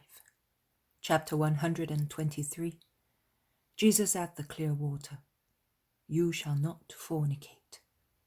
4th of March, 1945. Jesus says to me, be patient, my dear soul, with regard to the double work. This is a period of endurance. You know how tired I was in my last days. You see it. When walking, I lean on John, on Peter, on Simon, also on Judas. Yes. And although miracles emanated from me, even by simple contact with my clothes, I was not able to change that heart. Let me lean on you, little John, to repeat the words which I spoke in the last days to those stubborn, dull-minded people who heard the announcement of my torture without being affected by it. And let the Master preach for hours in the sad plain of the clear water. And I shall bless you twice, for your fatigue and for your pity. I count your efforts, I gather your tears. For your efforts on behalf of your brothers you will be rewarded as those who wear themselves out to make God known to men. The tears shed for my suffering during the last week will be rewarded with Jesus' kiss. Write, and may you be blessed. Jesus is standing on a kind of platform made with boards in one of the large rooms, the last one, and is speaking in a very loud voice, near the door, so that he may be heard by those in the room and also by those in the shed, or on the threshing floor, which is flooded by the rain. The people standing there in their large, dark, coarse mantles, which are proof against water, look like so many lay brothers. The weakest people are in the room, the women under the shed. The strongest, mainly men, are in the yard, in the rain. Peter, barefooted and wearing only his short tunic, and with a piece of cloth on his head, comes and goes, and is always in a good humour, even if he has to paddle in water and take unexpected showers. John, Andrew, and James are with him. They are cautiously transferring from the other room sick people and are guiding or supporting blind or lame people. Jesus is patiently waiting for them all to be settled. He's only sorry that the 4 disciples are wet like sponges dipped into a pail of water. It is nothing. We're like pitched wood. Don't worry. We are getting baptized again, and the baptizer is God himself, replies Peter to Jesus' commiserations. At last, they are all settled, and Peter thinks he can go and put on a dry tunic, and he goes away with the other 3. But when he comes back again to the Master, he sees the large grey mantle of the veiled woman appear round the corner of the shed, and he goes towards her, without considering that, to do so, he must cross the yard diagonally in a heavy shower of rain, which is getting heavier and heavier. While the water of the pools splashes up to his knees, he takes her by the elbow, without displacing her mantle, and pulls her towards the wall of the large room, out of the rain. He then places himself beside her, as stern and still as a sentry. Jesus sees him, and he smiles, bending his head to conceal the brightness of his smile. He starts speaking. Those amongst you who have been coming to me regularly must not say that I do not speak orderly, and that I skip some of the 10 commandments. You hear, I see, you listen. I apply my speech to the pains and the sores that I see in you. I am the doctor. A doctor calls first on those who are more seriously ill, on those who are closer to death. he then visits those who are not so dangerously ill. I do the same. Today I say to you, do not fornicate. Do not look around endeavoring to read the word lustful on somebody's face. Love one another. Would you love anyone who read the word on your face? No, you would not. Well then, do not try to read it in the worried eyes of your neighbor, or on his forehead that blushes and bows to the ground.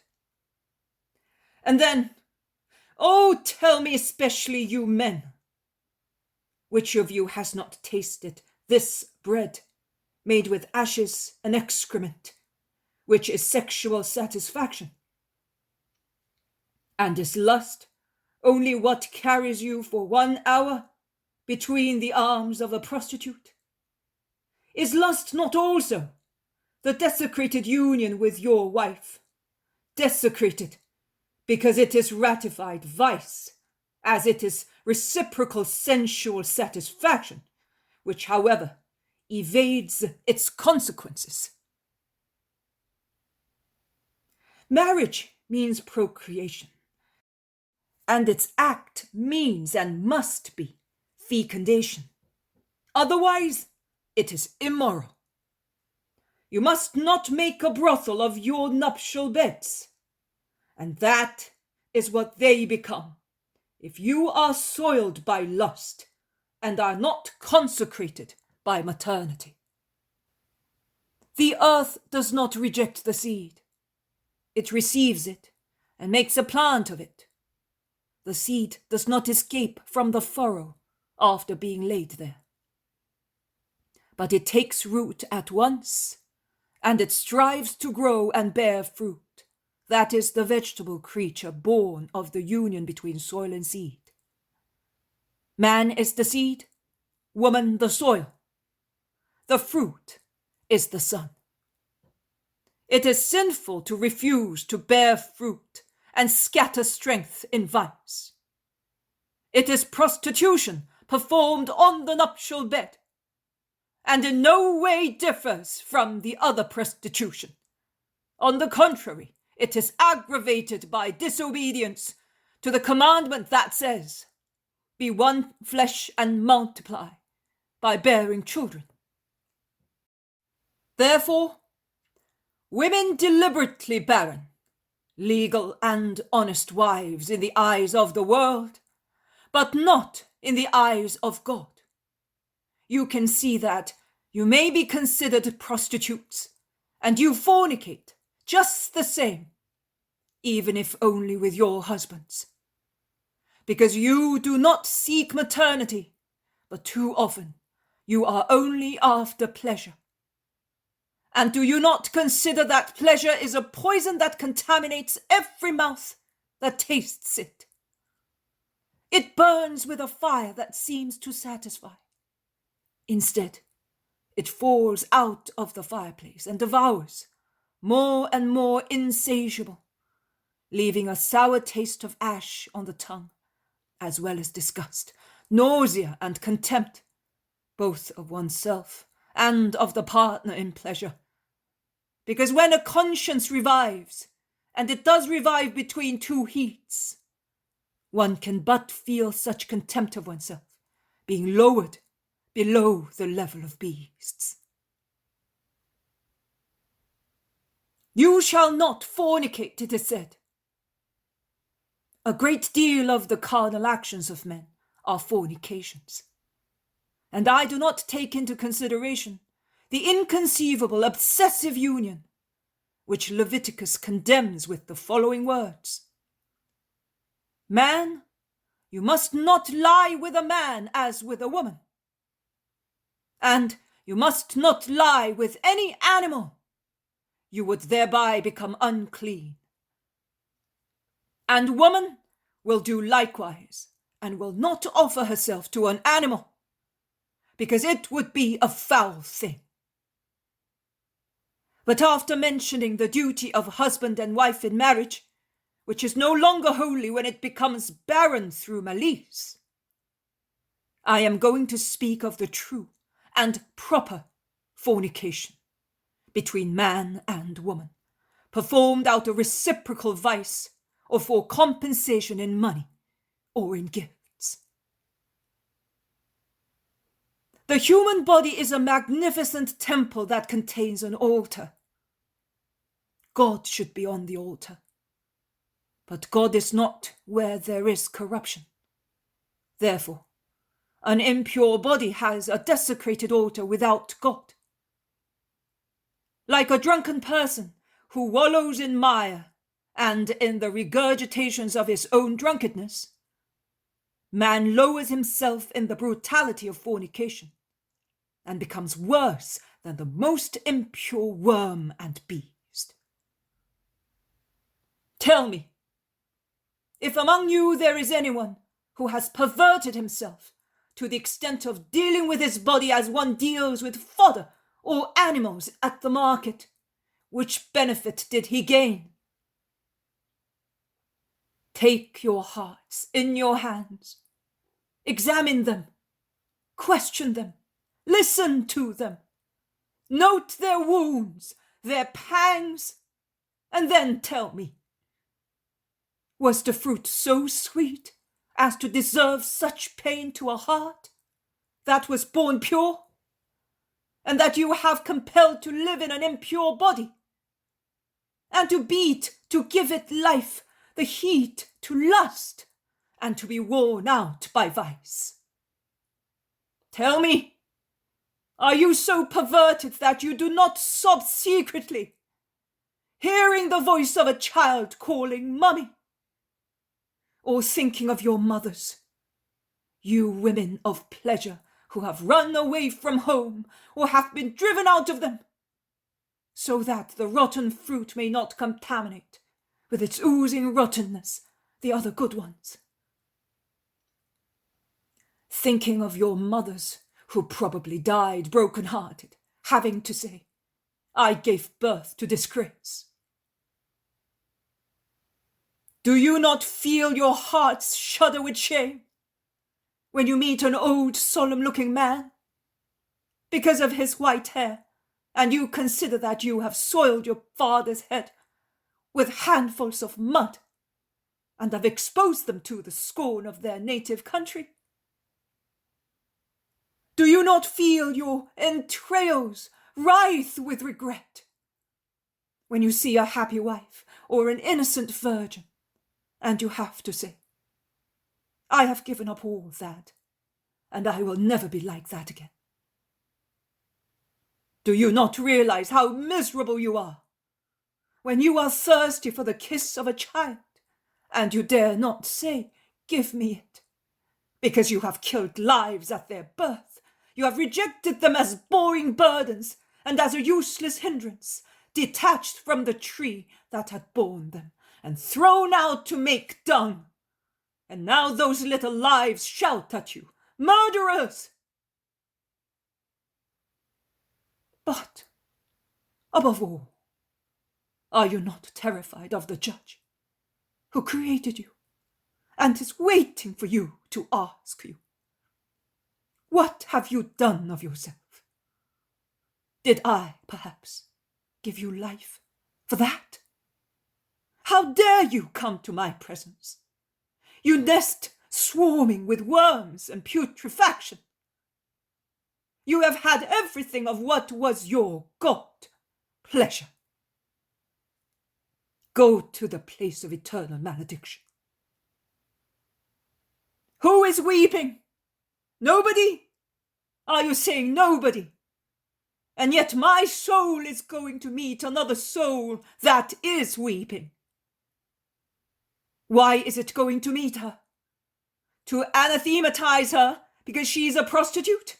No. Because I feel sorry for her soul. I feel repulsion for all her filthy body, sweaty with wanton exertion. But her soul! No, Father, Father! And also for this soul I have taken flesh, and I have left heaven, to be her Redeemer and the Redeemer of many souls like hers.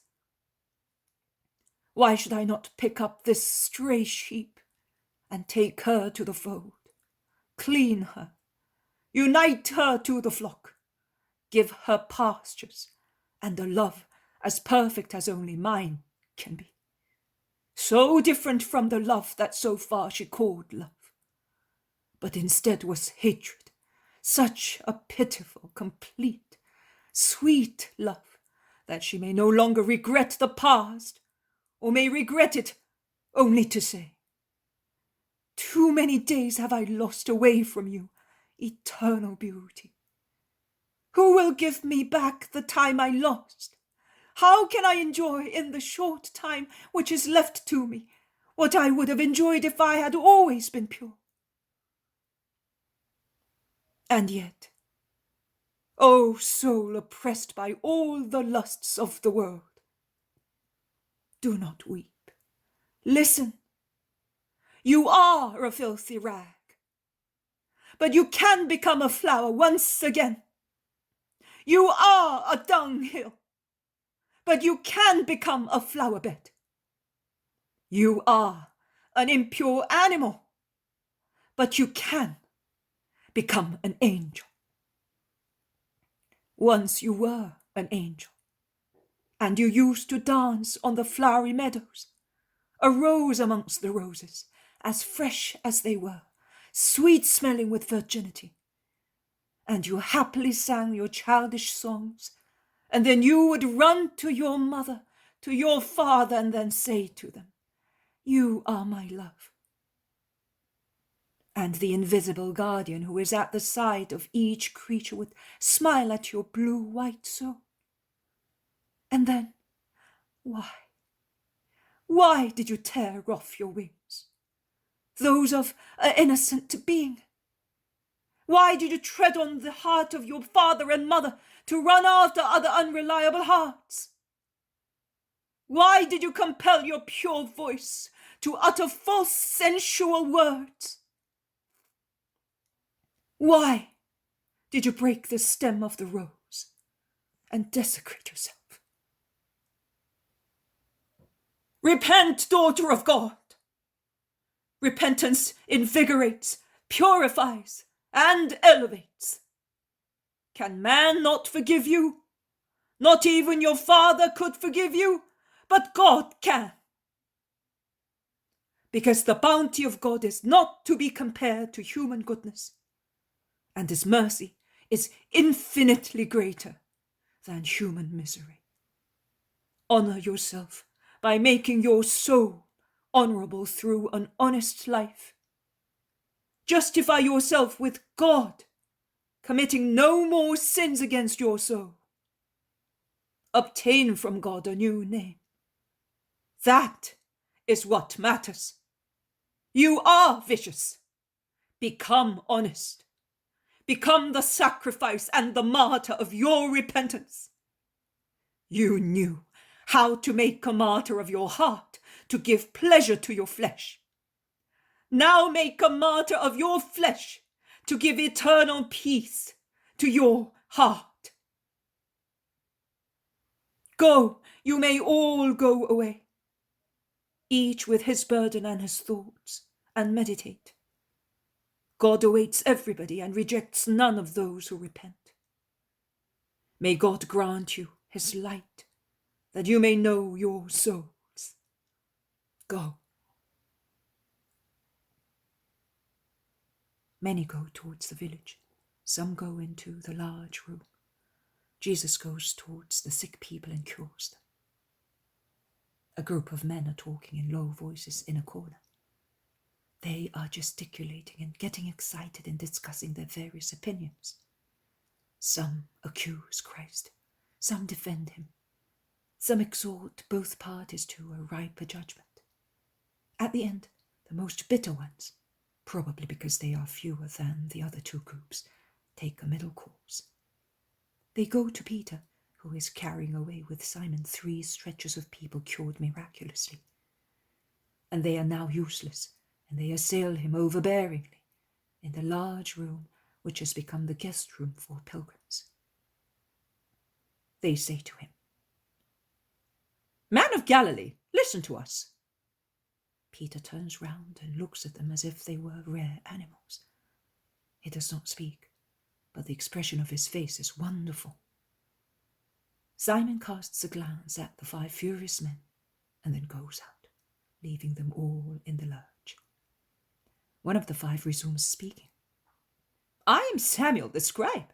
This is Zadok, another scribe, and this is Eleazar, a well-known and mighty Judean.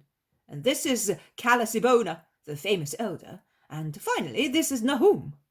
Do you understand? Nahum!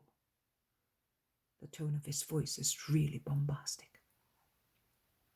Peter bows lightly at each name, but at the last one his head stops halfway, and with the greatest indifference he says, I don't know, never heard of it, and I don't understand anything. You rough fisherman! Bear in mind that he is Anas's trustee. I don't know Annas, or rather, I know many women whose name is Anna. There's a swarm of them also in Capernaum, but I don't know which one is the trustee. He? Am I being addressed as he? What do you want me to say to you, ass or bird? When I went to school, the teacher taught me to say he, when speaking of a man, and if I'm not mistaken, you're a man. The man becomes infuriated, as if he were tortured by the words. The other man, who spoke first, explains. Annas is Caiaphas' father-in-law. Ah, I see. Well, I am telling you that we are indignant. Oh, what? At the weather? I am indignant too. I have changed my clothes 3 times and I have no more dry ones. Don't be silly. Silly? It's the truth. If you are not indignant at the weather, at what then? With the Romans? With your master! With the false prophet! Hey, dear Samuel, be careful, because if I wake up, I am like the lake. From dead calm, I become stormy in a moment. So watch how you speak. Also the sons of Zebedee and of Alphaeus have come in together with Iscariot and Simon, and they gather round Peter, who shouts louder and louder. You shall not touch with your plebeian hands the great men of Zion. Oh, the handsome young gentleman! And you shall not touch my master, otherwise you'll be flying into the well at once. And then you will really get purified, both internally and externally. I wish to draw the attention of the doctors of the temple to the fact that this house is a private one, says Simon calmly, and Iscariot corroborates the situation, saying, And I can guarantee that the master has always had the greatest respect for other people's houses, and above all, for the house of the Lord. Have the same respect for his. Be quiet, you sly worm. Sly in what? You are disgusting, and I came where there is no disgust. And God grant I have not been completely corrupted by being with you. Summing up, what do you want? Asks James of Alphaeus sharply. And who are you? I am James of Alphaeus, and Alphaeus of James, and James of Matthan, and Matthan of Eleazar. And if you wish so, I will mention all my ancestors up to King David, from whom I descend. And I am a cousin of the Messiah. So I ask you to speak to me, since I am of the royal family and a Judean, if your arrogance feels disgust in speaking to an honest Israelite who knows God better than Gamaliel and Caiaphas. So speak up. Your master and a relative gets prostitutes to follow him. That veiled woman is one of them. I saw her while she was selling some gold, and I recognized her. She is Shammai's lover, and has run away from him, which is a disgrace to him. To whom? To Shammai the rabbi?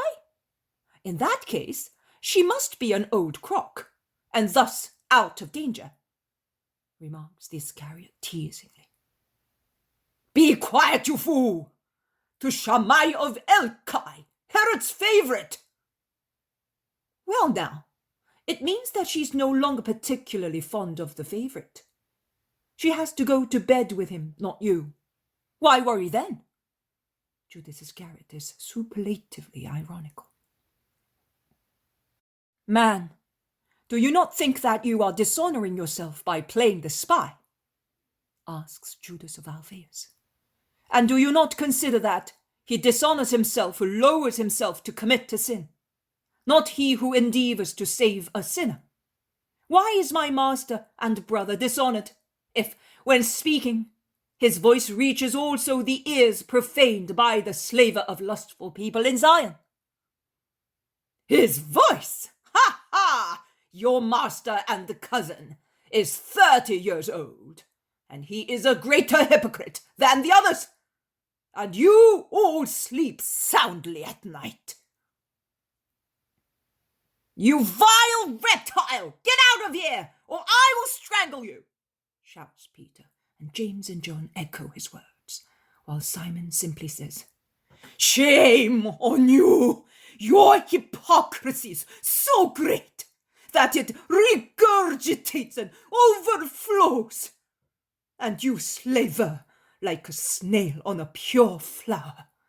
Go out and become a man, because now you are but a slave. I recognize you, Samuel. Your heart is always the same. May God forgive you. Go away from my presence. While the Iscariot and James of Alphaeus are holding Peter, who is seething with anger, Judas Thaddeus, who more than ever is now like his cousin, having the same blue flashing look and stately expression, says in a thundering voice, He dishonours himself who dishonours an innocent person. God gave us sight and speech to accomplish holy deeds. A slanderer misuses and degrades them, employing them for evil deeds. I will not soil myself by a rude deed offensive to your white hair, but I will remind you that wicked people hate an upright man, and a fool vents his spleen without considering that he betrays himself. Who lives in darkness mistakes a branch in bloom for a reptile, but who lives in light sees things as they are, and if they are denigrated, he defends them for justice's sake. We live in light. We are chaste, beautiful generation of the children of light, and our leader is the Holy One who knows neither woman nor sin. We follow him and defend him from his enemies, whom he has taught us not to hate, but to pray for. Old as you are, you may learn from a young man who has become ripe because wisdom is his teacher, not to be so quick in speaking and not good at all in doing good. Go and inform those who sent you that God rests on his glory in this poor dwelling, not in the desecrated house, which is on Mount Moriah. Goodbye. The 5 men dare not reply, and they go away. The disciples discuss whether they should tell Jesus, who is still with the people he has cured. They decide it is better to inform him. They go to meet him, they call him, and they tell him. Jesus smiles peacefully and replies, "Thank you for defending me. But what can you do? One gives what one has." However, they're not entirely wrong. We have eyes to see, and many people do see. She is always out there, like a dog. It does you no good, say many of the disciples. Leave her alone. she will not be the stone that will strike my hand. And if she is saved, it is worth being criticized for such a joy.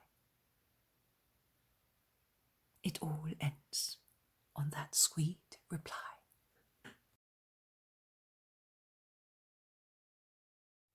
The poem of the Man God, the first year of the public life. Chapter 124. The Veiled Woman at the Clear Water.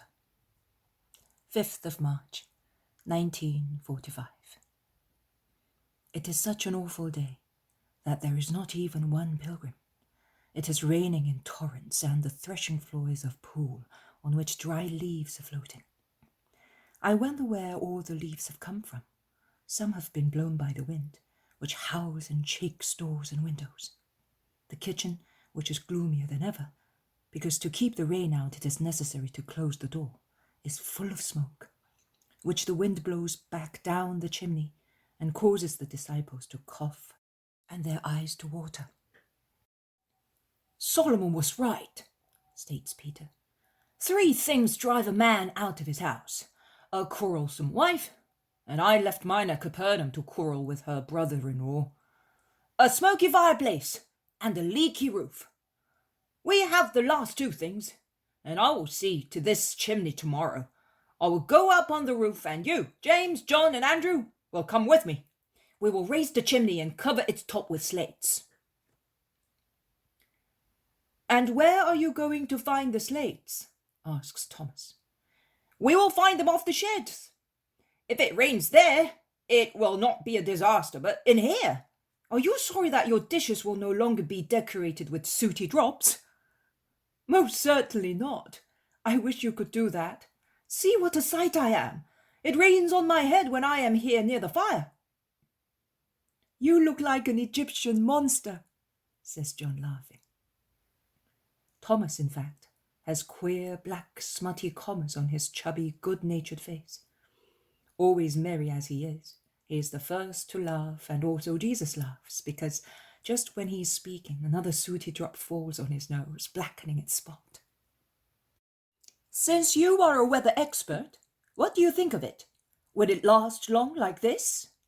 The Iscariot, who has changed completely during the last few days, asks Peter. I will tell you in a minute. I'm going to play the stargazer, replies Peter, who goes to open the door, opens it a little and puts his head and hand out. He then states, a low southern wind, heat and thick fog. There is little. Peter becomes quiet. He comes back in slowly, sets the door ajar, and casts sidelong glances. What is the matter? Asks 3 or 4 of the disciples. But Peter beckons them to be quiet. He looks round. He then whispers, That woman is there. She drank some water from the well and took one of the faggots left in the yard. It is wet and will not burn. She's going away. I will go after her. I want to see. He goes out cautiously. But where does she live, if she is always here? Asks Thomas. And she is here in this weather, says Matthew. She certainly goes to the village, because the day before yesterday she was also buying bread there, says Bartholomew. She is really determined in wearing a veil, remarks James of Alphaeus. Or she has a very good reason for it, concludes Thomas. But will she really be the one referred to by that Jew yesterday? Asks John. They are always such liars. Jesus has kept quiet all the time, as if he were deaf. They all look at him, fully aware that he knows. But he's working with a sharp knife at a piece of soft wood, which he slowly turns into a very useful large fork to take vegetables out of boiling water. And when he finishes it, he offers his work to Thomas, who has devoted himself entirely to cooking. You are really clever, master. But will you tell us who she is?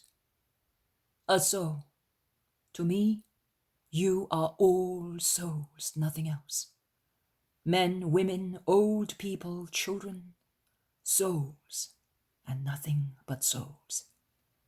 Children are white souls, young boys blue souls, young people pink souls, just people gold souls, sinners are pitched souls, but only souls. And I smile at the white souls because I seem to be smiling at angels. And I rest among the blue and pink flowers of good young people. And I rejoice at the precious souls of the just. And I toil and suffer to make the souls of sinners precious and splendid. Faces, bodies, they are nothing. I know you and recognize you because of your souls. And what kind of soul is she? Asks Thomas. A soul less curious than the souls of my friends, because she is not inquisitive, does not ask questions, comes and goes without a word or a look. I thought she was a whore or a leper, but I changed my mind because, Master, if I tell you something, will you not reproach me? Asks the Iscariot, who goes and sits on the ground near Jesus' knees. He has changed completely. He is humble, kind, and even more handsome in his modest mien than when he behaves as the pompous and haughty Judas. I will not reproach you. Tell me. I know where she lives.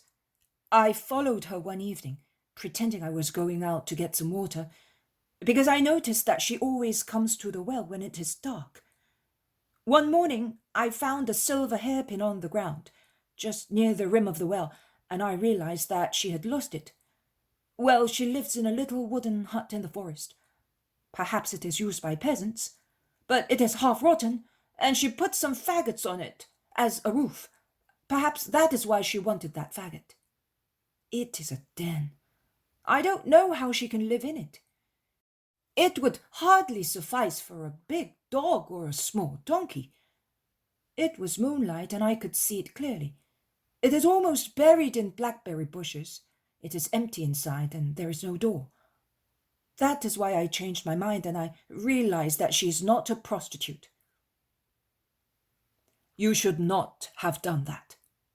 But tell me the truth. Did you do anything else? No, Master. I would have liked to see her, because I have noticed her since Jericho, and I seem to recognize her light step, with which she walks rapidly wherever she wishes. Also, her figure must be supple and beautiful.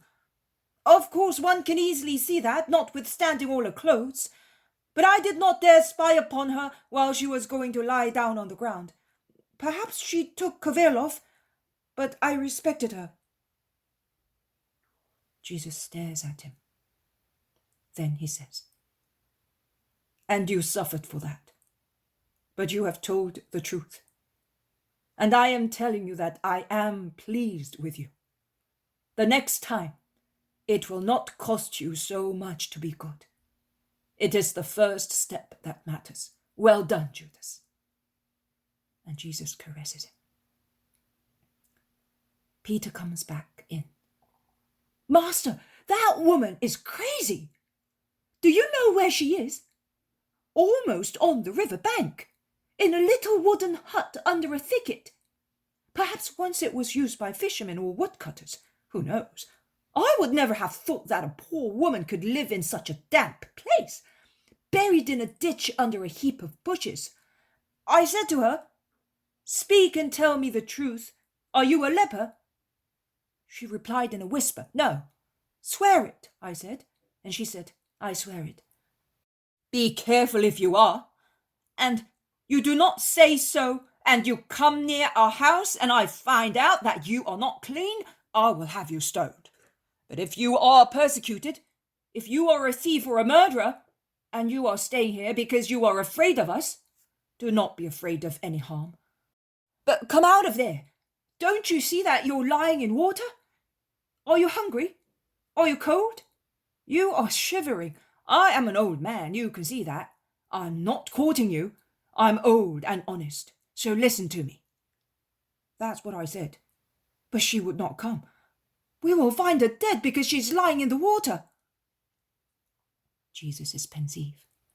He looks at the 12 faces which are staring at him. He then asks, "What do you think we should do?" "Master, you decide." "No, I want you to decide. It is a matter in which also your reputation is involved, and I must not do violence to your right to defend it." "In the name of mercy, I say that we cannot leave her there," says Simon. And Bartholomew, "I would say that we should put her in the big room for today. Don't the pilgrims go there? So she can go there too." "She's like a creature like anybody else, after all," remarks Andrew. "In any case, there is no one coming today, so," points out Matthew. "I suggest that we should give her hospitality for today, and tomorrow we will tell the steward. He's a good man," says Judas Thaddeus. "You're right, good! And he has many empty stables too. A stable is still a royal palace as compared to that small sunken dingy," exclaims Peter. "Go and tell her then," says Thomas encouragingly. "The younger ones have not yet spoken," points out Judas. "As far as I am concerned, I am happy with what you do," says his cousin James, and the other James and his brother say together, "We too." "I am only worried if by sheer bad luck a Pharisee should happen to come here," says Philip. "Oh, even if we lived up in the clouds, you think they would not accuse us? They do not accuse God because he is far away. But if they could have him near themselves, as Abraham, Jacob, and Moses had, they would reproach him, according to them who is faultless," says Judas Iscariot. "Well then, go and tell her to take shelter in the big room. Peter, go with Simon and Bartholomew. You are elderly, and she will not feel too uneasy with you. And tell her that we will give her some warm food and a dry dress. That is the one that Isaac left. See, everything can be useful, also a woman's dress given to a man." The younger ones laugh, because there must have been some funny story with regard to the dress in question. The 3 elder ones go out, and they come back shortly afterwards. "It took some doing, but at the end she came. We swore to her that we will never disturb her. I will now take her some straw and a dress. Give me the vegetables and some bread. She has not even got anything to eat today. In fact, who would go about in this deluge?" And good Peter goes out with his gifts. And now there is an order for everybody. Under no circumstance one may go into the room. Tomorrow we will do the necessary. You must become accustomed to doing good for the sake of good, without any curiosity or desire to get entertainment out of it, or anything else. See, you were complaining today that we would not have done anything useful. We have loved our neighbor. Could we have done anything greater? If she is an unhappy woman, and she certainly is, can our help not give her much greater relief, warmth, and protection than the little food, the poor dress, the sound roof we have given her? If she is a guilty woman, a sinner, a creature seeking God, will our love not be the most beautiful lesson, the most powerful word, the clearest indication to lead her onto the path of God? Peter comes in very quietly and listens to his master. "See, my friends, Israel has many teachers, and they speak all the time. But souls remain as they were. Why? Because the souls hear the words of their teachers, but they see also their deeds, and their deeds destroy their words. And the souls remain where they were, if they do not even go backwards.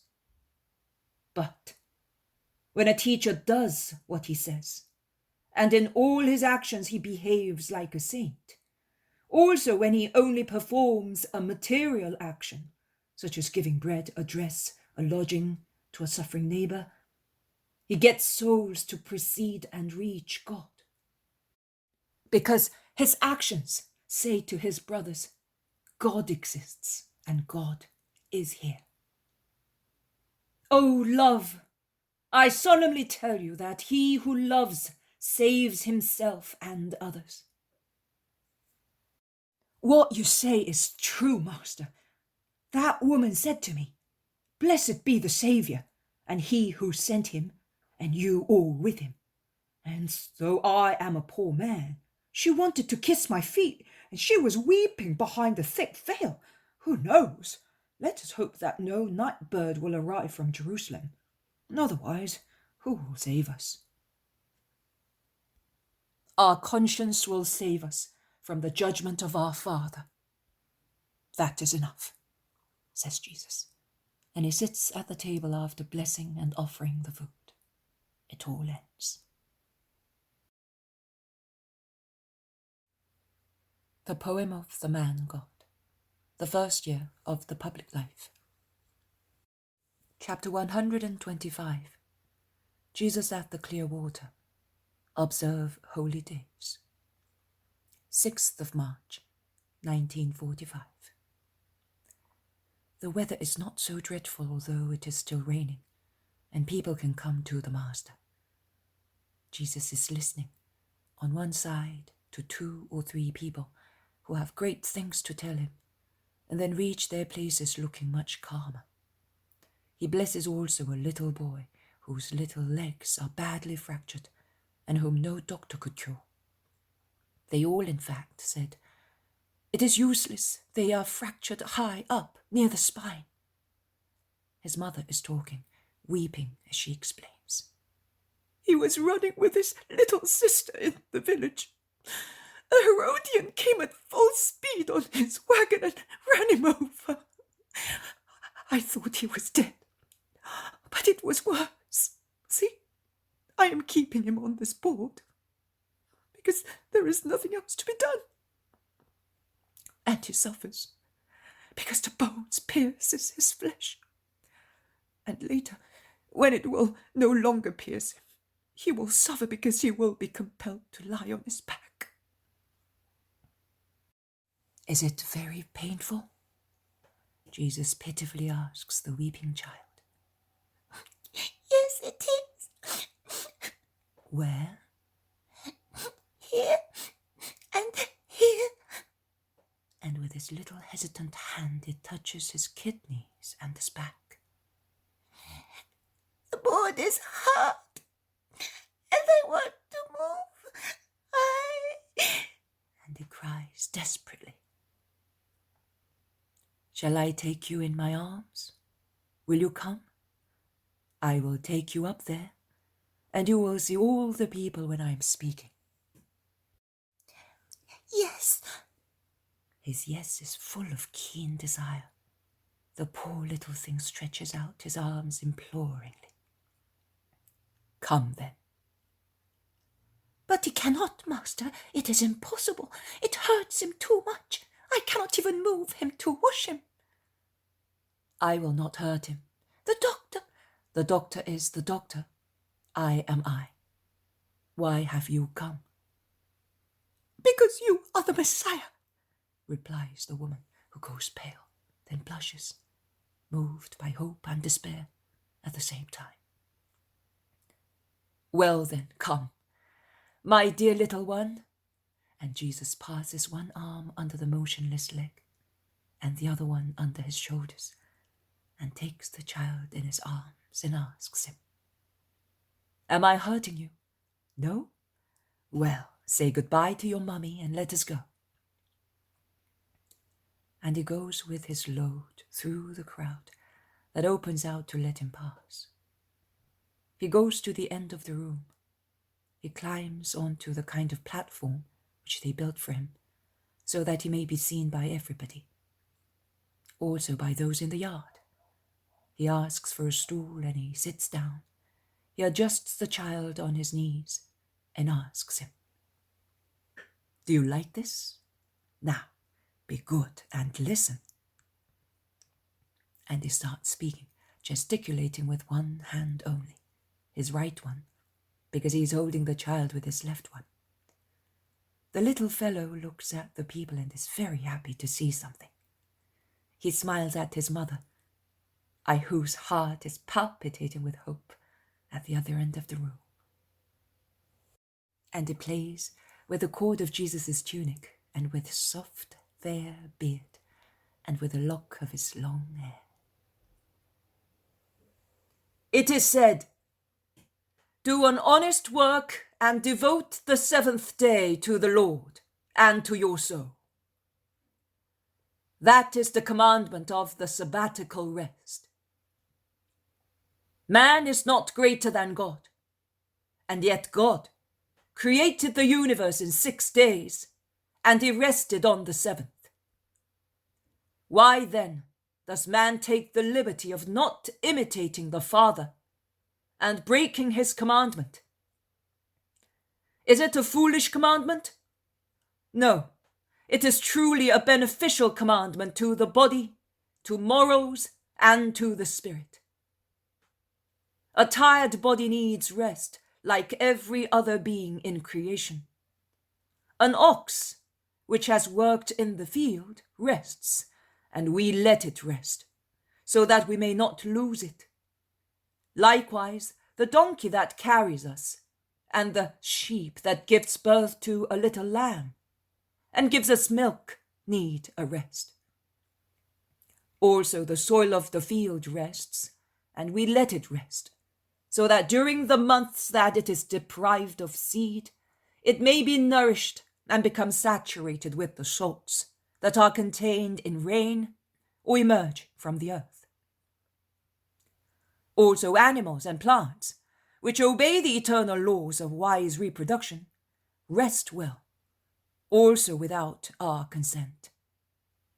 Why, then, does man not want to imitate the Creator, who rested on the seventh day, whereas inferior beings, both vegetable and animal, which only received an instinctive order, know how to comply with it and obey it? It is a moral commandment, besides being a physical one. Man, for 6 days, belonged to everybody and everything. Like a thread in a loom, he moves up and down without being ever able to say, "Now I am going to attend to myself and to my dear ones. I am a father, and today I belong to my children. I am a husband, and today I will devote myself to my wife. I am a brother, and I will rejoice with my brothers. I am a son, and I will look after my old parents." It is a spiritual commandment. Work is holy. Love is holier. God is most holy. So we must remember to devote at least 1 day out of 7 to our good and holy Father, who gave us life and keeps us alive. Why should we have less respect for him than for our fathers, our children, brothers, wives, and our bodies? Let the day of the Lord be his. Oh, it is pleasant to take shelter in a living home in the evening, after a day's work. It is pleasant to come back to it after a journey. Why, then, not take shelter in the house of the Father after 6 days' work? Why should we not be like the son who comes back after a 6-day journey and says, "Here I am. I want to spend my day of rest with you"? But now, listen. I said, do an honest job. You know that our law orders us to love our neighbor. Honest work forms part of our love for our neighbor. An honest working person does not steal in business, does not defraud a workman of his pay, does not exploit him guiltily. He remembers that a servant and a workman are made of body and soul like himself. And he does not treat them like lifeless pieces of stone, which it is lawful to break or strike with one's foot or an iron rod. Who does not do that, does not love his neighbor, and therefore commits a sin in the eyes of God. His earnings are cursed, even if he offers part of them as alms to the temple. Oh, what a false offer! And how can anyone dare place it at the foot of the altar when it drips the tears and blood of an exploited subordinate? Or its name is theft, that is, betrayal of one's neighbor, because a thief is the betrayer of his neighbor. Believe me, one does not keep a holy day unless one makes use of it to examine and improve oneself and make amends for the sins committed during the previous 6 days. That is the observance of holy days, not merely exterior observance, which does not change one jot of your way of thinking. God wants living deeds, not sham deeds. A false respect for his law is a mere sham, and a mere sham is the false observance of the Sabbath. That is a rest taken to show obedience to the commandment in the eyes of men, when the hours of idleness are spent in vice, in lust, in orgy, in planning how to exploit and damage one's neighbor in the oncoming week. The observance of the Sabbath is a sham when the material rest is not coupled with an inner, spiritual, sanctifying examination of oneself, with the humble avowal of one's misery, with the firm determination to improve oneself during the oncoming week. You may say, and if one falls into sin again, what would you say of a child who, having fallen once, should not wish to take another step, that he may not fall again? That he is foolish, that he must not be ashamed if his steps are uncertain, because we were all like that when we were little ones, and our fathers did not stop loving us because of that. Who does not remember the profusion of maternal kisses and paternal caresses we received every time we fell? The most sweet Father who is in heaven does the same.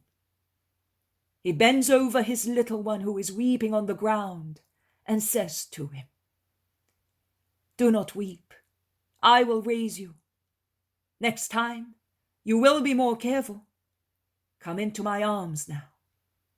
Here, all your troubles will cease, and you will go away strengthened, cured, and happy." That is what our Father, who is in heaven, says. And that is what I say to you.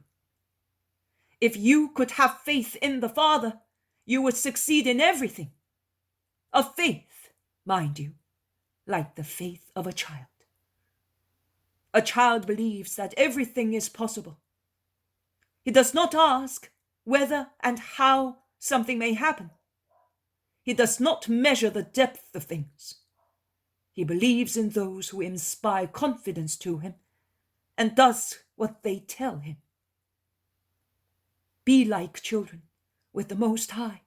How he loves those stray angels, which are the beauty of the earth.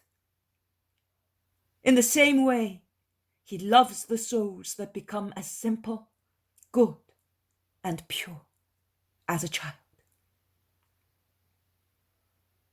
Do you wish to see the faith of a child to learn to have faith?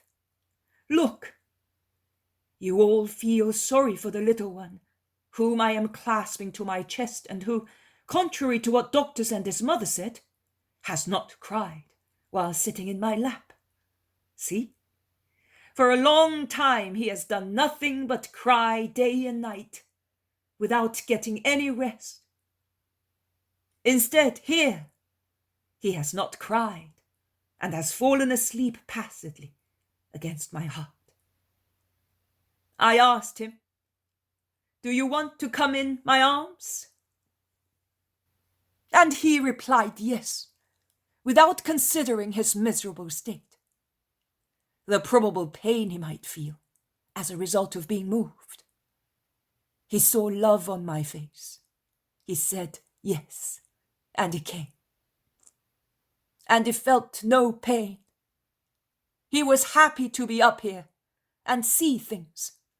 After being confined to that flat board, he enjoyed lying on the soft warmth of a body, and not on the hard wood. He smiled, he played, and he fell asleep, still holding a lock of my hair in his tiny hand. I will now wake him with a kiss. And Jesus kisses the brown hair of the child, who wakes up smiling. What is your name? John. Listen, John. Do you want to walk? Do you wish to go to your mummy and say to her, "The Messiah blesses you on account of your faith"? Yes, replies the little one, clapping his hands. He then asks, "Will you make me go on the meadows? No more the ugly hard board? No more the doctors who hurt me?" "No more. Never again." "Oh, how I love you!" And he throws his arms round Jesus' neck and kisses him. And to kiss him better, with a jump, he kneels on Jesus' knees, and a hail of kisses descends on the forehead, the eyes, the cheeks of Jesus. The child, who had been paralyzed up to this point in his joy, has not even realized that he has been able to move. But the shouting of his mother and of the crowd rouses him, and he turns round surprised. The large, innocent eyes of his thin face look around inquiringly. Still on his knees, with his right arm round Jesus' neck, he asks him confidentially, pointing at the crowd in tumult, and at his mother, who from the other end is calling him, joining his name to Jesus' at the same time. "John! Jesus!" "Why are the people and my mother shouting? What is the matter with them? Are you Jesus?" "Yes, I am. The people are shouting because they are happy that you can walk. Goodbye, little John." Jesus kisses and blesses him. "Go to your mummy and be good." The child, sure of himself, comes off Jesus' knees, runs to his mother, flings his arms round her neck and says, "Jesus blesses you! Why are you crying then?" When the crowd has calmed down a little, Jesus says in a thundering voice, "Behave like little John, you who commit sin and hurt yourselves. Have faith in the love of God. Peace be with you." And while the shouts of the acclaiming crowd are mingled with the happy tears of the mother, Jesus leaves the room, escorted by his disciples, and it all ends.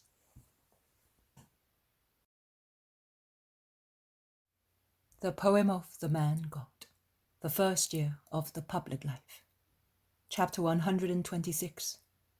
Jesus at the clear water. You shall not kill. Death of Doris. 10th of March, 1945. Jesus says, "It is said, you shall not kill.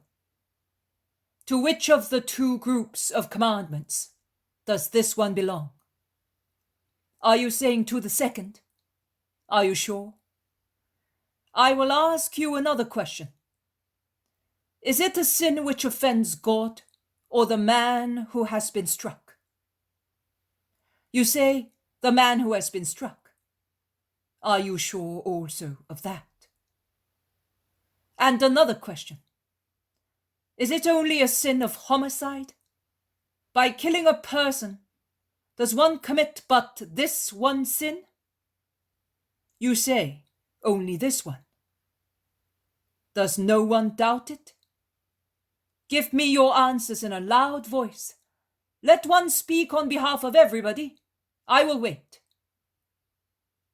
And Jesus bends to caress a little girl who has come near him and looks at him enraptured, forgetting to nibble at the apple that her mother gave her to keep her quiet. A stately old man stands up and says, "Listen, master. I am an old synagogue leader, and I have been asked to speak on behalf of everybody. And I am going to speak. I think, we all think, that we have replied according to justice and according to what we have been taught.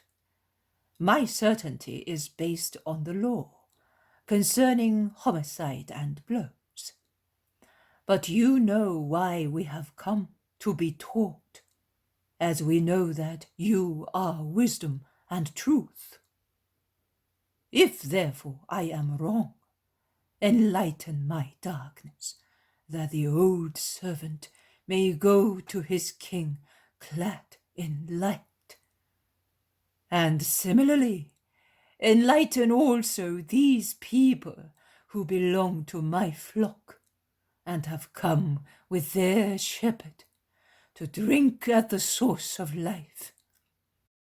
And before sitting down, he bows with the greatest respect. "Who are you, Father?" "Cleopas of Emmaus, your servant." "Not mine, of him who sent me. Because the Father is to be given all priority and all love in heaven, on the earth and in hearts. And the first to give him this honor is his word, who, on the faultless table, takes and offers the hearts of good people, as the priest does with the bread of the proposition. But listen, Cleopas, that you may go to God enlightened, as is your holy desire. When judging a fault, it is necessary to take into consideration the circumstances that precede, prepare, justify, and explain the fault. A man who has committed murder, before presenting himself to God to ask forgiveness, must ask himself, whom did I strike? What did I strike? Where? With what means? Why? How? When did I strike? Whom did I strike? A man. I say, a man. I do not consider whether he is rich or poor, free or a slave. As far as I am concerned, there are neither slaves nor mighty ones. There are only men, created by one God. Therefore, they are all equal. In fact, also the most powerful king on the earth is dust before the majesty of God. And in his eyes, as well as in mine, there is only one slavery, sin, and therefore a slavery under Satan. The old law discriminates between free men and slaves, and subtilizes between killing one with blow and killing when the person struck survives for a day or two, and likewise, whether a pregnant woman is killed by blows or only the fruit of her womb dies. But that was said when the light of perfection was still far away. Now it is amongst you, and says, who kills his fellow creature commits a sin, and he sins not only against man, but also against God. What is man? Man is the sovereign creature whom God created to be the king of creation. And he created him in his image and likeness, giving him his likeness according to the Spirit, and his image by drawing his perfect image from his perfect thought. Look at the air, at the earth, at the seas. Can you see an animal or a plant, however beautiful it may be, which is equal to man? Animals run, eat, drink, sleep, procreate, work, sing, fly, creep, climb. But they do not speak. Man can also run and jump, and is so fast that he seems a fish. He can creep and looks like a reptile. He climbs like a monkey. He can sing like a bird. He can procreate and reproduce. And besides, he can speak. Do not say every animal has its language. True, one moos, another bleats, another brays, another chirps, another warbles. But the last bull will bellow exactly the same as the first one, and so sheep will bleat until the end of the world, and donkeys will always bray like the first one, and sparrows will always chirp, whilst the lark and the nightingale will sing their songs, the former to the sun, the latter to a starry night. Also on the last day of the world, exactly as they greeted the first sun and the first night. Man, instead, having not only a voice and a tongue, but also a nervous system, the center of which is the brain, the seat of intelligence, is capable of perceiving new sensations, meditating on them, and giving them names. Adam called dog his friend, and gave the name of lion to the animal that seems most like it, because of its mane around its short-bearded face. He called sheep the lamb that greeted him mildly, and gave the name of bird to the beautiful flower of feathers that flies like a butterfly, but sings a sweet song that a butterfly cannot sing. And later, throughout centuries, the children of Adam created new names.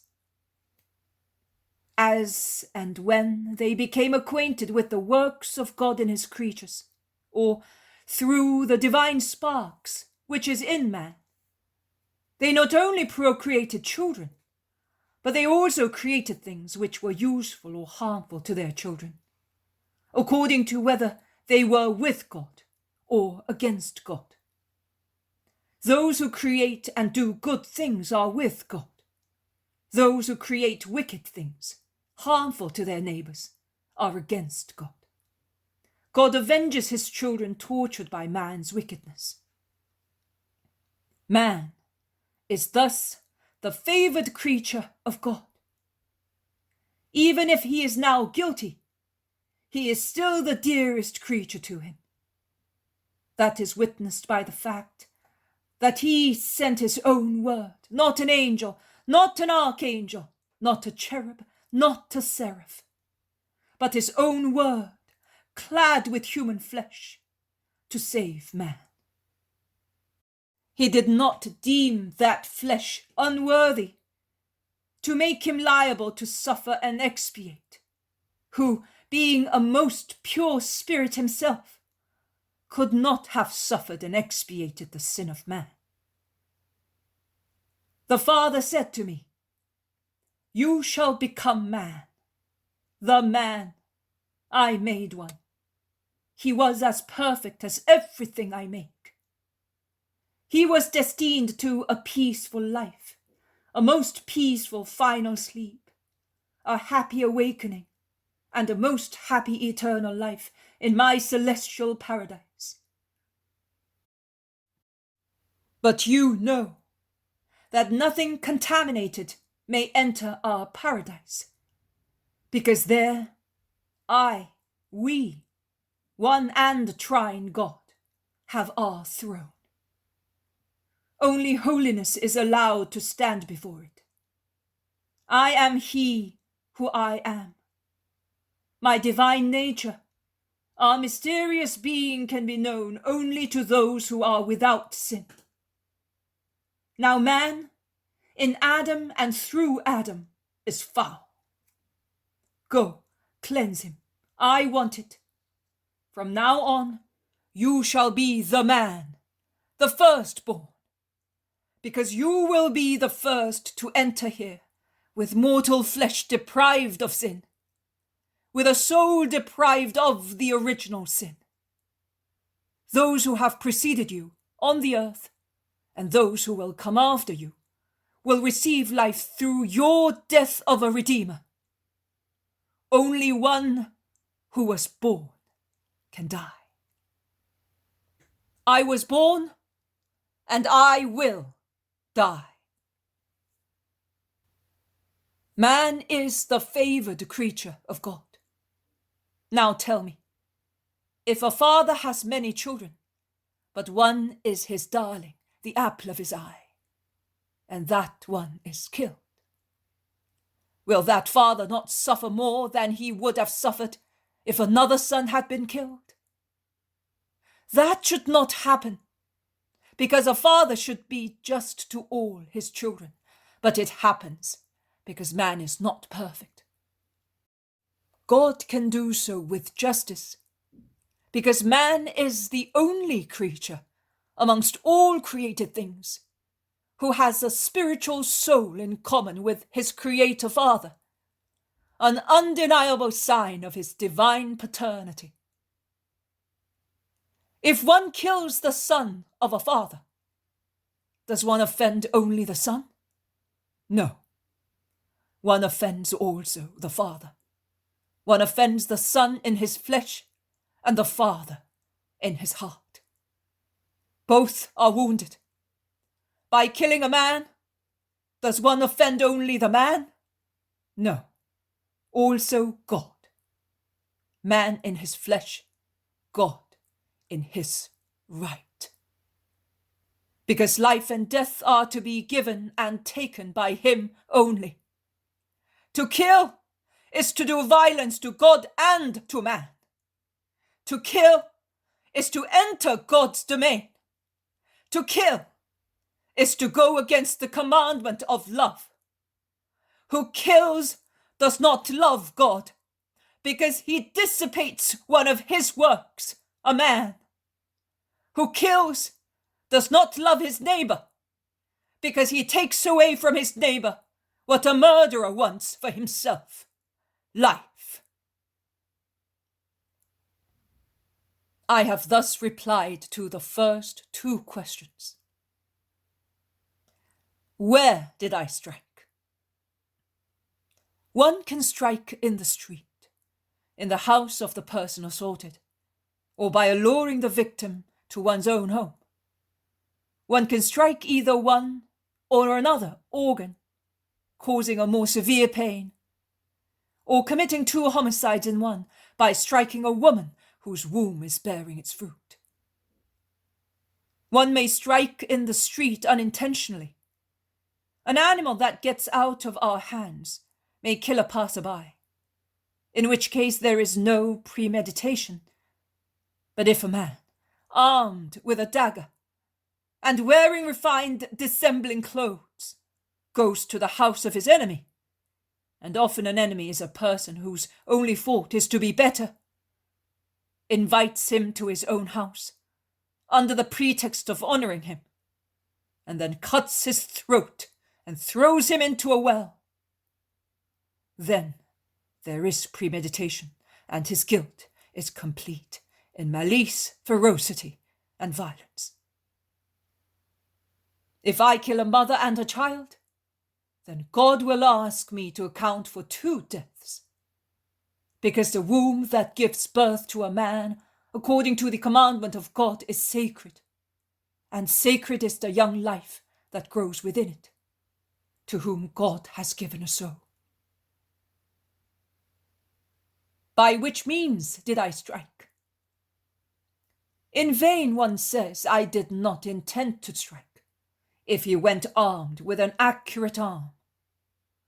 In a fit of anger, also one's hand may become a weapon, or a stone picked off the ground, or a branch taken from a tree. But who inspects his dagger or an axe with cold determination and sharpens it, if he thinks that it is not sharp enough, then conceals it safely on his body so that, although it is not seen, it may be easily grasped, and being thus ready, goes to his enemy, cannot certainly say, I did not intend to strike. Who prepares a poison, picking poisonous herbs and fruits, makes a powder or drink with them, which he then offers to the victim as spices or as cider, cannot certainly say, I did not want to kill.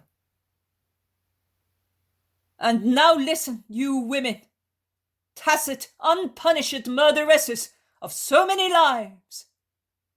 It is also murder to detach a fruit that is growing in a womb, because it is of a guilty seed, or because it is an embryo which is not wanted, being a useless burden to your bodies and your wealth.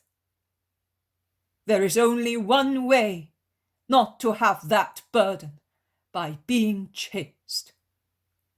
Do not join homicide to lust, violence to disobedience, and do not think that God does not see, simply because man does not see. God sees everything and remembers everything. You ought to remember that too. Why did I strike? Oh, for how many reasons. The sudden mental turmoil which causes in you a violent emotion, such as finding your nuptial bed polluted, or a thief at home, or a dirty fellow intent on doing violence to your young daughter. The cold, premeditated planning to get rid of a dangerous witness, of someone who encumbers your way, or of someone at whose position or purse you aim. Those are some of the many reasons. And if God can still forgive, who in a painful derangement becomes a murderer, he will not forgive who becomes such through lust for power or for men's esteem. Always behave properly, and you will fear nobody's eye or word. Be happy with what you possess, and you will not aspire to other people's property, to the extent of becoming murderers in order to have what belongs to your neighbor. How did I strike? Being pitiless also after the first impulsive outburst. Sometimes man cannot control himself, because Satan throws him into evil, as a slinger hurls a stone. But what would you say of a stone which, after reaching its target, should fly back by itself to the sling, to be hurled again and strike once more? You would say, it is possessed of a magic, hellish power. And such is man. When after the first blow he strikes a second, a third, a 10th time with unbridled ferocity. Because wrath abates and reason takes over after the first outburst, if it is an outburst caused by a justifiable reason.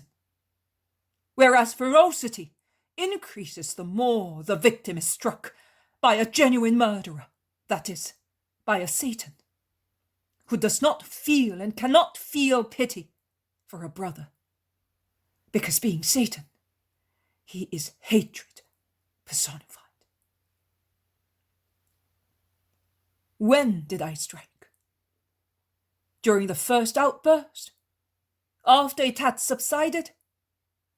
Pretending I had forgiven, whereas my grudge grew more and more? Did I perhaps wait for years before striking, to cause double pain by killing the father through his children? You can see that by killing, one offends the first and second group of commandments, because you unduly claim the right of God and you oppress your neighbor. It is therefore a sin against God and against your neighbor. You do not only commit a sin of homicide, but you commit a sin of wrath, of violence, of pride, of disobedience, of sacrilege, and sometimes, if you kill to steal a position or a purse, of greed. I will only mention this now, and I will explain it to you in greater detail some other day. One does not commit homicide only by means of a weapon or poison, but also by slander. Meditate on that. I also say to you, the master who striking a slave does it cunningly, so that he may not die in his hands, is twice guilty.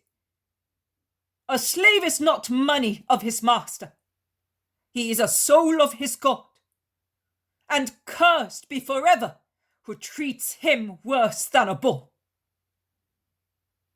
Jesus' eyes sparkle with majesty, and his voice thunders. They all look at him amazed, because before he was speaking quietly. May he be cursed! The new law repeals that hardness, which was still justice, when the people of Israel there were no hypocrites who pretend to be saints and sharpen their wits only to take advantage of the law of God or elude it. But now that Israel is overflowing with such vipers, for whom all caprices are lawful when it suits them, the miserable mighty ones whom God looks at with hatred and disgust, I say, it is no longer so. Slaves fall in the fields or at the millstones. They fall with fractured bones and with nerves laid bare by scourges.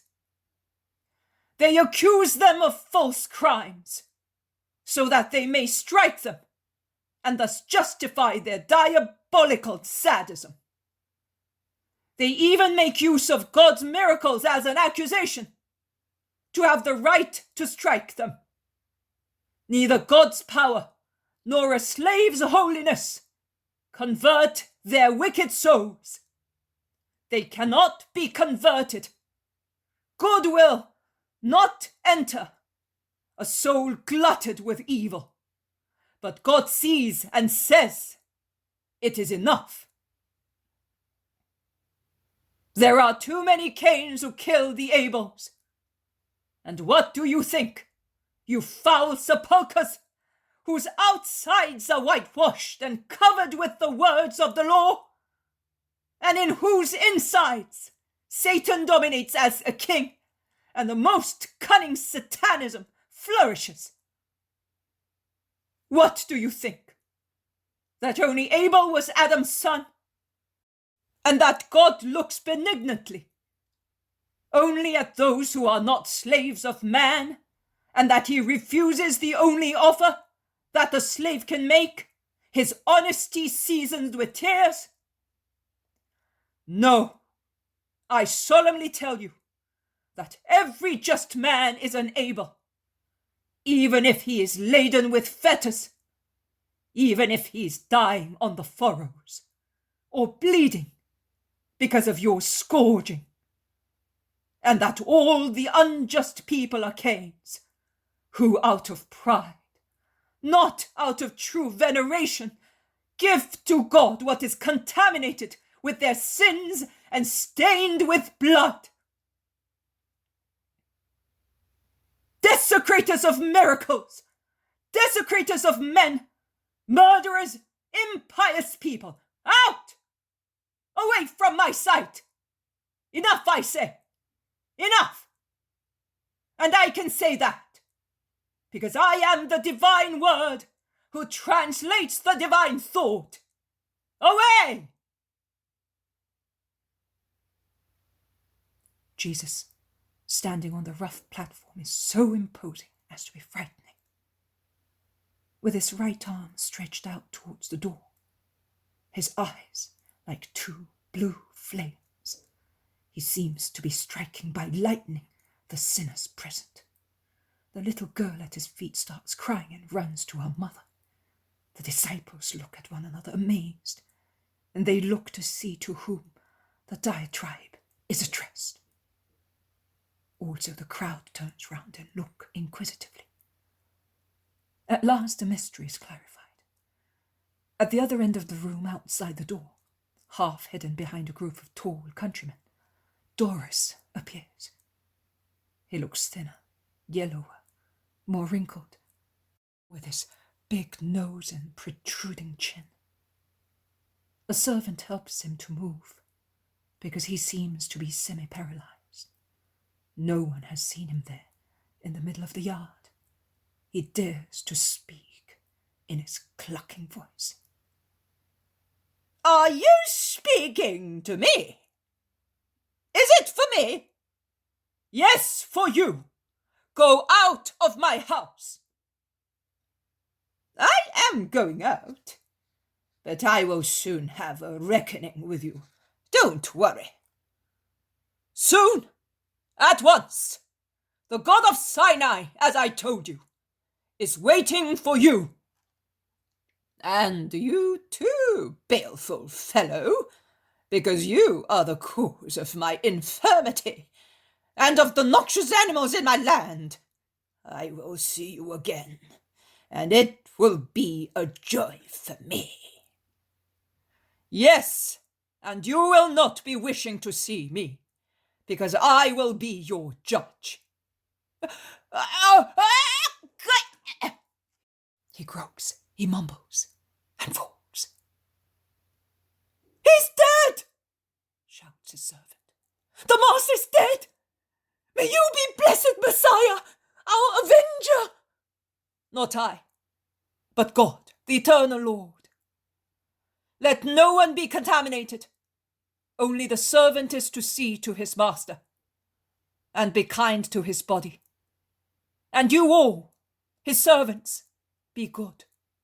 Do not rejoice out of bitter hatred, because he has been struck, so that you may not deserve to be condemned. May God and just Jonah be always your friends, and I with them. Goodbye. But did he die by your request? Asks Peter. No, but the Father came into me. It is a mystery that you cannot understand. It is enough for you to know that it is not right to strike God. He avenges himself by himself. Then could you not tell the Father to let all those who hate you die? Be quiet. You do not understand what your mentality is. I am mercy and not revenge. The old man, the head of the synagogue, comes near and says, Master, you have answered all my questions, and light is in me. May you be blessed. Come to my synagogue. Do not refuse an old man your word. I will come. Go in peace. The Lord is with you. While the crowds go away very slowly, it all ends. The poem of the man God, the first year of the public life. Chapter 127. Jesus at the clear water. Do not put the Lord your God to the test. The three disciples of the Baptist. 11th of March, 1945. It is a very clear winter day. Sunshine, wind, and a clear sky, all blue, without the least trace of a cloud. It is early morning. A light veil of frost, or rather of almost frozen dew, is like diamond dust on the ground and on the grass. 3 men are coming towards the house. They are walking with the certainty of people who know where they are going. They see John, who is crossing the yard, laden with pails of water drawn from the well. They call him. John turns round, lays the buckets on the ground and says, "You are here? Welcome! The master will be happy to see you. Come, before the crowds arrive. So many people come now." They are the 3 shepherd disciples of John the Baptist. Simeon, John, and Matthias follow the apostle happily. "Master, there are 3 friends here. Look," says John, going into the kitchen, where a big fire of brushwood is burning merrily, spreading a pleasant smell of wood and burnt laurel. "Oh, peace to you, my friends. What made you come to me? A misfortune of the Baptist?" "No, master. We came here with his permission.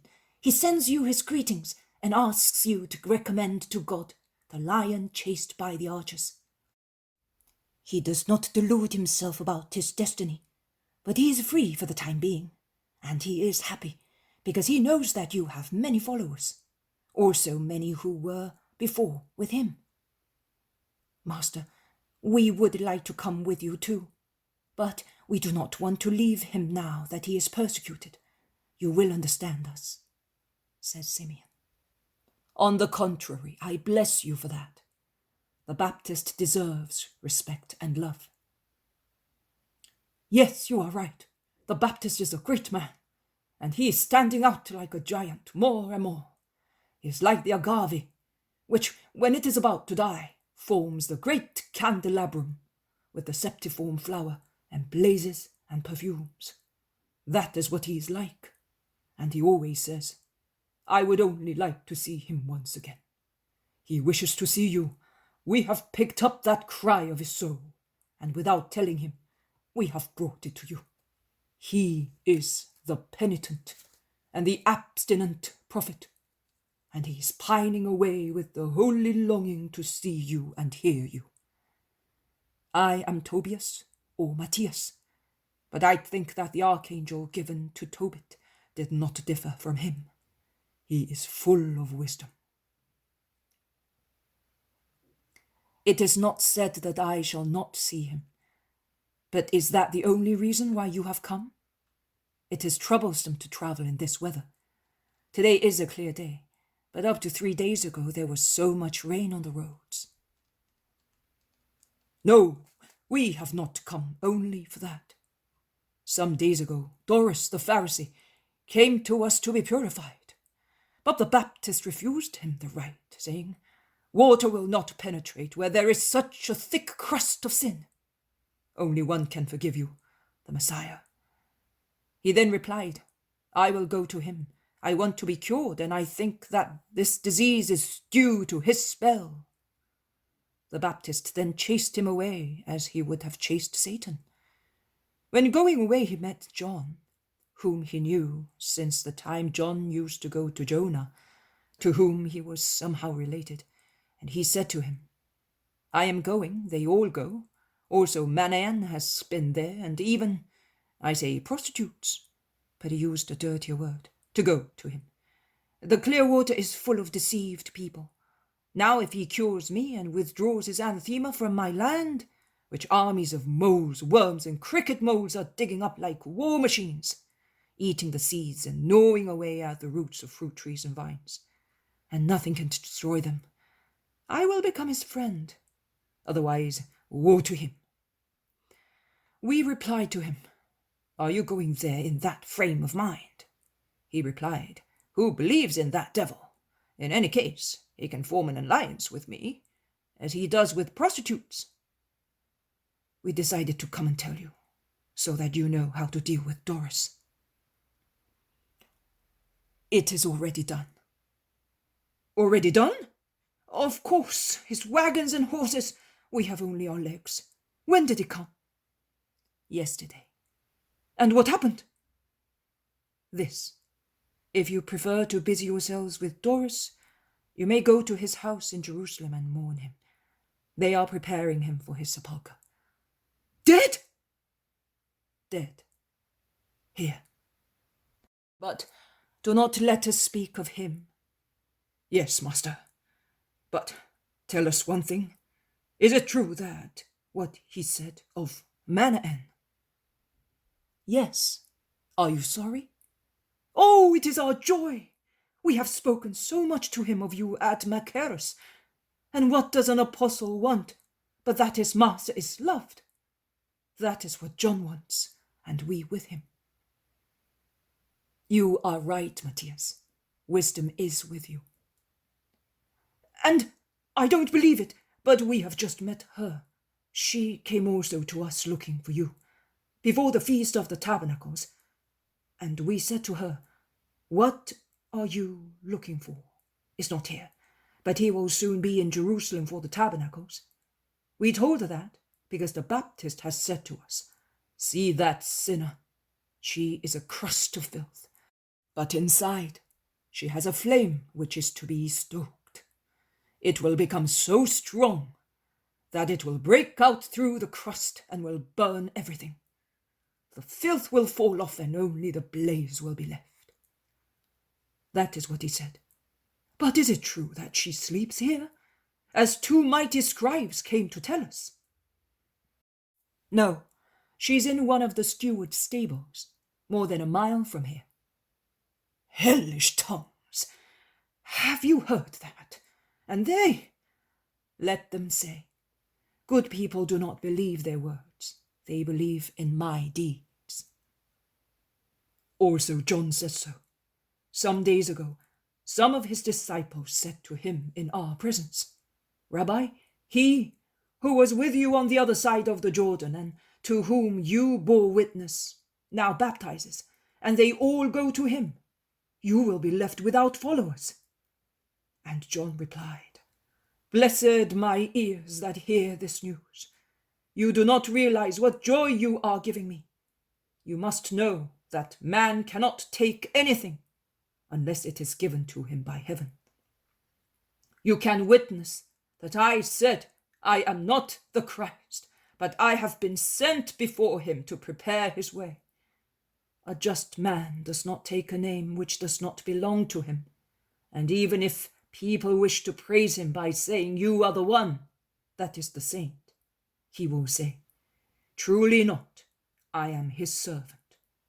And he is very happy just the same, because he thinks, 'I must be a little like him, if people mistake me for him.' And what does one who loves want, but to be like the person he loves? Only the bride gets the pleasure from the bridegroom. A best man could not get it, because it would be immoral and a theft. But the friend of the groom who is near him and listens to his words full of nuptial joy feels such a joy that it is almost like the delight that makes happy the virgin who married his friend and who foretastes the honey of the nuptial words. That is my joy, and it is complete. What else does the friend of the groom do, after serving his friend for months, and after leading the bride to his house? He withdraws and disappears. So will I. One only remains, the groom with the bride, man with mankind. Oh, what deep words! He must grow greater, I must grow smaller. He who comes from heaven is above all the others. Patriarchs and prophets disappear at his coming, because he is like the sun that illuminates everything with such a bright light. The stars and planets, deprived of light, are brightened by it, and those, the light of which is not extinguished, are outshone by its extreme brightness. It happens thus, because he comes from heaven, whereas the patriarchs and prophets will go to heaven, but they do not come from heaven. Who comes from heaven is above all the others, and he announces what he has seen and heard. But none of those who do not aim at heaven and therefore deny God can accept his witness. Who accepts the witness of him who descended from heaven seals by his belief that God is true, and not an idle story without any truth. And he perceives the truth, because his soul craves for it. Because he, whom God sent, speaks words of God, because God gives him the Spirit without reserve. And the Spirit says, "Here I am, take me, because I want to be with you, who are the delight of our love." Because the Father loves the Son immeasurably, and has placed all things in his hands. Therefore, who believes in the Son has eternal life, but who refuses to believe in the Son will not see life, and the wrath of God will stay in him and on him. That is what he said. I engraved his words on my memory, that I might repeat them to you, says Matthias. And I praise you and thank you for them. The last prophet in Israel is not he who descends from heaven, but as he was blessed with divine gifts, since he was in the womb of his mother. You do not know, but I am telling you, it is he who is nearest to heaven. What? Oh, tell us. When speaking of himself, he says, I am the sinner. Both the shepherds and the disciples are anxious to know. When my mother was carrying me, when she was pregnant of me, God, as she is the humble and loving one, she went to serve John's mother, who was her cousin on her mother's side, and was pregnant in her old age. The Baptist already had a soul, as he was in his 7th month, and the germ of man, closed in his mother's womb, leapt with joy on hearing the voice of the spouse of God. A precursor also in that he preceded all the redeemed souls, because grace was communicated from womb to womb, and penetrating, it cancelled the original sin from the soul of the child. I therefore say that on the earth there are 3 who possess wisdom, as there are in heaven 3 who are wisdom. The Word, his mother, the precursor on the earth, the Father, the Son, the Holy Spirit in heaven. Our souls are thoroughly amazed, almost like when we were told the Messiah is born, because you were the abyss of mercy, and our John is the abyss of humility. And my mother is the abyss of purity, of grace, of charity, of obedience, of humility, and of every other virtue which comes from God, and which God grants to his saints. Master, says James of Zebedee, there is a lot of people. Let us go. You may come too. The crowd is a very large one. Peace be with you, says Jesus. He's smiling, and very rarely is his smile so bright. People whisper and nod to him. There is a great deal of curiosity. It is said, do not put the Lord your God to the test. This commandment is forgotten too often. We put God to the test when we want to impose our will on him. We put God to the test when we rashly act against the rules of the law, which is holy and perfect in its spiritual side, the principal one, and deals with and takes care also of the flesh that God created. We put God to the test when, after being forgiven by him, we revert to our sins. We put God to the test when, after receiving help from him, we turn to our own ways and damage the help which had been granted for our own good and to remind us of God. God is neither to be mocked at nor derided, but that happens too often. Yesterday, you saw what punishment awaits those who deride God. The eternal God, who is full of compassion for those who are repentant, is most severe with unrepentant souls, who under no circumstances will amend themselves. You come to me to hear the word of God. You come to me to receive miracles. You come to be forgiven.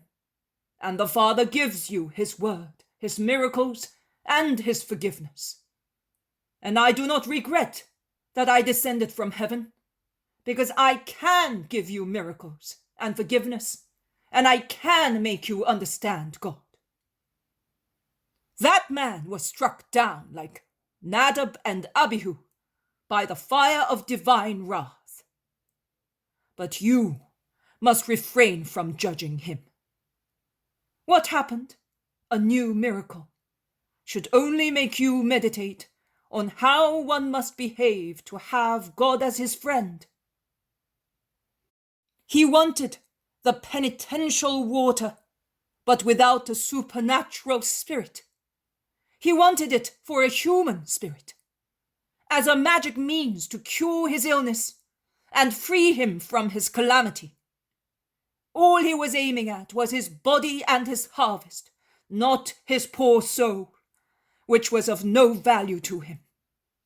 His only values were life and money. I say, a heart is where its treasure is, and a treasure is where the heart is. The treasure is therefore in the heart. In his heart, he had a thirst for life and for a lot of money. How was he to get it? By any means, also by crime.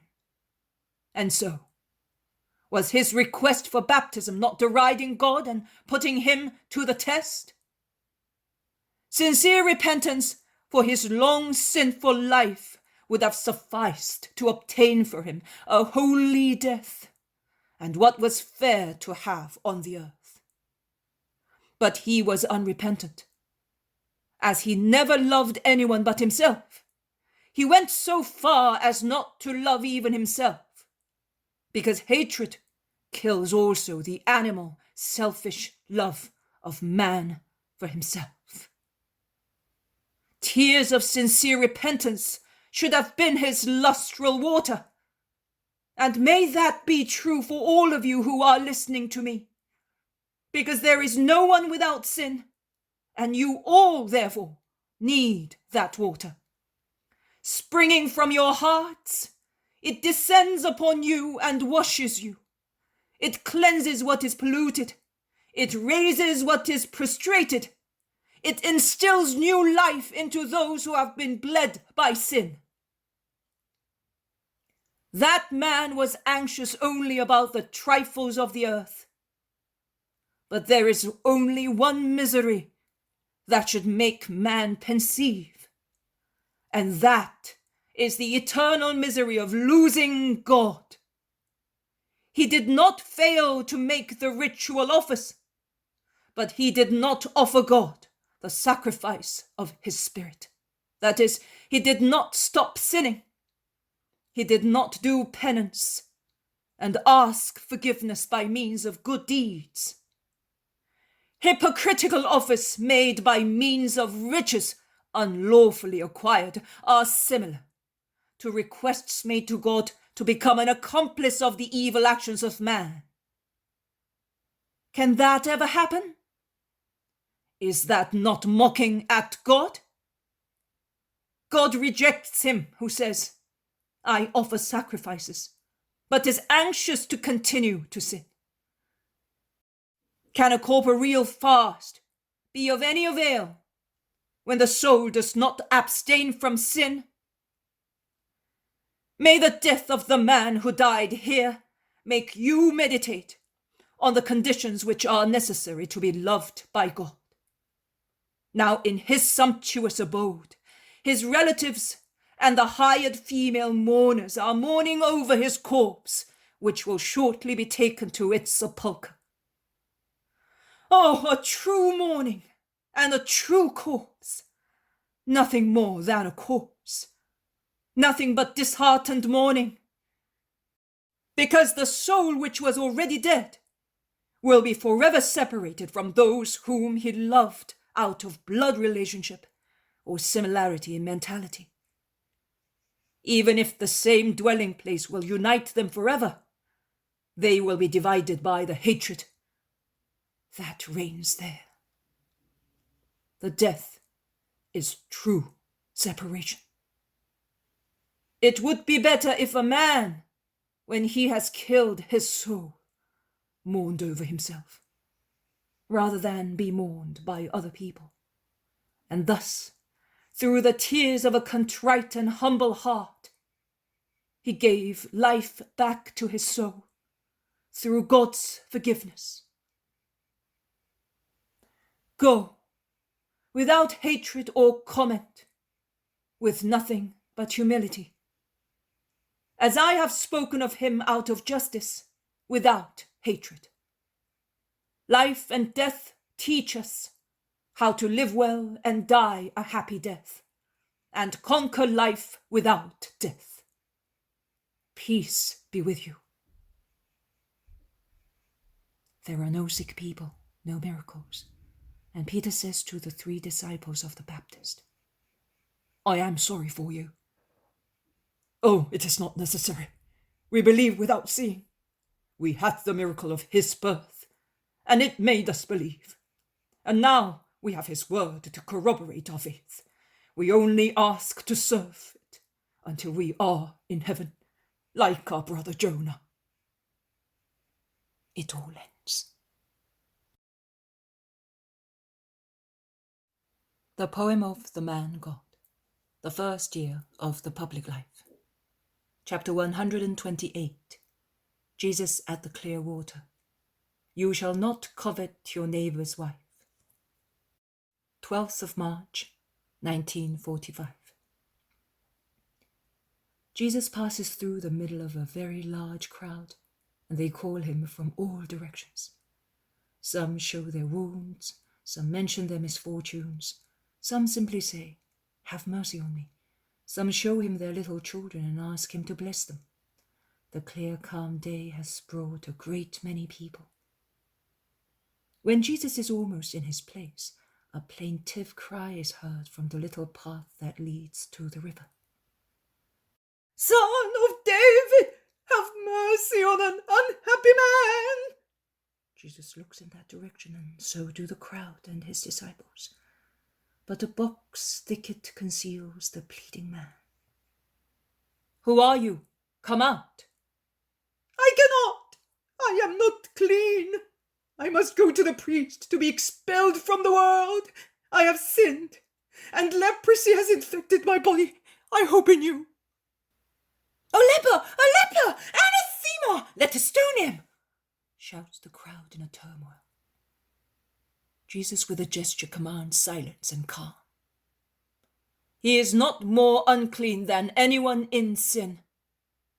In the eyes of God, an unrepentant sinner is more unclean than a repentant leper. If you are capable of believing, come with me. The disciples and some curious people follow Jesus. The others crane their necks and remain where they are. Jesus goes beyond the house and the little path towards the box thicket.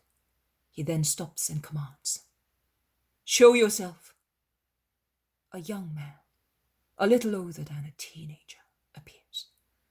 His face, which is still handsome and fresh-looking, is lightly veiled by a very thin moustache and beard. His eyes are red with weeping. He is hailed by a group of women, all covered in veils, who were previously weeping in the yard of the house when Jesus passed by, and are now crying even louder, owing to the threats of the crowd. "Oh, son!" shouts a woman, collapsing onto the arms of another woman, probably a relative or a friend. I'm not sure. Jesus proceeds alone towards the unhappy fellow. You are very young. How did you become a leper? The young man lowers his eyes, blushes, mumbles but ventures no more. Jesus repeats his question. The young man says something more clearly, but only a few words accord.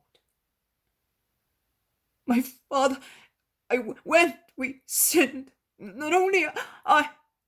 Your mother is over there, hoping and weeping. God in heaven knows. I am here, and I know. But I need your humiliation, so that I may have mercy on you. Speak up. Speak, son.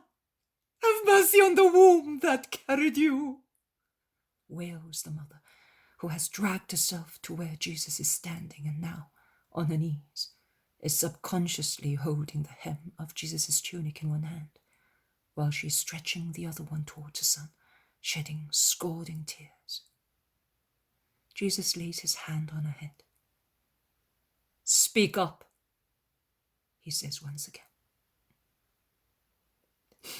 I am her firstborn, and I helped my father in his trade. He sent me to Jericho many times to see his customers, and one had a beautiful young wife. I liked her. I went farther than I should have done. She liked me. We pined for each other. And we sinned during the absence of her husband. I do not know what happened, because she was healthy. Yes, not only I was healthy and wanted her, she was healthy too, and she wanted me. I don't know whether she wanted other men beside me and got infected. She soon withered, and now she's already among the tombs, buried alive. And I, mother, you have seen it. It is a little spot, but they say that it is leprosy, and I will die of it. When? No life, no home, no mother. Oh, mother, I can see you, but I cannot kiss you. Today they are coming to rip my clothes and expel me from home, from the village. I'm worse than dead. And I will not even have my mother to mourn over my corpse. The young man is weeping. His mother looks like a tree violently shaken by the wind. She is sobbing so convulsively. People comment with contrasting feelings. Jesus is sad. He says, "And when you were committing sin, did you not think of your mother? Were you so insane as not to remember that you had a mother on the earth and the God in heaven? And if no leprosy had appeared on you, would you ever have realized that you had offended God and your neighbor? What have you done with your soul and with your youth?"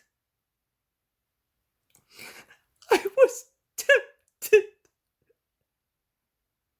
Are you a little baby that you do not know that that fruit was cursed? You deserve to die without mercy. Oh, mercy! Only you can. Not I, God. And if you swear now that you will not sin again, I swear it, save me, Lord. Within a few hours I will be condemned. Mother, help me with your tears. Oh, mother. The woman has no voice left. She grasps Jesus' legs and looks up with eyes dilated with pain. Her face has the tragic expression of a person who is drowning and knows that he is holding on to the last support that may save him. Jesus looks at her. He smiles pitifully. "Get up, mother. Your son is cured, but for your sake, not for his." The woman cannot yet believe it. She feels that he cannot have been cured, being so far away, and shakes her head in denial, sobbing continuously. Man, remove your tunic from your chest. That is where you have the spot, so that your mother may be comforted. The young man lowers his tunic and appears nude in the eyes of everybody. His skin is the smooth, clean skin of a strong young man. Look, mother, says Jesus, and he bends to raise the woman. His gesture serves also to hold her back, whilst her motherly love and the sight of the miracle would urge her towards her son, without waiting until he is purified. As she realizes that it is impossible for her to go where her motherly love urges her, she relaxes on Jesus' chest and kisses him in a true joyful rapture. She weeps, smiles, kisses, blesses, and Jesus caresses her compassionately. He then says to the young man, "Go to the priest, and remember that God cured you for your mother's sake, and that you may be just in the future. Go." The young man goes away after blessing the Saviour, and at a distance he is followed by his mother and the other women who were with her. The crowds sing hosannas. Jesus goes back to his place. Also that young man had forgotten that there is a God who commands honest morals. He had forgotten that it is forbidden to make for oneself gods which are not God. He had forgotten to keep the Sabbath as I taught you. He had forgotten a loving respect for his mother. He had forgotten that it is forbidden to fornicate, to steal, to be false, to covet his neighbor's wife, to kill himself and his soul, to commit adultery. He had forgotten everything. You have seen how he was stricken. You shall not covet your neighbor's wife is linked to you shall not commit adultery. Lust always precedes deeds. Man is too weak to be able to crave for something without consuming his desire. And what is exceedingly sad, man is not capable of behaving in the same way with regard to his honest desires. In evil, man wishes and then fulfills his wish. In good, he wishes and then stops if he does not retreat. Since sinful desires are widely spread like couch grass, which spreads by itself, I will repeat to you all what I said to him. Are you little babies who do not know that that temptation is poisonous and is to be avoided? I was tempted, the old excuse. But since it is also an old example, man ought to remember its consequences and thus say, no. Our history does not lack examples of chaste people who persevered as such, notwithstanding all the allurements of sex and the threats of violent people. Is temptation evil? It is not. It is the work of the evil one, but who overcomes it, turns it into glory.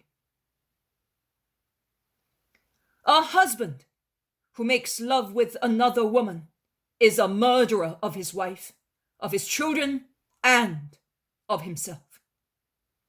Who enters his neighbor's abode to commit adultery is a thief and one of the most cowardly.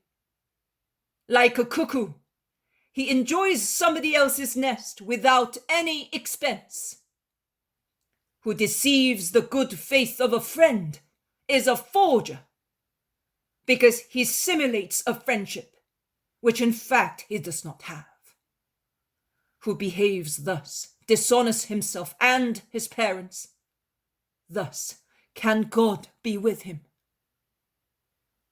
I work the miracle for that poor mother, but I feel such disgust for lewdness that it upsets me.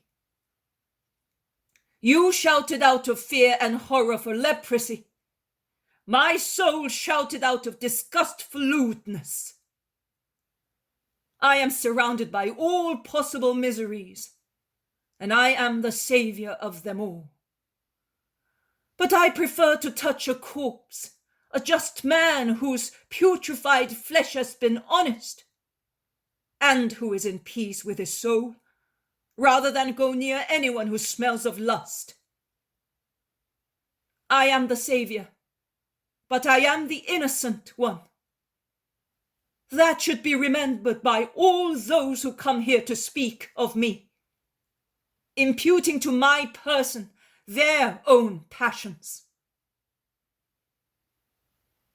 I realize that you would like something else from me, but I cannot.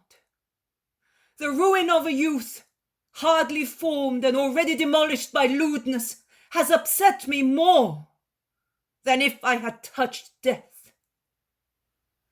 Let us go to the sick people, since I cannot be the word, owing to the nausea that chokes me. I shall be the health of those who hope in me. Peace be with you. Jesus, in fact, is very pale, as if he were suffering. He smiles again only when he bends over sick children or the invalids lying in their stretchers. Then he's himself once again, particularly when he puts his finger into the mouth of a little dumb boy, about 10 years old, and makes him say, Jesus, and then, Mummy. People walk away very slowly. Jesus stays and walks in the sunshine which floods the yard until the Iscariot goes up to him and says, Master, my mind is not at rest. Why, Judas? Because of those people in Jerusalem. I know them. Let me go there for a few days. I am not asking you to send me there by myself. On the contrary, please do not allow that. Send Simon and John with me. They were so good to me in our first journey in Judea. One dampens my zeal, the other purifies my very thoughts. You cannot believe what John means to me. He is dew on my ardour and oil on my agitated water. Believe me. I know. You must not be surprised, therefore, if I am so fond of him. He is my peace. But you too, if you are always good, will be my consolation. If you make use of the gifts of God, of which you have many, in doing good, as you have been doing for some days, you will become a true apostle. And will you love me as you love John? I love you just the same, Judas. Only I will love you without any anxiety or sorrow. Oh, Master, how good you are! You may go to Jerusalem, but it will be of no avail. But I do not want to disappoint your desire to help me. I will tell Simon and John at once. Let us go. You see how your Jesus suffers for certain sins? I am like one who has lifted a weight which was too heavy. Never give me such pain. Never again. No, Master, I love you. You know. But I am weak. Love fortifies. They go into the house and it all ends. And it is better so, because I feel ill, morally, and you know the reason. Physically, either because it is passion time, or because I have written too much. I do not know exactly why. In this terrible period I often have a temperature, and I suffer from pains in my lungs, spine, and abdomen. I think that Campito is still affecting me. I am suffering the consequences of all the dampness and lack of sunshine in that dear village. Footnote number 1. Campito is the village to which the author was evacuated during the war.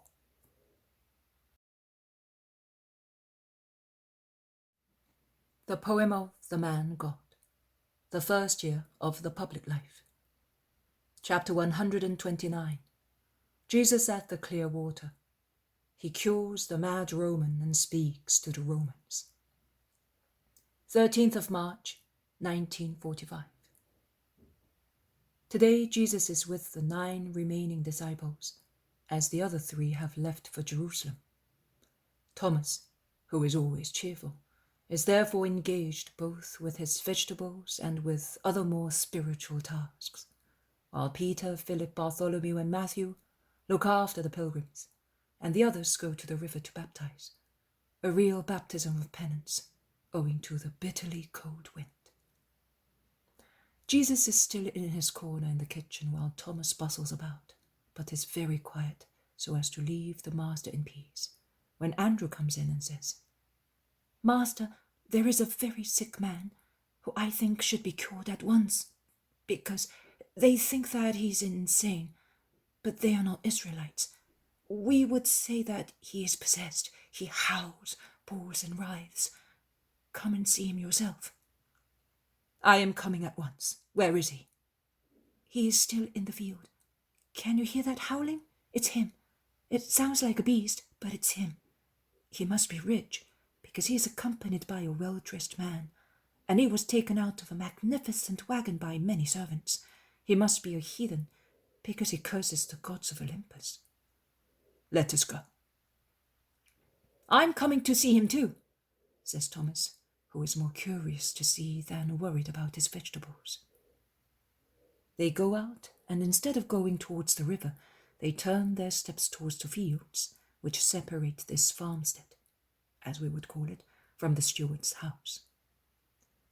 Some sheep browsing in a meadow becomes frightened and scatter in all directions.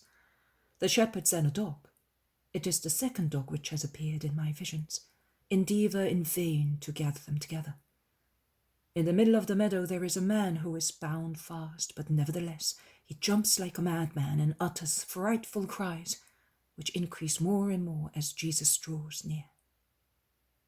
Peter, Philip, Matthew, and Nathanael are standing nearby, perplexed. There are also some other people there, all men, because the women are afraid. "You have come, master? See what a fury he is," says Peter. "It will soon be over." "But he is a heathen, you know." "And what does that matter?" Because of his soul." Jesus smiles slightly and proceeds. He reaches the group around the madman, who is becoming more and more agitated. A man, clearly a Roman by his dress and his clean-shaven face, comes away from the group and greets. "Hail, master! Your fame reached me. You are greater than Hippocrates in curing, and greater than Aesculapius' simulacrum in working miracles for the sick people, I know. That is why I have come. My brother, see him, insane because of some mysterious disease. No doctor understands it. I went with him to Aesculapius' temple, but he came out worse than before. At Ptolemy I have a relative who sent me a message by a galley. It said that there is one here who cures everybody, and I came. What a dreadful journey! It deserves a reward. But mind, we are not even proselytes. We are Romans, faithful to our gods. You call us heathens. We come from Sybaris, but we are now at Cyprus. It is true you are heathens. So, there is nothing for us? Your Olympus rejects ours, or is rejected. My God, one and trine reigns, one and alone. I have come in vain, says the disappointed Roman. Why? Because I belong to another God. Souls are created by one God only. soul? A soul, the divine thing that is created by God for every man. A companion in lifetime. It survives after lifetime. And where is it? In the depth of one's ego. But although as a divine thing it is inside the most sacred sanctuary we can say of her, and I say her and not it, because she is not a thing, but a true being worthy of full respect, we can say that she is not contained, but contains. By Jove! Are you a philosopher? I am reason united to God. What you said made me think that you were... And what is philosophy, when it is true and honest, but an elevation of human reason towards the infinite wisdom and power that is towards God? God, God, I have that poor wreck there who upsets me, but I am almost forgetting his state to listen to you, divine one. I am not divine as you understand the term. You call divine who is superior to man. I say that that word is to be given only to him who is from God. Who is God? Who has ever seen him? It has been written, "Hail, you who formed us." When I describe human perfection, the harmony of our body, I celebrate your glory.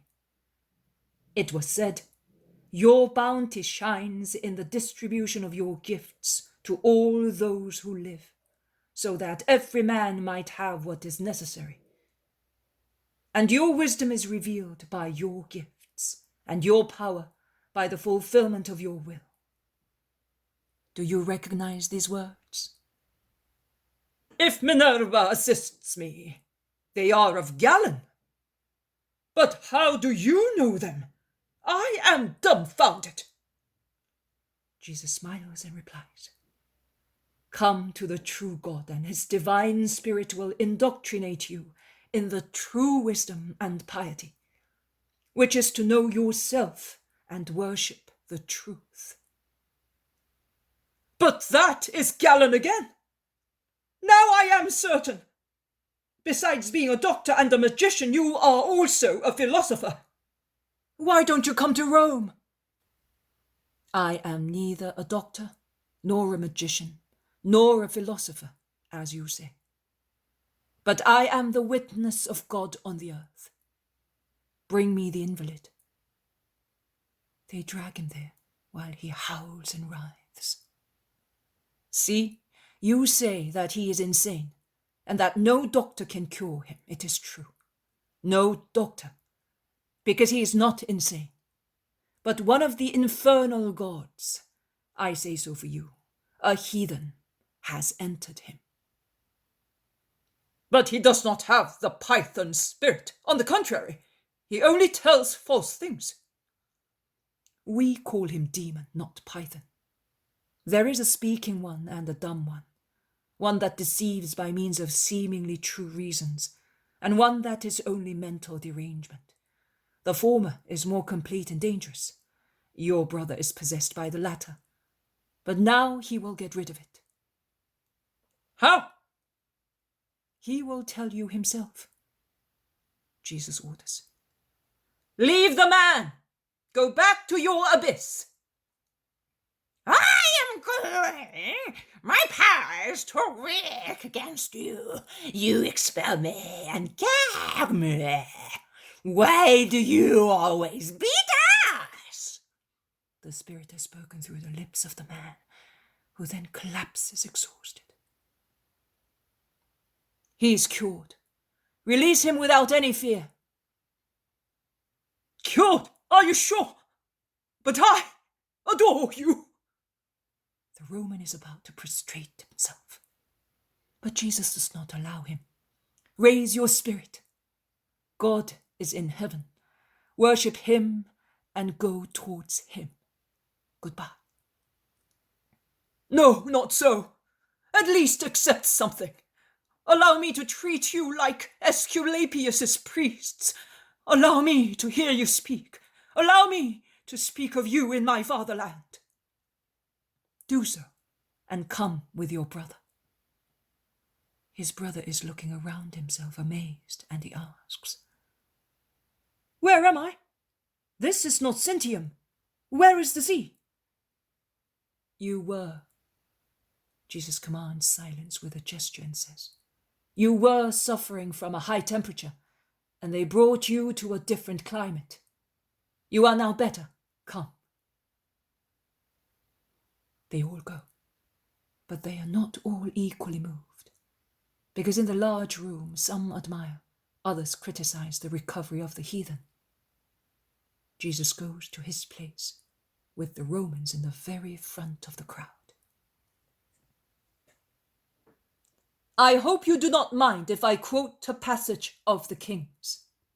It is said that when the king of Syria was about to declare war on Israel, there was a great honorable man at his court, a leper, whose name was Naaman. A young girl of Israel who had been captured by the Syrians and had become his slave said to him, "If my lord went to the prophet who is in Samaria, he would certainly cure him of his leprosy." Upon hearing that, Naaman asked the king's leave and followed the girl's advice. But the king of Israel was greatly irritated and said, "Am I perhaps God, that the king of Syria should send invalids to me? This is a trap to make war against me." But when the prophet Elisha was informed of the incident, he said, "Let the leper come to me, and I will cure him, and he will know that there is a prophet in Israel." So Naaman went to Elisha, but Elisha did not receive him.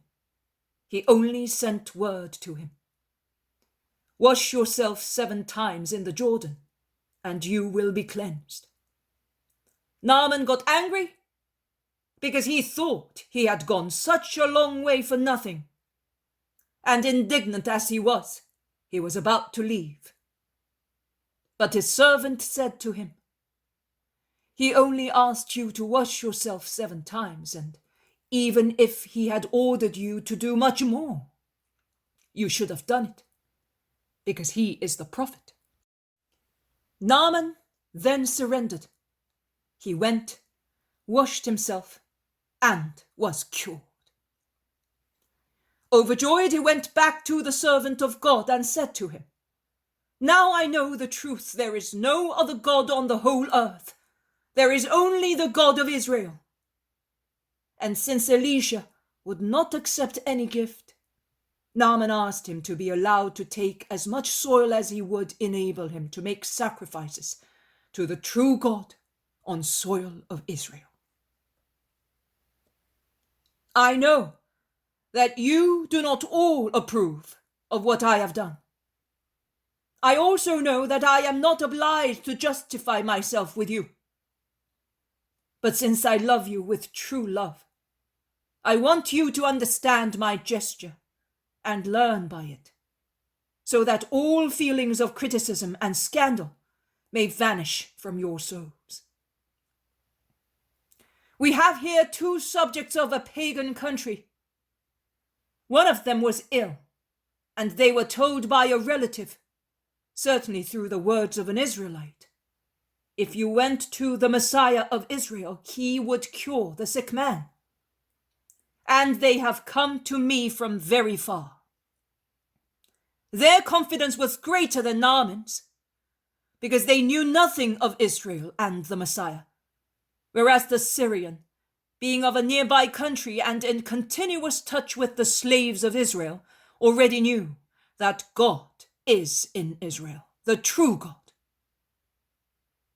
Is it not right, therefore, that a pagan may now go back to his fatherland and say, "There is truly a man of God in Israel, and they worship the true God in Israel"? I did not say wash yourself 7 times, but I spoke of God and their souls, two things with which they were unacquainted, and which bring the 7 gifts like inexhaustible sources. Because the plants of faith, hope, charity, justice, temperance, strength, prudence, grow where there is the concept of God and of the Spirit and a desire to reach them. Such virtues are unknown to those who, from their gods, can only copy common human passions, increased in licentiousness, as pertaining to alleged supreme beings. They are now going back to their country, but rather than joy of having been granted their request, there is the joy of being able to say, "We know that we are not brutes, and that beyond this life there is a future. We know that the true God is bounty, and he therefore loves us too, and he helps us to persuade us to go to him." And do you think that they are the only ones to ignore the truth? A short while ago, one of my disciples thought that I could not cure the sick man because he had a pagan soul. What is a soul? From whom does it come? A soul is the spiritual essence of man. It is the being, created of a perfect age, which invests, accompanies, vivifies the whole life of the flesh and continues to live when the flesh no longer exists, because it is immortal like him who created it, God.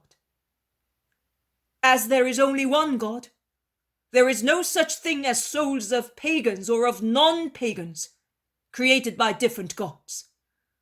There is only one power that creates souls, and that is the power of the Creator, of our one, only, powerful, holy, good God, with no other passion but love, perfect charity, a completely spiritual charity, which I call also a completely moral charity, in order to be understood by these Romans.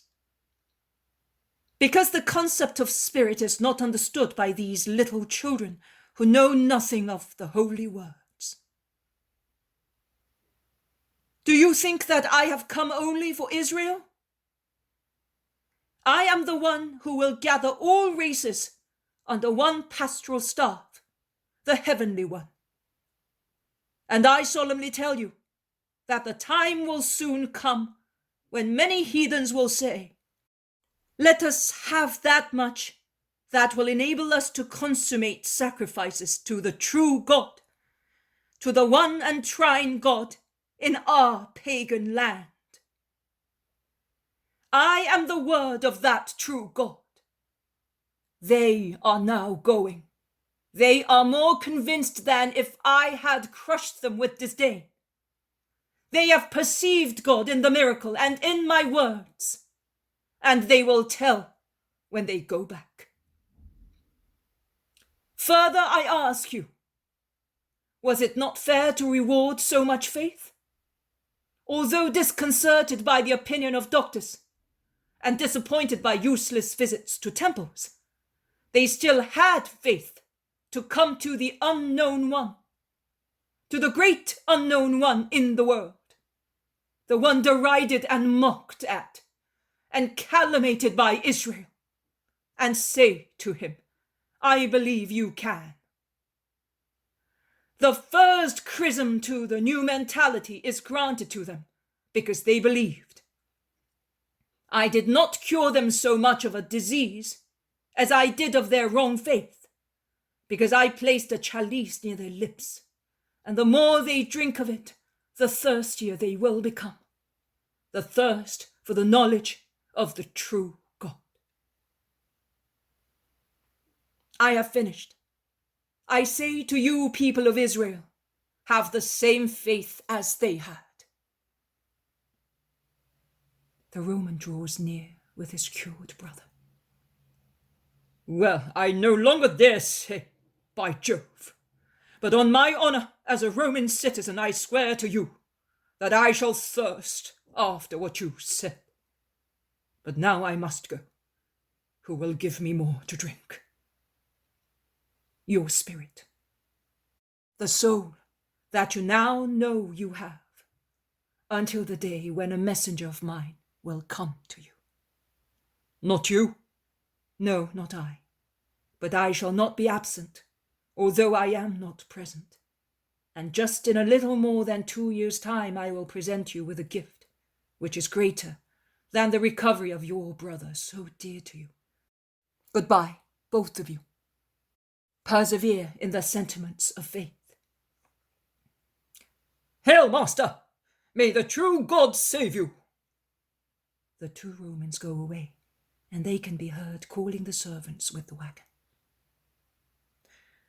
And they did not even know that they had a soul, exclaims an old man. Yes, father, and they accepted my word better than many in Israel. Now, since they have given such rich alms, let us help the poor people of God with a double and treble measure, and let the poor pray for those benefactors who are poorer than they are, that they may achieve the true and only wealth, which is to know God. The veiled woman is weeping under her veil, which prevents one from seeing her tears, but not from hearing her sobs. That woman is weeping, says Peter. Perhaps she has no money left. Shall we give her some? She's not crying for that. But go and say to her, fatherlands pass away, heaven remains. It belongs to those who have faith. God is bounty, and he therefore loves also sinners, and he helps you to persuade you to go to him. Go, tell her that, and then let her weep. It is poison coming out of her. Peter goes towards the woman who has already started walking towards the fields. He speaks to her and then comes back. She started crying louder, he says. I thought I was going to comfort her. And he looks at Jesus. She is in fact relieved. Also, joy makes people weep. Who knows? Well, I will be happy when I see her face. Will I see it? On doomsday. Divine mercy! But I will be dead then. And what shall I care to know that? I shall be looking at the Eternal Father then. Start doing that now. It is the only useful thing. Yes, but master, who is she? They all laugh. If you ask that question again, we will go away at once, so you will forget her. No, master! However, it is enough if you stay. Jesus smiles. That woman, he says, is the remains of a meal and an early fruit. What do you mean? I do not understand. But Jesus leaves him and goes towards the village. He is going to Zacharias'. His wife is dying, explains Andrew. He sent me to tell the master. You make me angry. You know everything. You do everything, and you never tell me anything. You are worse than a fish. Peter vents his disappointment on his brother. Peter, don't get angry. You speak also in my place. Let us go and haul our nets. Come. Some go to the right, some to the left, and it all ends.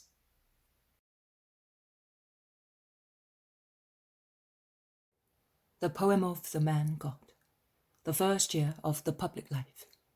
Chapter 130. Jesus at the clear water. You shall not bear false witness. 13th of March, 1945. How many people? Exclaims Matthew. And Peter replies, Look, there are also some Galileans. Let us go and tell the master.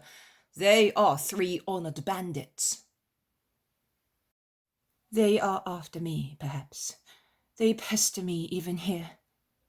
No, Matthew, a shark will not eat a little fish. It wants a man, a noble prey. And if it cannot really find one, it will gorge a big fish. But you, I and the others are tiny little fish, trifles. Are you referring to the master? Asks Matthew. Of course. Can't you see how they are looking in every direction? They're like wild beasts scenting the trail of a gazelle. I am going to tell him. Wait, let us tell Alphaeus' sons. He is too good, a wasted goodness if swallowed by those mouths. You are right. They go to the river and call James and Judas. Come here. There are some queer types. Good for the gallows. They have certainly come to annoy the master. Let us go. Where is he? He is still in the kitchen. Let us be quick, because if he finds out, he will object. Yes, and he is wrong. I say that too. They go back to the threshing floor. The group, described as Galileans, are speaking condescendingly to other people. Judas of Alphaeus goes near them, as if by chance, and he hears, Words are to be supported by facts. And they are. Also yesterday he cured a Roman who was possessed. Horrible! He cured a pagan! What a scandal! Have you heard that, Eli?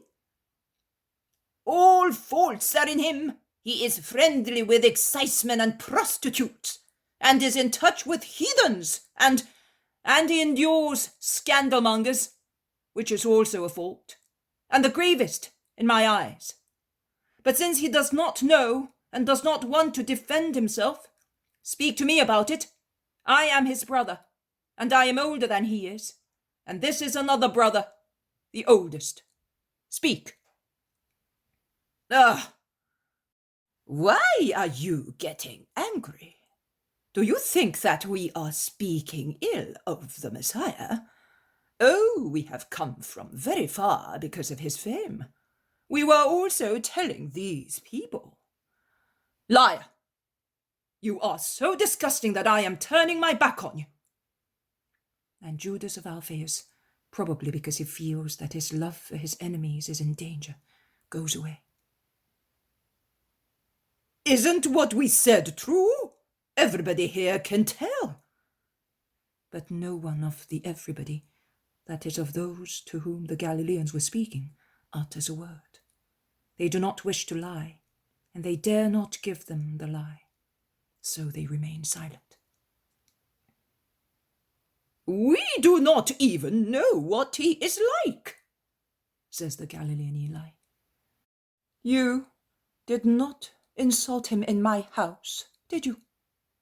Asks Matthew ironically. Or has a disease made you lose your memory?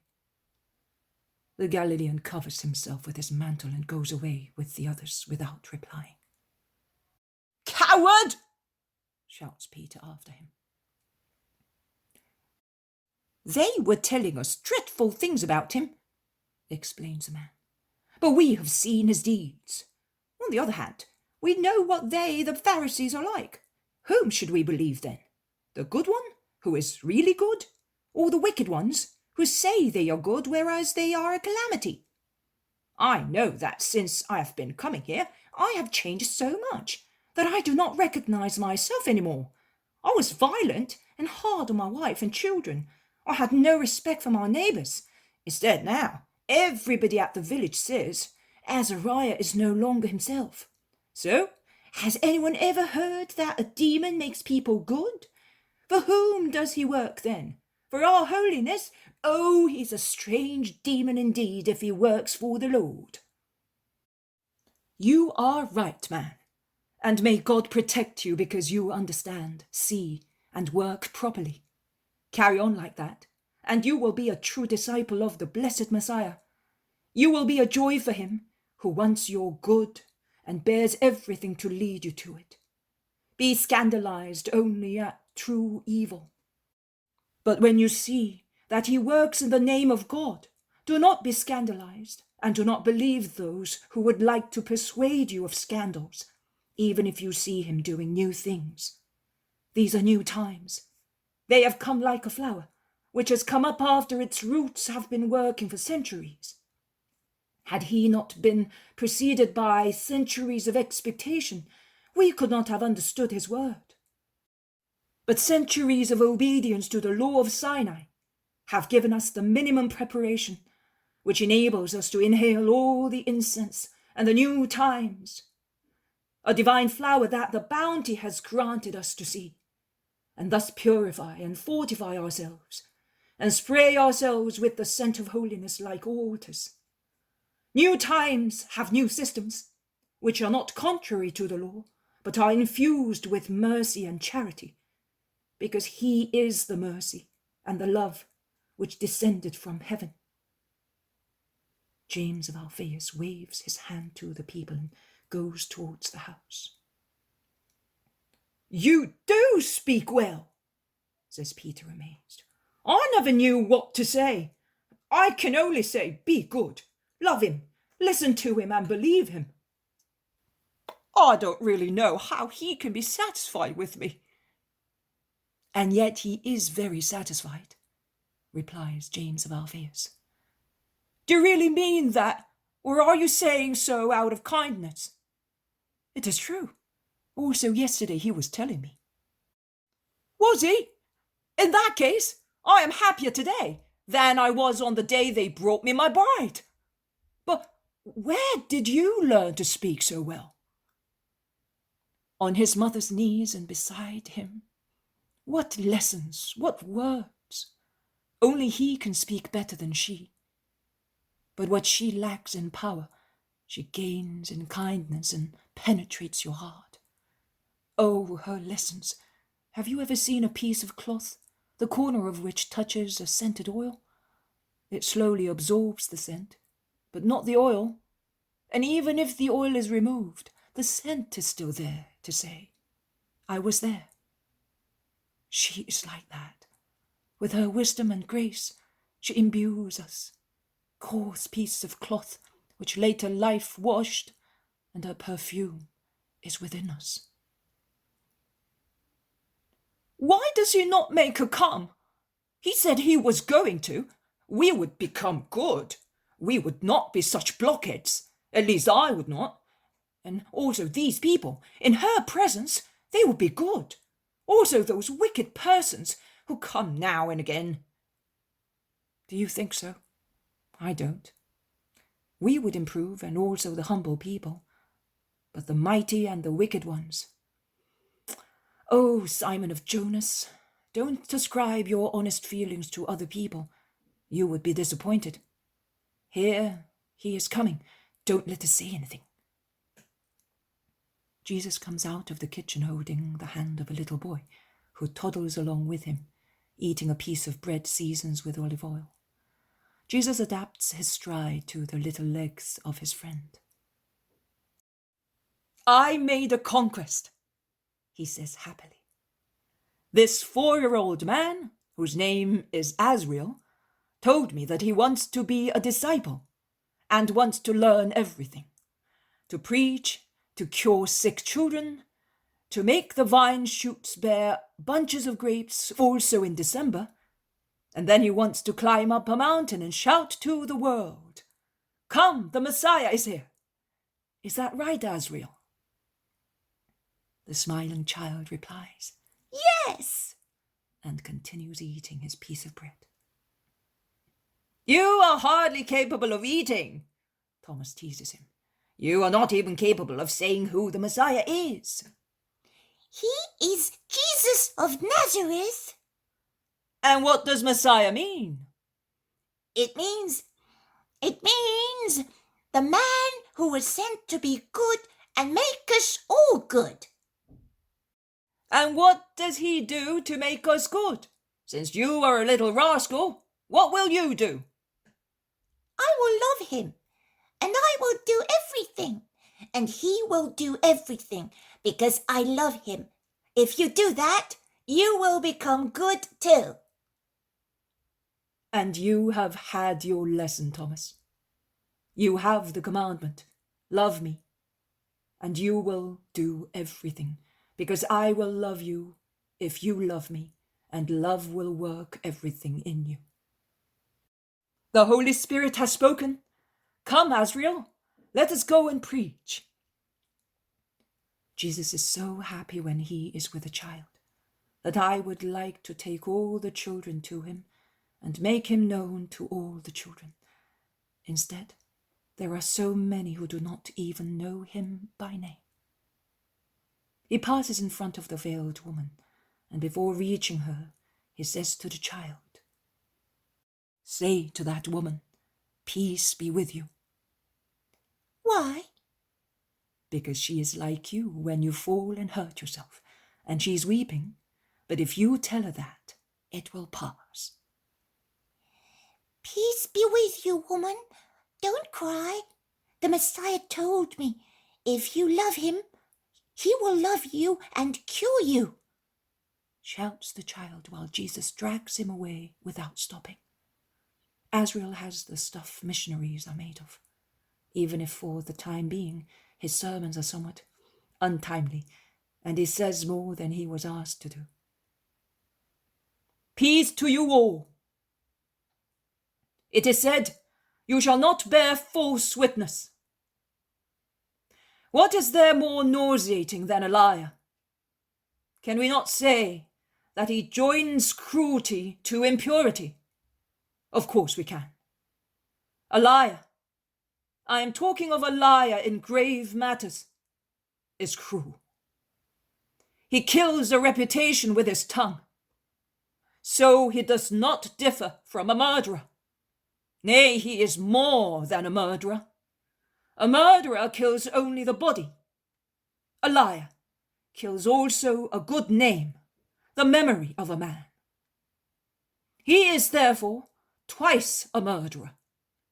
He is an unpunished murderer because he does not shed blood, but he injures the reputation both of the person calumniated and of the whole family.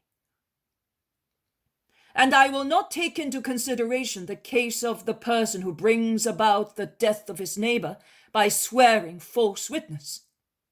The coal of Gehenna is already piled upon such person. I am only talking of those who make false insinuations by telling lies and stir up other people against an innocent person. Why do they do that? Either out of hatred, without any reason, or out of greed to get what another man possesses, or out of fear. Hatred. Only a friend of Satan hates. A good person does not hate, never, for no reason whatsoever. Even if he is scorned and damaged, he forgives. He never hates. Hatred is the witness that a lost soul bears of itself, and is the best witness in favor of an innocent man. Because hatred is the revolt of evil against good. Who is good does not need to be forgiven. Greed. He has what I have not got. I want what he has. But only by disparaging him I can obtain his position, and I am going to do it. Will I be lying? What does it matter? Will I be stealing? What does it matter? Will I ruin a whole family? What does it matter? Of the many questions that the shrewd liar asks himself, he forgets. He wants to forget one question, this one. And if I should be found out? He does not ask himself such question, because a prey to pride and greed, he is like one whose eyes are closed. He does not see the danger. He is also like a drunk man. He is intoxicated with a satanic wine and does not consider that God is stronger than Satan, and takes vengeance of the calumniated man. The liar has given himself to falsehood and foolishly relies on its protection. Fear. Many a time, man slanders to excuse himself. It is the most common form of falsehood. Evil has been done. We are afraid it might be found out as our deed. Then, using and abusing the esteem in which we are still held by other people, we upset the situation, and we saddle someone else, of whose honesty only we are afraid, with the evil deed we accomplished. We also do it because at times our neighbor has been the unintentional witness of our evil action, and we want to be secure from his eventual witness. So we accuse him to make him unpopular, and thus, if he should speak, no one may believe him. Behave properly, and you will never need such falsehood. Do you not consider when you lie what a heavy burden you take upon yourselves? It is made of subjection to the evil spirit, of perpetual fear of being found out, and of the necessity of remembering the lie, also after years, in all the circumstances and details in which it was told, without contradicting oneself. The labor of a galley slave, if it only helped to gain heaven. Instead, it serves only to prepare a place in hell. Be frank. How lovely are the lips of a man who does not know falsehood. He may be poor, coarse, unknown. He is he? But he is still a king, because he is sincere, and sincerity is more regal than gold and diadems, and elevates one above the crowds more than throne, and procures a greater court of good people than a monarch has. Intimacy with a sincere man gives safety and comfort, whereas friendship with an insincere person, or even to be near such a person, causes a feeling of uneasiness. Since the truth soon comes to light in 1,000 ways, why does he who lies not consider that afterwards he will always be suspected? How can one believe what he says? Even if he speaks the truth, and who hears him wants to believe him, there is always a doubt. Is he lying also now? You may ask, where is the false witness? Every lie is a false witness, not only legal ones. Be simple, like God and a child. Be truthful every moment of your lives. Do you want to be considered good? Be truly so.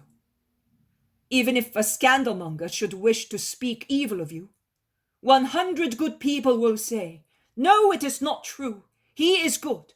His deeds speak of him." In one of the sapiential books it is said, "A scoundrel, a vicious man, he goes with a leer on his lips, deceit in his heart, always scheming evil. He sows dissension.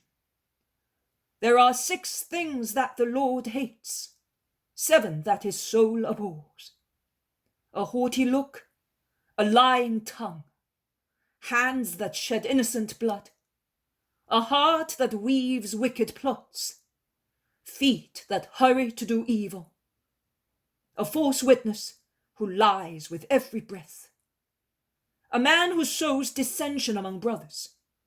His own lips are to blame when the wicked man is entrapped.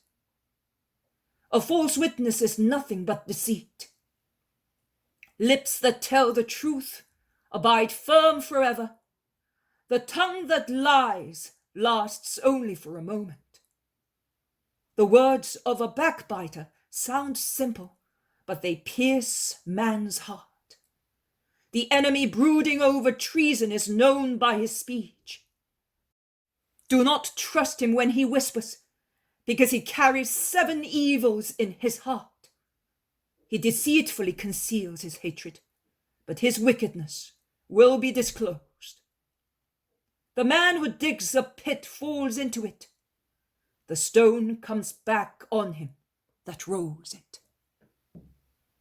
The sin of falsehood is as old as the world, and the thought of the wise man concerning it is unchanged.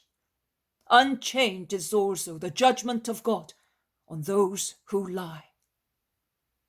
I say, have only one language. May your yes be always yes, and your no be always no.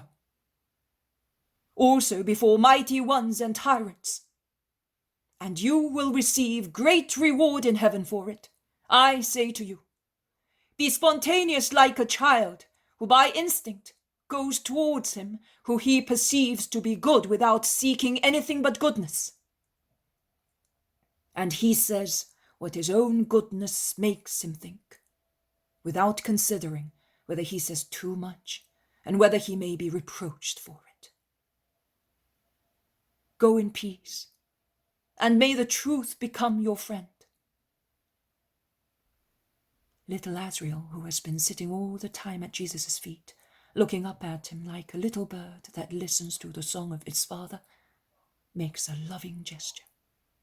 He rubs his little face against Jesus' knees and says to him, You and I are friends because you are good and I love you. Now I will say that too. And forcing his voice to make himself heard from one end to the other of the large room, gesticulating as he saw Jesus doing, he says, Listen, everybody. I know where the people go who do not tell lies and love Jesus of Nazareth. They climb up Jacob's ladder, up, together with the angels, and they stop when they find the Lord. and he smiles happily, displaying his little teeth. Jesus caresses him and goes among the crowd. He takes the little one back to his mother and says, Thank you, woman, for giving me your child. He has bothered you. No, he has given me love. He is a little one of the Lord, and may the Lord be always with him and with you. Goodbye. It all ends.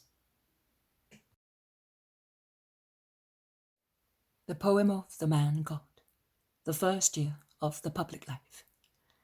Chapter 131. Jesus at the clear water. You shall not covet what belongs to your neighbor. 14th of March, 1945. Jesus is speaking. God gives everybody what is necessary. That is the truth. What is necessary to man?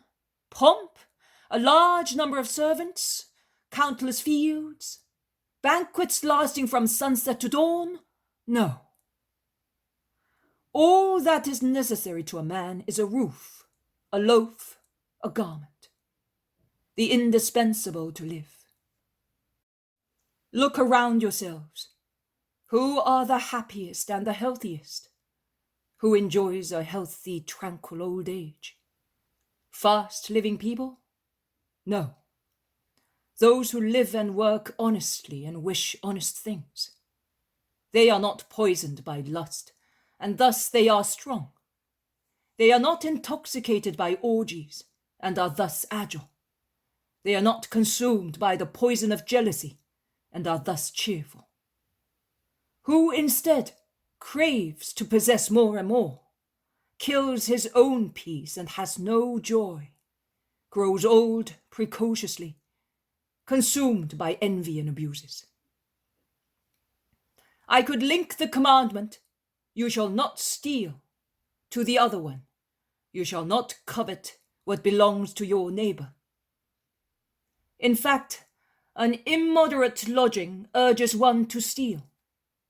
The step between the two is a very short one. Is every desire an unlawful one? I do not mean that. The father of a family who works in the fields or in a workshop and wishes to gain what is necessary to secure food for his family most certainly does not commit to sin. On the contrary, he fulfills his duty of a father, who instead craves only to enjoy more and takes possession of what belongs to other people to have a better time, commits a sin. Envy. What is to covet other people's property but avarice and envy? My dear children, envy separates man from God and unites him to Satan. Do you not remember that Lucifer was the first one to covet what did not belong to him? He was the most beautiful of the archangels and enjoyed the vision of God. He should have been happy with that. He envied God, wanted to be God, and became a demon, the first demon. Another instance, Adam and Eve had been given everything. They enjoyed the earthly paradise and God's friendship, blessed with the gifts of grace which God had granted them. They should have been satisfied with that. They envied God's knowledge of good and evil and were driven out of Eden and became disliked by God. The first sinners. A third instance, Cain envied Abel's friendship with the Lord, and he became the first killer. Mary, the sister of Aaron and Moses, envied her brother and became the first leper in the history of Israel. I could lead you step by step through the whole history of the people of God, and you would see that immoderate longing made men sinners and brought the country calamity.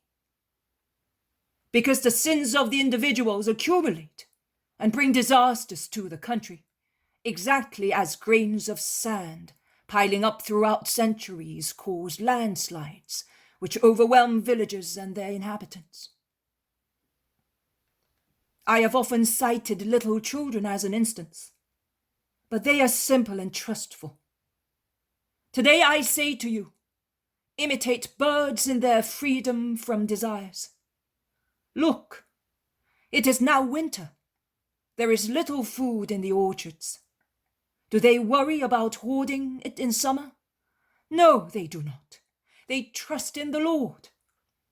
They know that they will always be able to catch for their little crops a small worm, a little grain, a crumb, a small spider, a little fly floating on water. They know that there will always be a warm chimney top or a flock of wool to shelter them in winter.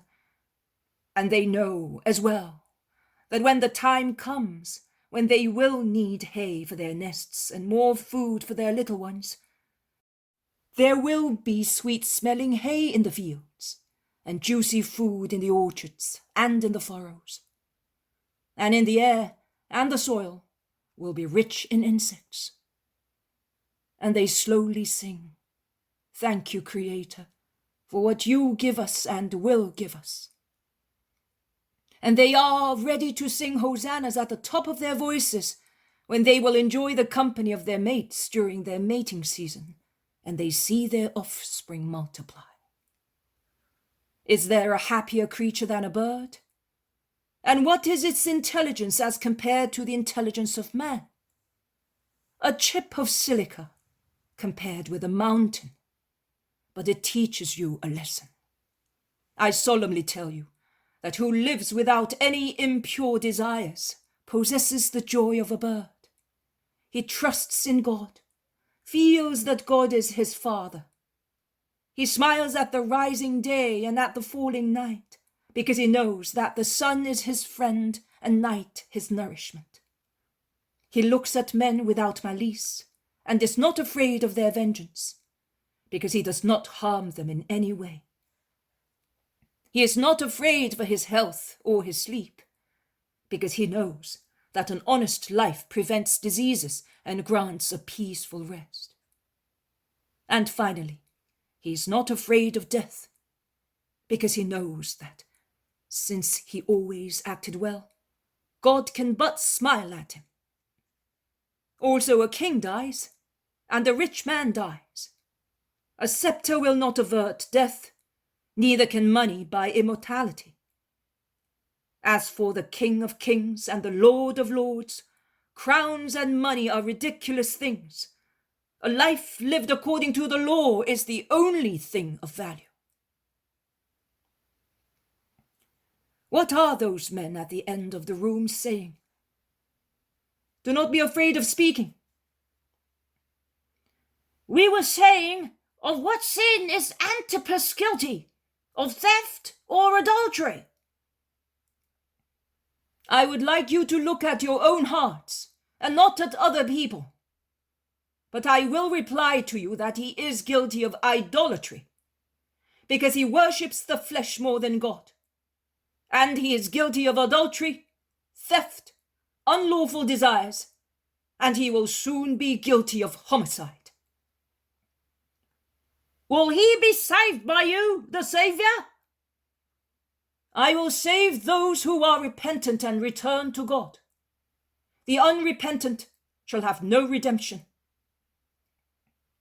You said that he's a thief. What did he steal? His brother's wife. A theft is not only of money, it is also theft to take a man's reputation, to seduce a virgin, to take a wife away from her husband, as it is theft to steal a neighbor's ox or his plants. A theft aggravated by lust or false witness is aggravated by adultery, fornication, or falsehood. And what sin does a woman who prostitutes herself commit? If she is married, a sin of adultery and theft with regard to her husband. If she is not married, a sin of impurity and of theft with regard to herself. To herself? But she gives what belongs to her. No. Our body was created by God to be the temple of the soul, which is the temple of God. It must therefore be kept honest. Otherwise, the soul will be robbed of God's friendship and of eternal life. A prostitute then can only be of Satan. Every sin is prostitution with Satan. A sinner, like a hired woman, gives himself to Satan for unlawful love, hoping to make a foul profit. Prostitution is a very grave sin, which makes man like unclean animals. But do you think that any other capital sin is not so grave? What shall I say of idolatry, of homicide? And yet God forgave the Israelites after the golden calf. He forgave David after his sin, which was a twofold one. God forgives who is repentant. Let repentance be proportioned to the number and gravity of sins. And I tell you that who is more repentant will be more forgiven, because repentance is a kind of love, of active love. Who repents says to God by his repentance, I cannot bear your wrath because I love you and I want to be loved. And God loves who loves him. I therefore say, the more one loves, the more one is loved. Who loves completely is completely forgiven, and that is the truth. Go. But before, I must let you know that at the gate of the village there is a widow with many children who are starving to death. She has been driven out of her house because of debts, and she may still thank the landlord because he only drove her out. I have used your alms to buy bread for them, but they need a shelter. Mercy is the most acceptable sacrifice to the Lord. Be good, and in his name I give you assurance of a reward." The people whisper, consult one another, discuss. Jesus, in the meantime, cures a man who is almost blind and listens to a little old woman who has come from Doko to beg him to go to her daughter-in-law who is ill. A long, woeful story, which I, exhausted as I am today, will not write. Unfortunately, it all comes to an end, because I am definitely not fit to go on, and I have been suffering from a heart attack these last 3 hours, and it has dazzled also my sight.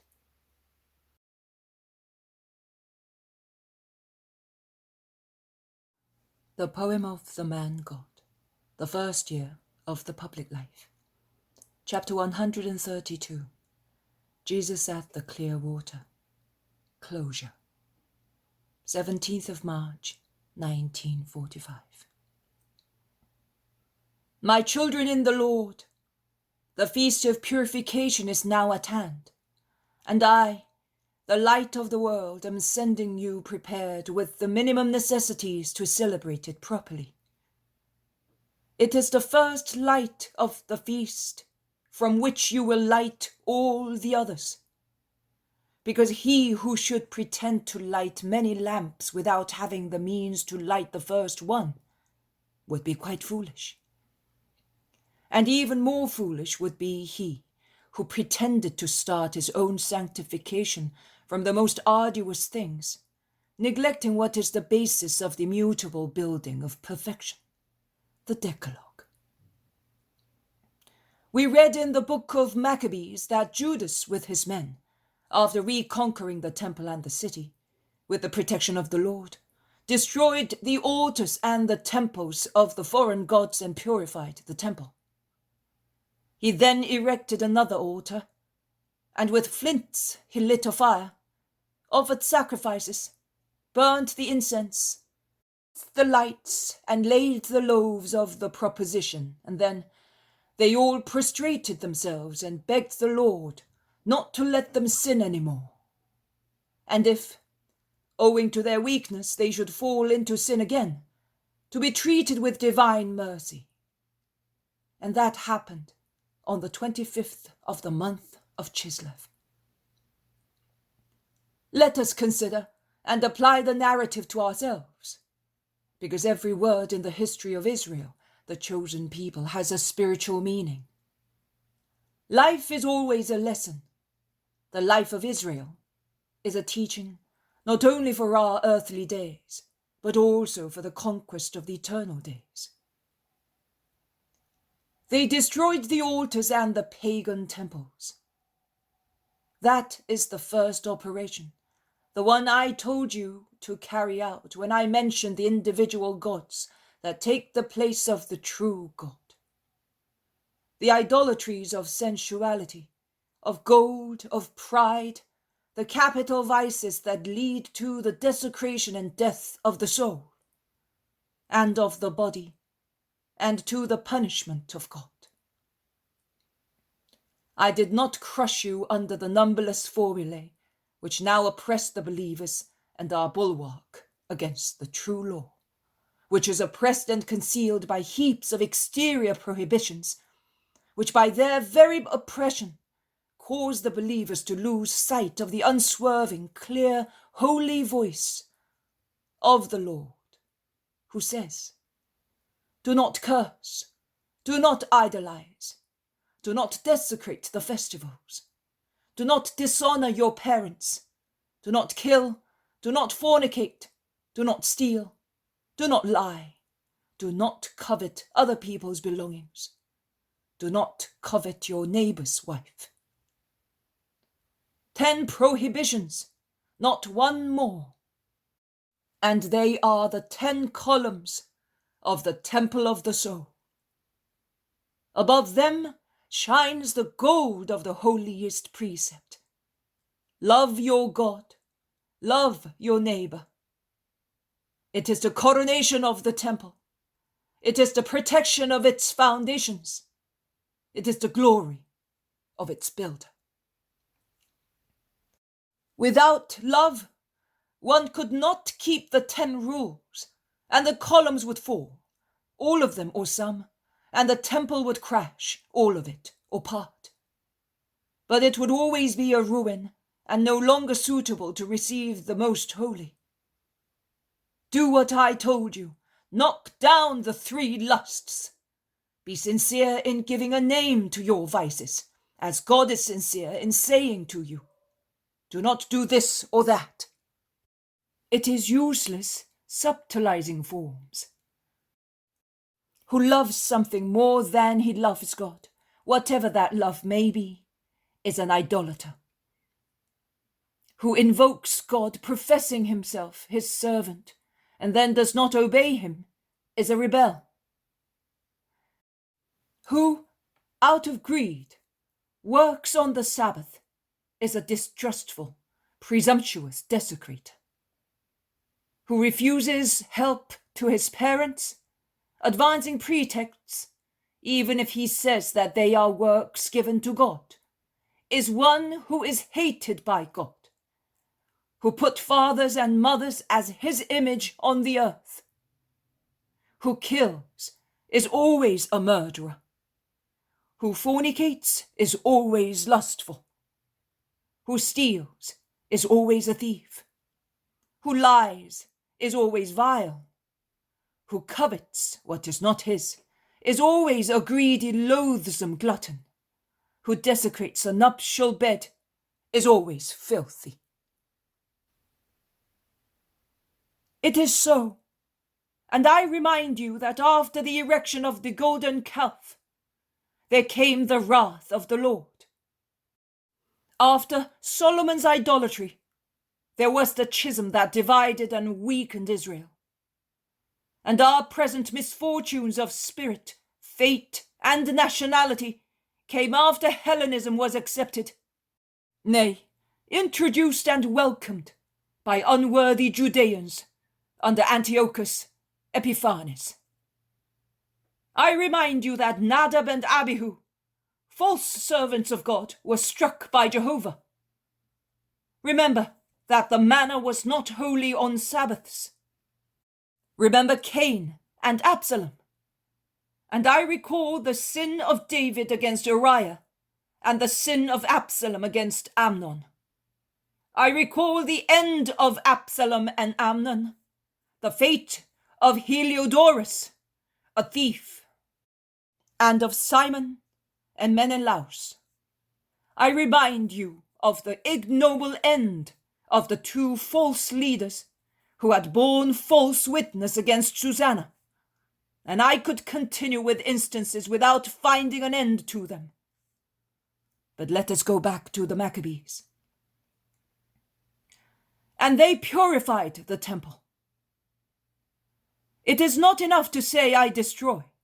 It is necessary to say I purify. I told you how a man is purified by humble and sincere repentance. There is no sin that God will not forgive if the sinner is really repentant. Have faith in the divine bounty. If you were able to understand what the bounty is, even if all the sins of the world were upon you, you would not flee from God. On the contrary, you would run to his feet, because only the most good one can forgive what man does not forgive. And they erected another altar. Oh, do not try to deceive the Lord. Do not be false in your behavior. Do not mix God and mammon. You would have an empty altar, God's, because it is useless to erect a new altar if there are still remains of the other one. Either God or the idol. Make your choice. And they lit the fire with flint and tinder. The flint is the firm will to belong to God. The tinder is the desire to cancel in God's heart even the memory of your sin during the rest of your lives. Then the fire is lit, love. Because the son who, by means of an honorable life, endeavors to console the parent he had offended, does love his Father, as he wants him to be happy on account of his Son, who before was the cause of his tears and is now his joy. Now at this point, you may offer sacrifices, burn incense, lay the lights and the loaves. The sacrifices will be acceptable to God, and the prayers agreeable. The altar will really be lit up, rich in the food of your daily office. You may pray, saying, "Be our protector," because he will be your friend. But his mercy did not wait for you to ask for it. It anticipated your desire, and he sent mercy to say to you, "Do have hope. I am telling you, God forgives you. Come to the Lord." There is an altar already amongst you, the new altar. Streams of light and forgiveness flow from it. Like oil, they spread, cure, reinvigorate. Believe the word that comes from it.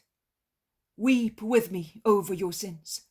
Like a Levite who conducts a chorus, I will direct your voices to God, and your wailing, if united to my voice, will not be rejected. I lower myself with you, the brother of men according to the flesh, the son of the Father according to the Spirit, and I say for you and with you, from this deep abyss where I, mankind, have fallen, I cry to you, Lord. Listen to the voice of him who looks at himself and sighs, and do not close your ears to my words. Oh God, I am horrified at seeing myself. I am horrible in my own eyes. And what shall I be in your eyes? Do not look at my faults, O Lord. Otherwise I will not be able to withstand your presence, but have mercy on me. Because you said I am mercy, and I believe in your word. My soul, wounded and depressed, confides in you, in your promises. And from dawn till dusk, from my youth till my old age, I will hope in you. Although guilty of homicide and adultery and reproved by God, David was forgiven after he'd cried to the Lord, "Have mercy on me, not out of respect for me, but for the glory of your mercy, which is infinite. And in your mercy, wipe away my sin. There is no water that can wash my heart unless it is taken from the deep water of your holy goodness. Wash me of my injustice with it, and purify me of my foulness. I do not deny that I sinned. Nay, I confess my crime. My sin is constantly in my mind like an accusing witness. I offended man in my neighbor and in myself, but I am particularly sorry that I sinned against you. And may this tell you that I acknowledge that you are just in your words, and I am afraid of your judgment, which triumphs over all human power. But consider, O eternal Lord, that I was born guilty, and that she who conceived me was a sinner, and that you have loved me so much as to reveal and give me your wisdom as my teacher, that I might understand the mysteries of your sublime truth. And if you have done so much, shall I fear you? No, I do not fear you. Sprinkle me with the bitterness of sorrow, and I shall be purified. Wash me with tears, and I shall become like mountain snow.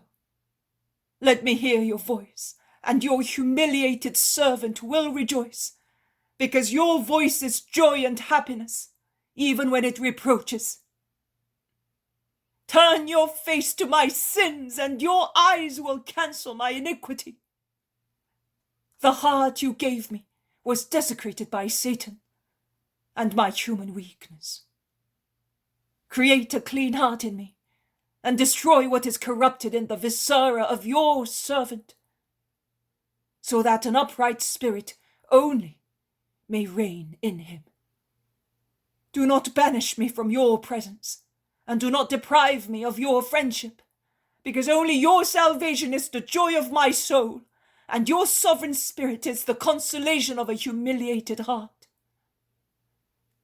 May I be your messenger among men, and say to them, see how good the Lord is. Walk in his ways, and you will be blessed as I am. I, the abortion of man, who am becoming a son of God through his grace, which is restored in me. And the sinner will return to you. Blood and flesh are boiling and howling in me. Save me from them, O Lord, salvation of my soul, and I will sing your praise. I did not know, but now I have understood. You do not want a sacrifice of rams, but the holocaust of a broken heart. A crushed and broken heart is more pleasing to you than rams, because you created us for yourself, and you want us to remember and to give back to you what is yours. Be benign to me in your great goodness, and rebuild my Jerusalem and yours, a purified and forgiven soul on which sacrifice, oblation, and holocaust may be offered for sins, thanksgiving, and praise. And may every new day of mine be an offering of holiness consumed upon your altar to ascend to you with the scent of my love. Come, let us go to the Lord. I in front, you behind. Let us go to the wholesome water, to the holy pastures, to the land of God. Forget the past, smile at the future. Do not worry about the mire, look at the stars. Do not say I am darkness, say God is light. I have come to announce peace to you, to give the good news to the meek, to cure those whose hearts are crushed by too many things, to preach freedom to all the slaves, and first of all, to the slaves of mammon, to free prisoners from lust. I tell you, the year of grace has come. Do not weep. If you are sad because you know that you are sinners, do not weep, exiles of the kingdom of God. I will replace your ashes with gold, and your tears with oil. I will put the best clothes on you to introduce you to the Lord and say to him, here are the sheep you set me to look for. I visited and gathered them. I counted them. I looked for the ones which had gone astray, and I have brought them to you, protecting them from rain and fog. I have taken them amongst all the peoples. I have gathered them from every region to lead them to the land which is not on the earth, which you prepared for them, Holy Father, to take them up to the heavenly tops of your fertile mountains, where everything is light and beauty, along the streams of celestial bliss, where the spirits you love are sated with you. I also looked for the wounded ones. I cured the ones which are injured. I restored the weak ones. I did not neglect even one. And I carried on my shoulders, like a loving joke, the one which had almost been torn to pieces and devoured by wolves of sensuality, and I lay her at your feet, benign Holy Father, because she can no longer walk, neither does she know your words. She's a poor soul, chased by remorse and men. She's a mourning, trembling soul. She's like a heavy wave that breaks on the coast. She comes forward with her desire, but the knowledge of herself drives her back. Open your bosom to her, loving Father, so that this lost creature may find peace in it. Say to her, come. Say to her, you are mine. She belonged to the whole world, but she loathes it and is afraid of it. She says, every master is a filthy bravo. Let her say, this king of mine has given me the joy of being caught. She does not know what love is, but if you receive her, she will learn that this celestial love is the nuptial love of God and the human spirit. And like a bird freed from the cage of cruel people, she will climb higher and higher up to you, to heaven, to joy and glory, singing, I have found whom I sought. My heart has no further desire. I rest and rejoice in you, eternal Lord, blessed forever. Go, celebrate your feasts of purification with a new spirit, and may the light of God shine within you. The conclusion of Jesus' speech has been overwhelming. His eyes were shining in his bright face, and his smile and voice were of a gentleness never known before. The people are almost fascinated, and they do not move until he repeats, Go! Peace be with you! The pilgrims then start to leave, speaking among themselves. The veiled woman walks away quickly as usual, with her lightly swaying agile steps. She seems to have wings as the wind swells a mantle round her shoulders. I will now see whether she is from Israel, says Peter. Why? Because if she remains here, it means that she is a poor woman without a house of her own. Nothing more. Remember that, Peter. Jesus walks towards the village. Yes, Master, I will remember. And what shall we do now that they will all be staying at home for the feast? Our women will be lighting the lamps in our place. I am sorry. It is the first year that I do not see them being lit in my house, or that I do not light them myself. You are a big baby. We will light the lamps too, so you will not be in a sulk any longer, and you will be the very one to light them. Me? Not I, Lord. You are the head of the family. It is for you to light them. I am a lamp which is already lit, and always lit, and I would like you all to be such as well. I am the eternal purification, Peter. Do you know that I was born on the 25th of Chislev? Oh, wonder how many lamps, asks Peter, full of admiration. It was impossible to count them, all the stars in the sky. No! Did they not celebrate your birthday at Nazareth? No, I was not born in Nazareth, but in a stable in Bethlehem. I see that John knows how to be quiet. John is very obedient. And he's not curious, whereas I am very much so. Will you tell your poor Simon all about it? Otherwise, how can I speak about you? Many times people ask me questions and I never know what to say. The others are clever. I mean, your brothers and Simon, Bartholomew and Judas of Simon. Yes, also Thomas is good at speaking. He sounds like a crier at the market, selling goods. But he can speak. Matthew, well, it's not a problem for him. He makes use of his old skill at the custom bench to fleece people and compel them to say, you are right. But I, poor Simon of Jonas, what did the fish teach you? And the lake? 2 things, but they are of no use. The fish to be silent and persevering. They persevered in escaping from the net, and I persevered in keeping them in it. The lake taught me to be brave and vigilant.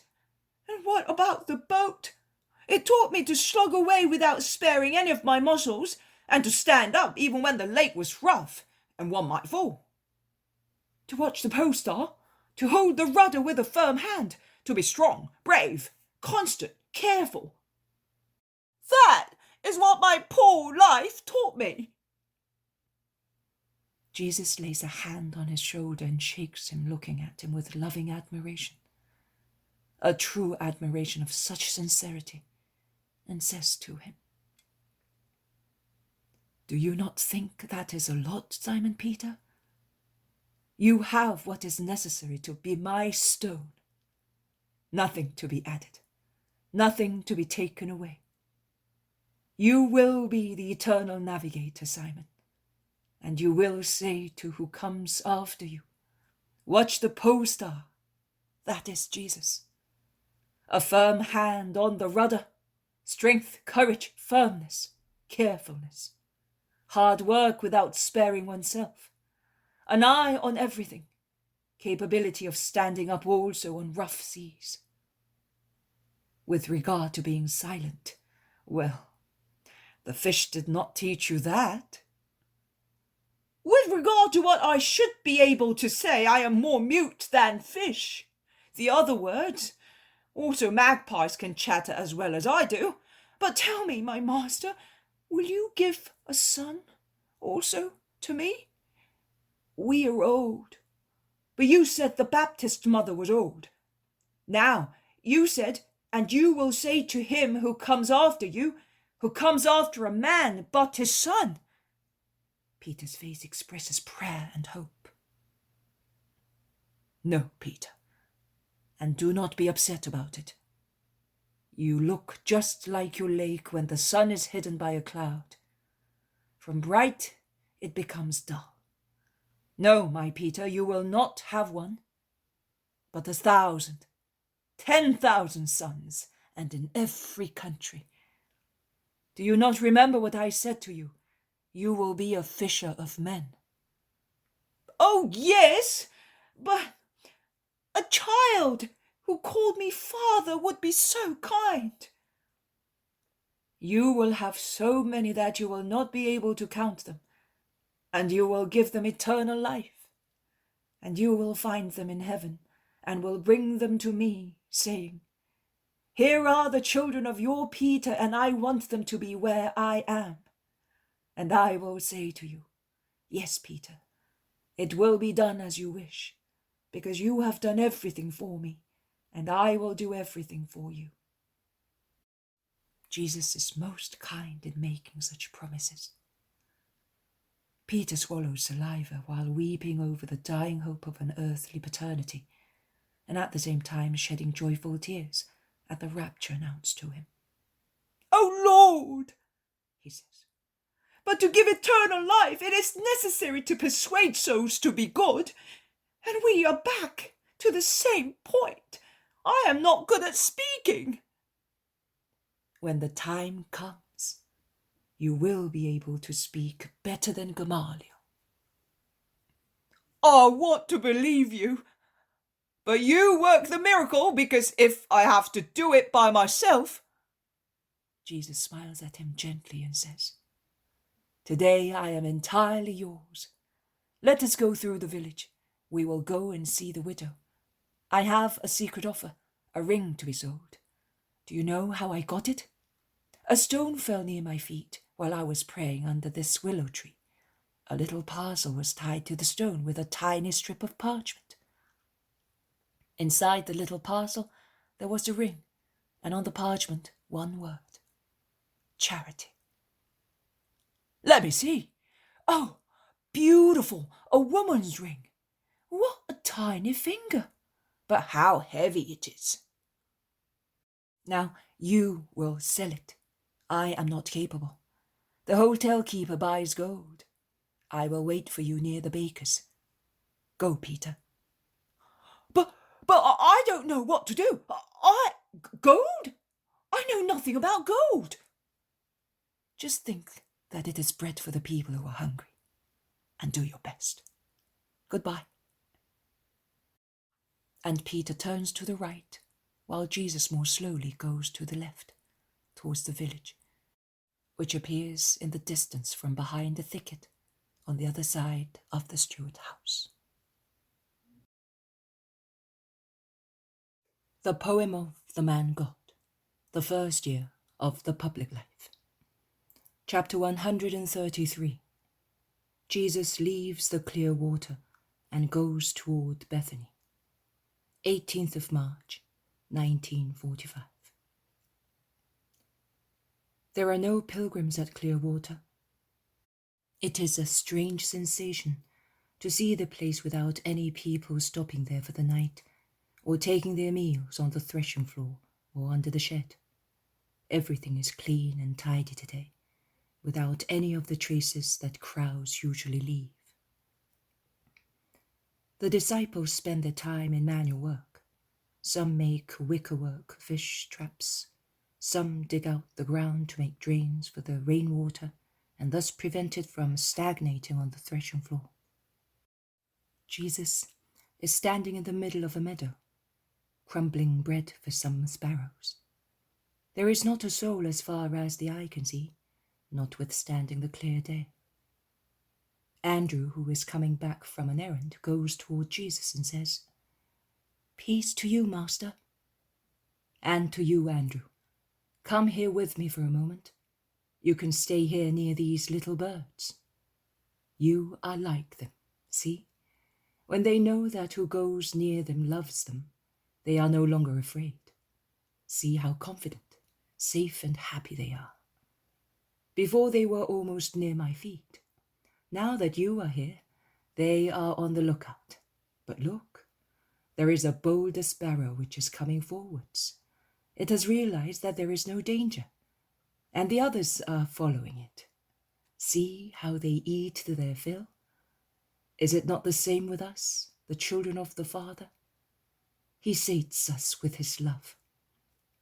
And when we are sure that we are loved and are asked to be his friends, why should we be afraid of him or of ourselves? His friendship must make us bold also with men.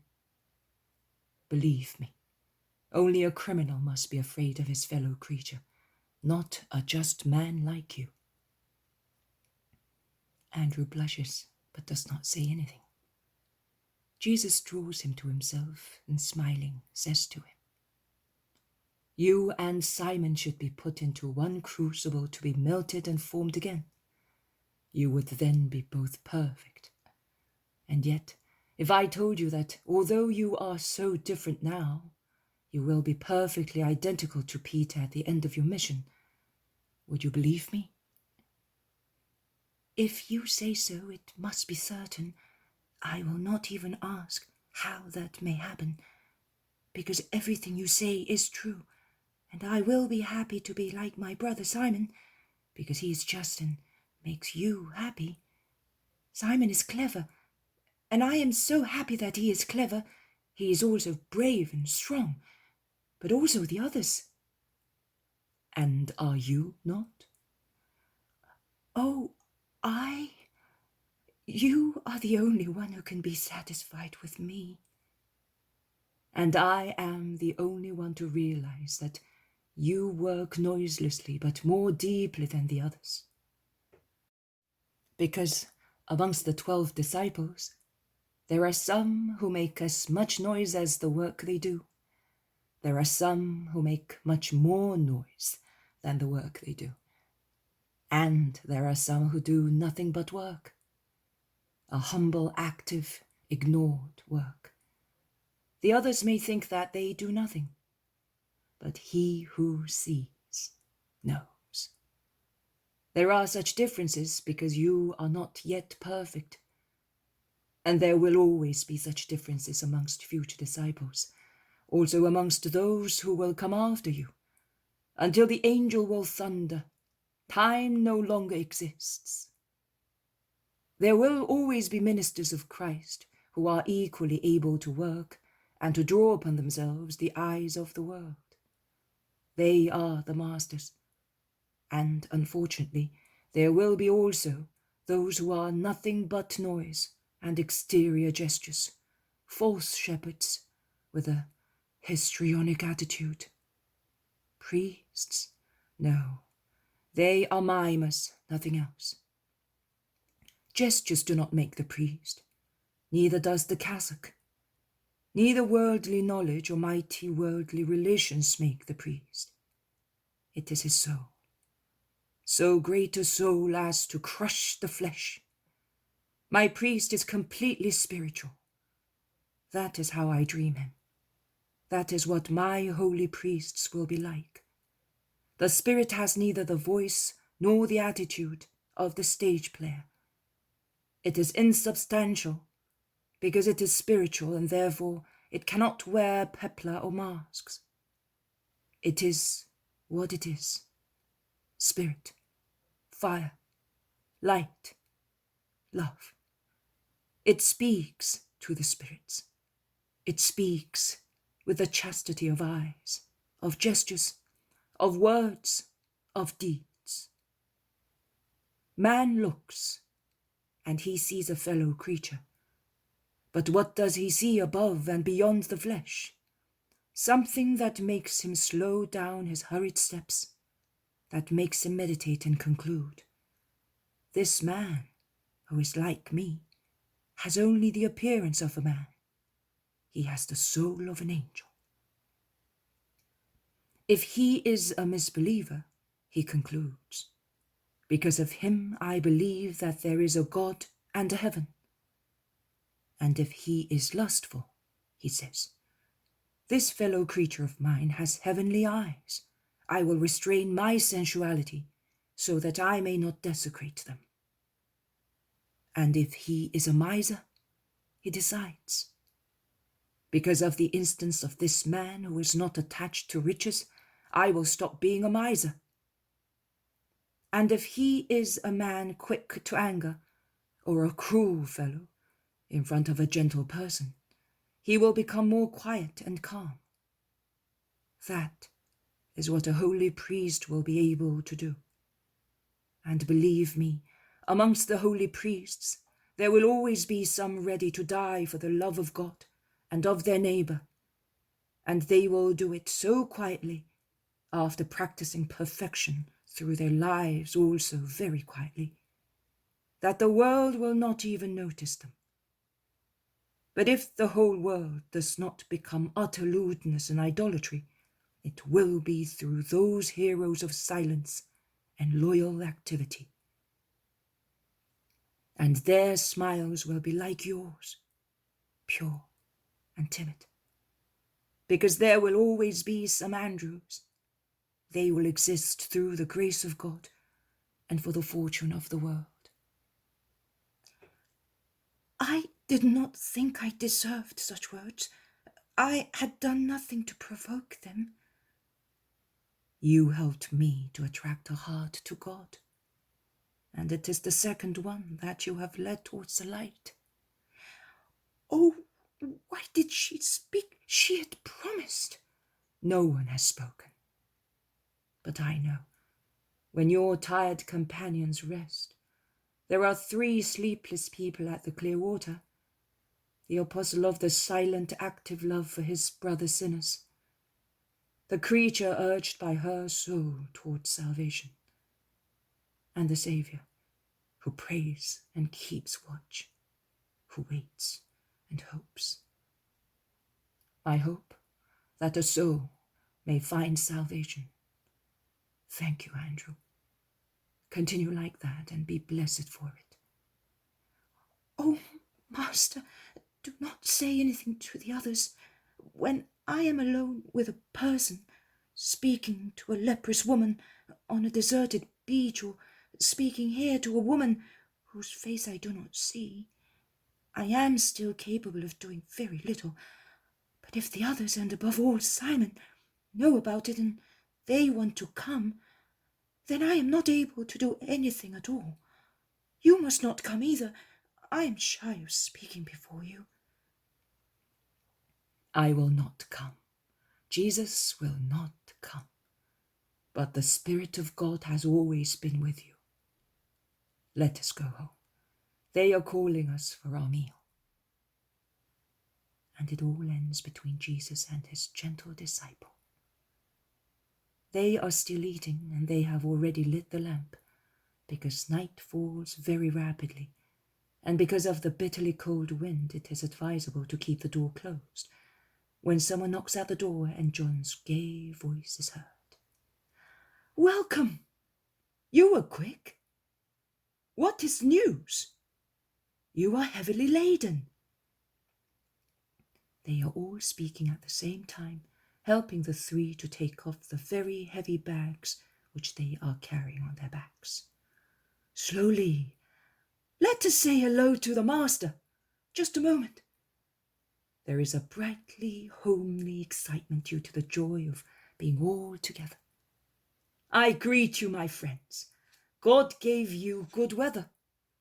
"Yes, master, but not good news. I foresaw that," says the Iscariot. "What's the matter? What happened?" Their curiosity is aroused.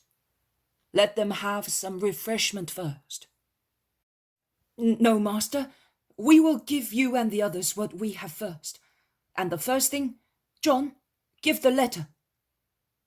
"Simon has it. I was afraid of spoiling it in my bag." The zealot, who has been struggling so far with Thomas, who wanted to serve him with water for his tired feet, comes forward saying, "I have it here in my belt purse." And he opens a pocket inside his wide red leather belt and pulls out a roll which has now been flattened out. "It's from your mother. When we were near Bethany, we met Jonathan, who was going to Lazarus' house with the letter and many other things. Jonathan is going to Jerusalem because Cusa is putting his house in order. Herod is perhaps going to Tiberias, and Cusa does not want his wife to stay with Herodias," explains the Iscariot, while Jesus undoes the knots of the roll and unrolls it. The apostles whisper while Jesus reads the words of his mother, smiling blissfully. "Listen," he then says. "There is also something for the Galileans." My mother writes, "To Jesus, my gentle Son and Lord, peace and blessing. Jonathan, a servant of the Lord, has brought me kind presents from Johanna, who asks her Saviour to bless her, her husband, and the whole household. Jonathan tells me that he has been instructed by Cusa to go to Jerusalem to open his house in Zion. I bless the Lord for that, because I can thus let you have my words and blessings. Also, Mary of Alphaeus and Salome sent their love and blessings to their sons. And since Jonathan has been extremely kind, there are also the regards of Peter's wife to her far-away husband, and also the relatives of Philip and Nathanael send their kind regards.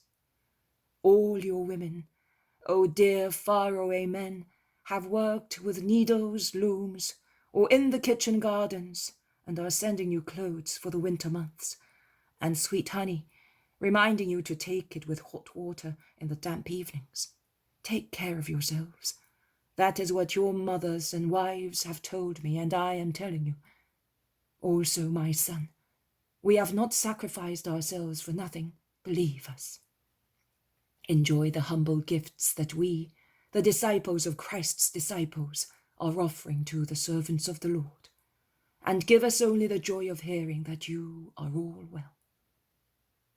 Now, my beloved son, I think that for almost a year you have not been entirely mine, and I seem to have gone back to the time when I knew that you were already here, because I felt your little heartbeat within my womb. But I could also say that you were not yet here, because you were separated from me by a barrier which prevented me from caressing your beloved body, and I could only adore your spirit. Oh, my dear son and adorable God. Also, now I know that you are here, and that your heart beats with mine, never separated from me even if we are not together. But I cannot caress, hear, serve, and venerate you, the Messiah of the Lord and his poor maid. Johanna wanted me to go and stay with her, so that I would not be alone during the Feast of the Lights. But I prefer to remain here with Mary and light the lamps for you and for me. But if I were the greatest queen on the earth, and I could light 1,000 or 10,000 lamps, I would still be in darkness, because you are not here. Whereas I was in a bright light in that dark grotto, when I pressed you to my heart, my light and light of the world. This will be the first time that I will say to myself, my child is a year older today, and I have not my child with me. And it will be sadder than your first birthday at Martyrea. But you are fulfilling your mission and I mine, and we are both doing the will of the Father, and we are acting for the glory of God. That wipes all tears. Dear son, I know what you are doing from what I am told. As the waves carry the voice of the open sea as far as the solitary enclosed gulf, so the echo of your holy work for the glory of God reaches our quiet little house. And your mother rejoices and trembles, because if they all speak of you, not everyone expresses the same hearty feelings. Friends and people you have helped come to me and say, blessed be the son of your womb. And also your enemies come to pierce my heart, saying, anathema on him. But I pray for the latter ones because they are poor, unhappy people, even more than the pagans who come and ask, where is the magician, the divine one? And they do not realize that while erring, they state a great truth, because you really are a priest and great, according to the ancient meaning of the word, and you are divine, my Jesus. And I sent them on you, saying, he is in Bethany, because I know that I have to say so, until you give me different instructions. And I pray for those who come seeking health for what is to die, that they may find salvation for their eternal souls. Please do not worry about my sorrows. They are compensated by the great joy of the words of those whose bodies and souls have been cured. But Mary has a greater sorrow than mine. I am not the only one to be spoken of. Joseph of Alphaeus wants you to know that in one of his recent business trips to Jerusalem, he was stopped and threatened because of you. They were men of the great council. I think he was pointed out by one of the great men here. Otherwise, who would have known that Joseph is the head of the family and your brother? I am telling you this because as a woman I have to obey. But for what concerns me, I say to you, I would like to be near you, to comfort you. But I leave it to you to decide, since you are the wisdom of the Father, without taking into account my tears. Your brother Simon was on the point of coming to see you after that incident, and he wanted me to go with him.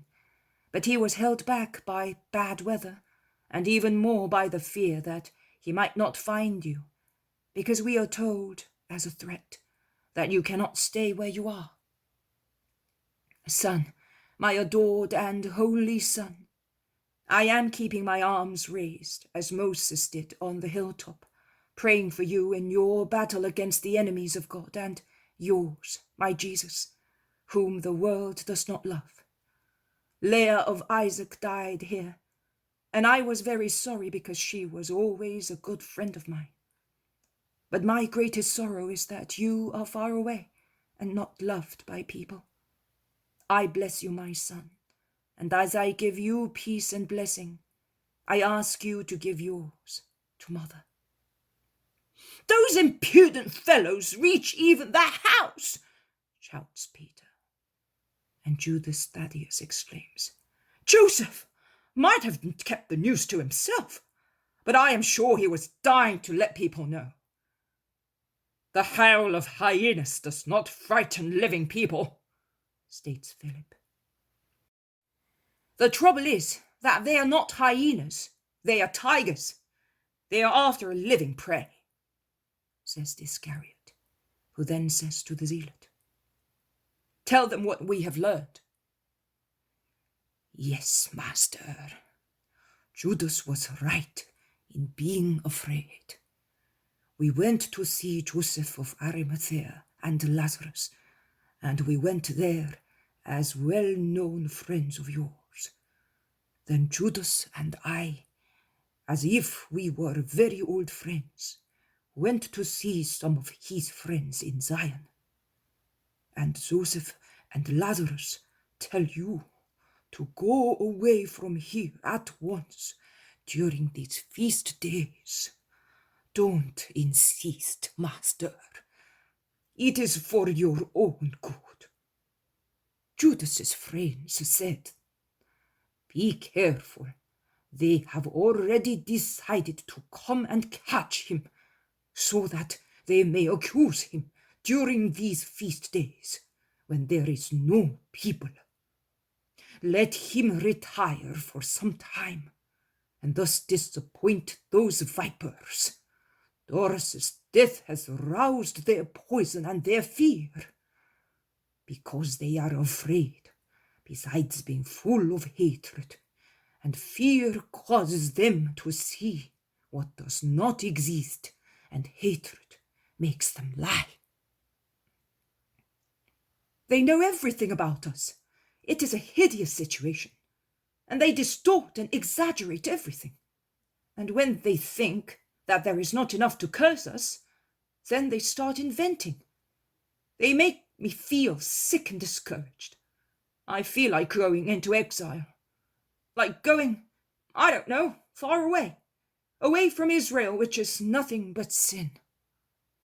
The Iscariot is depressed. "Judas, Judas, a woman to bear a child to the world carries it for 9 lunations.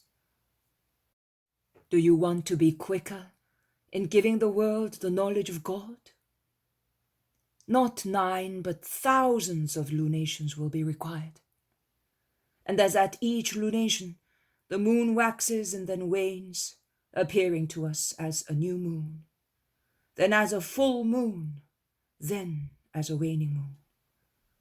So in the world there will always be growing, full and decreasing phases of religion.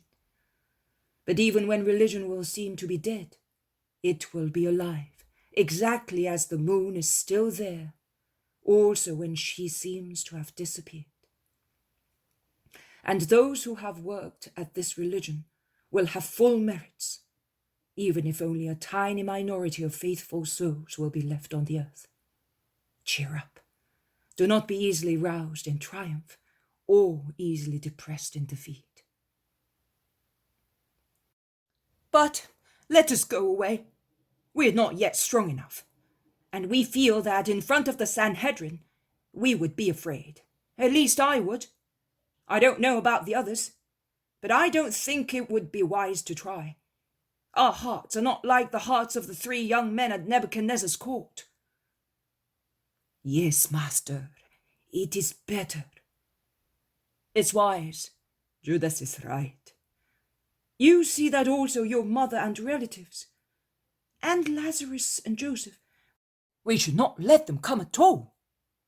Jesus stretches out his arms and says, "Let it be done as you wish, but later we will come back here. You have seen how many people come. I will not force your souls or put them to the test. In fact, I feel that they are not yet ready. But let us see the work of the women." But while everybody with bright eyes and a joyful voice pulls out from the haversacks the parcels containing clothes, sandals, and the foodstuffs sent by the mothers and wives, and they all endeavor to get Jesus interested in admiring so many good things, he remains sad and self-absorbed. He reads his mother's letter over and over again, taking with him a small lamp. He has withdrawn to the farthest corner from the table on which the clothes, apples, small jars of honey, small cheeses are, and shading his eyes with a hand, he seems to be meditating. But he's suffering. "Look, master, what a lovely tunic and mantle with hood my wife, poor woman, has made for me. I wonder how much she has worked on them. because she's not so skilled as your mother, says Peter, who is overjoyed while holding his treasures in his arms. Lovely, yes, they are lovely. She is a clever wife, says Jesus kindly, but his thoughts are far away from the articles shown to him. Our mother has made 2 tunics for us with thick woven cloth. Poor mother! Do you like them, Jesus?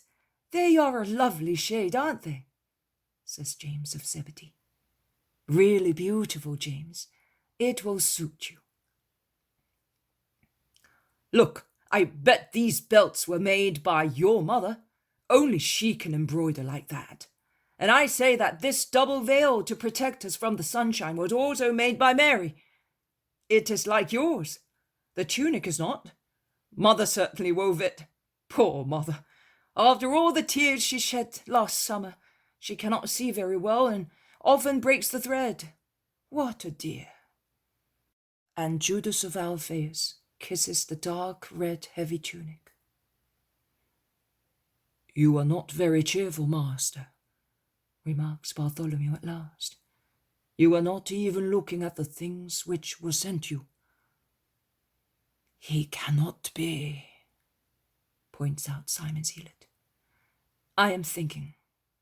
Well, make the parcels up again. Sort everything out. It is not the time to be caught, and we shall not be caught.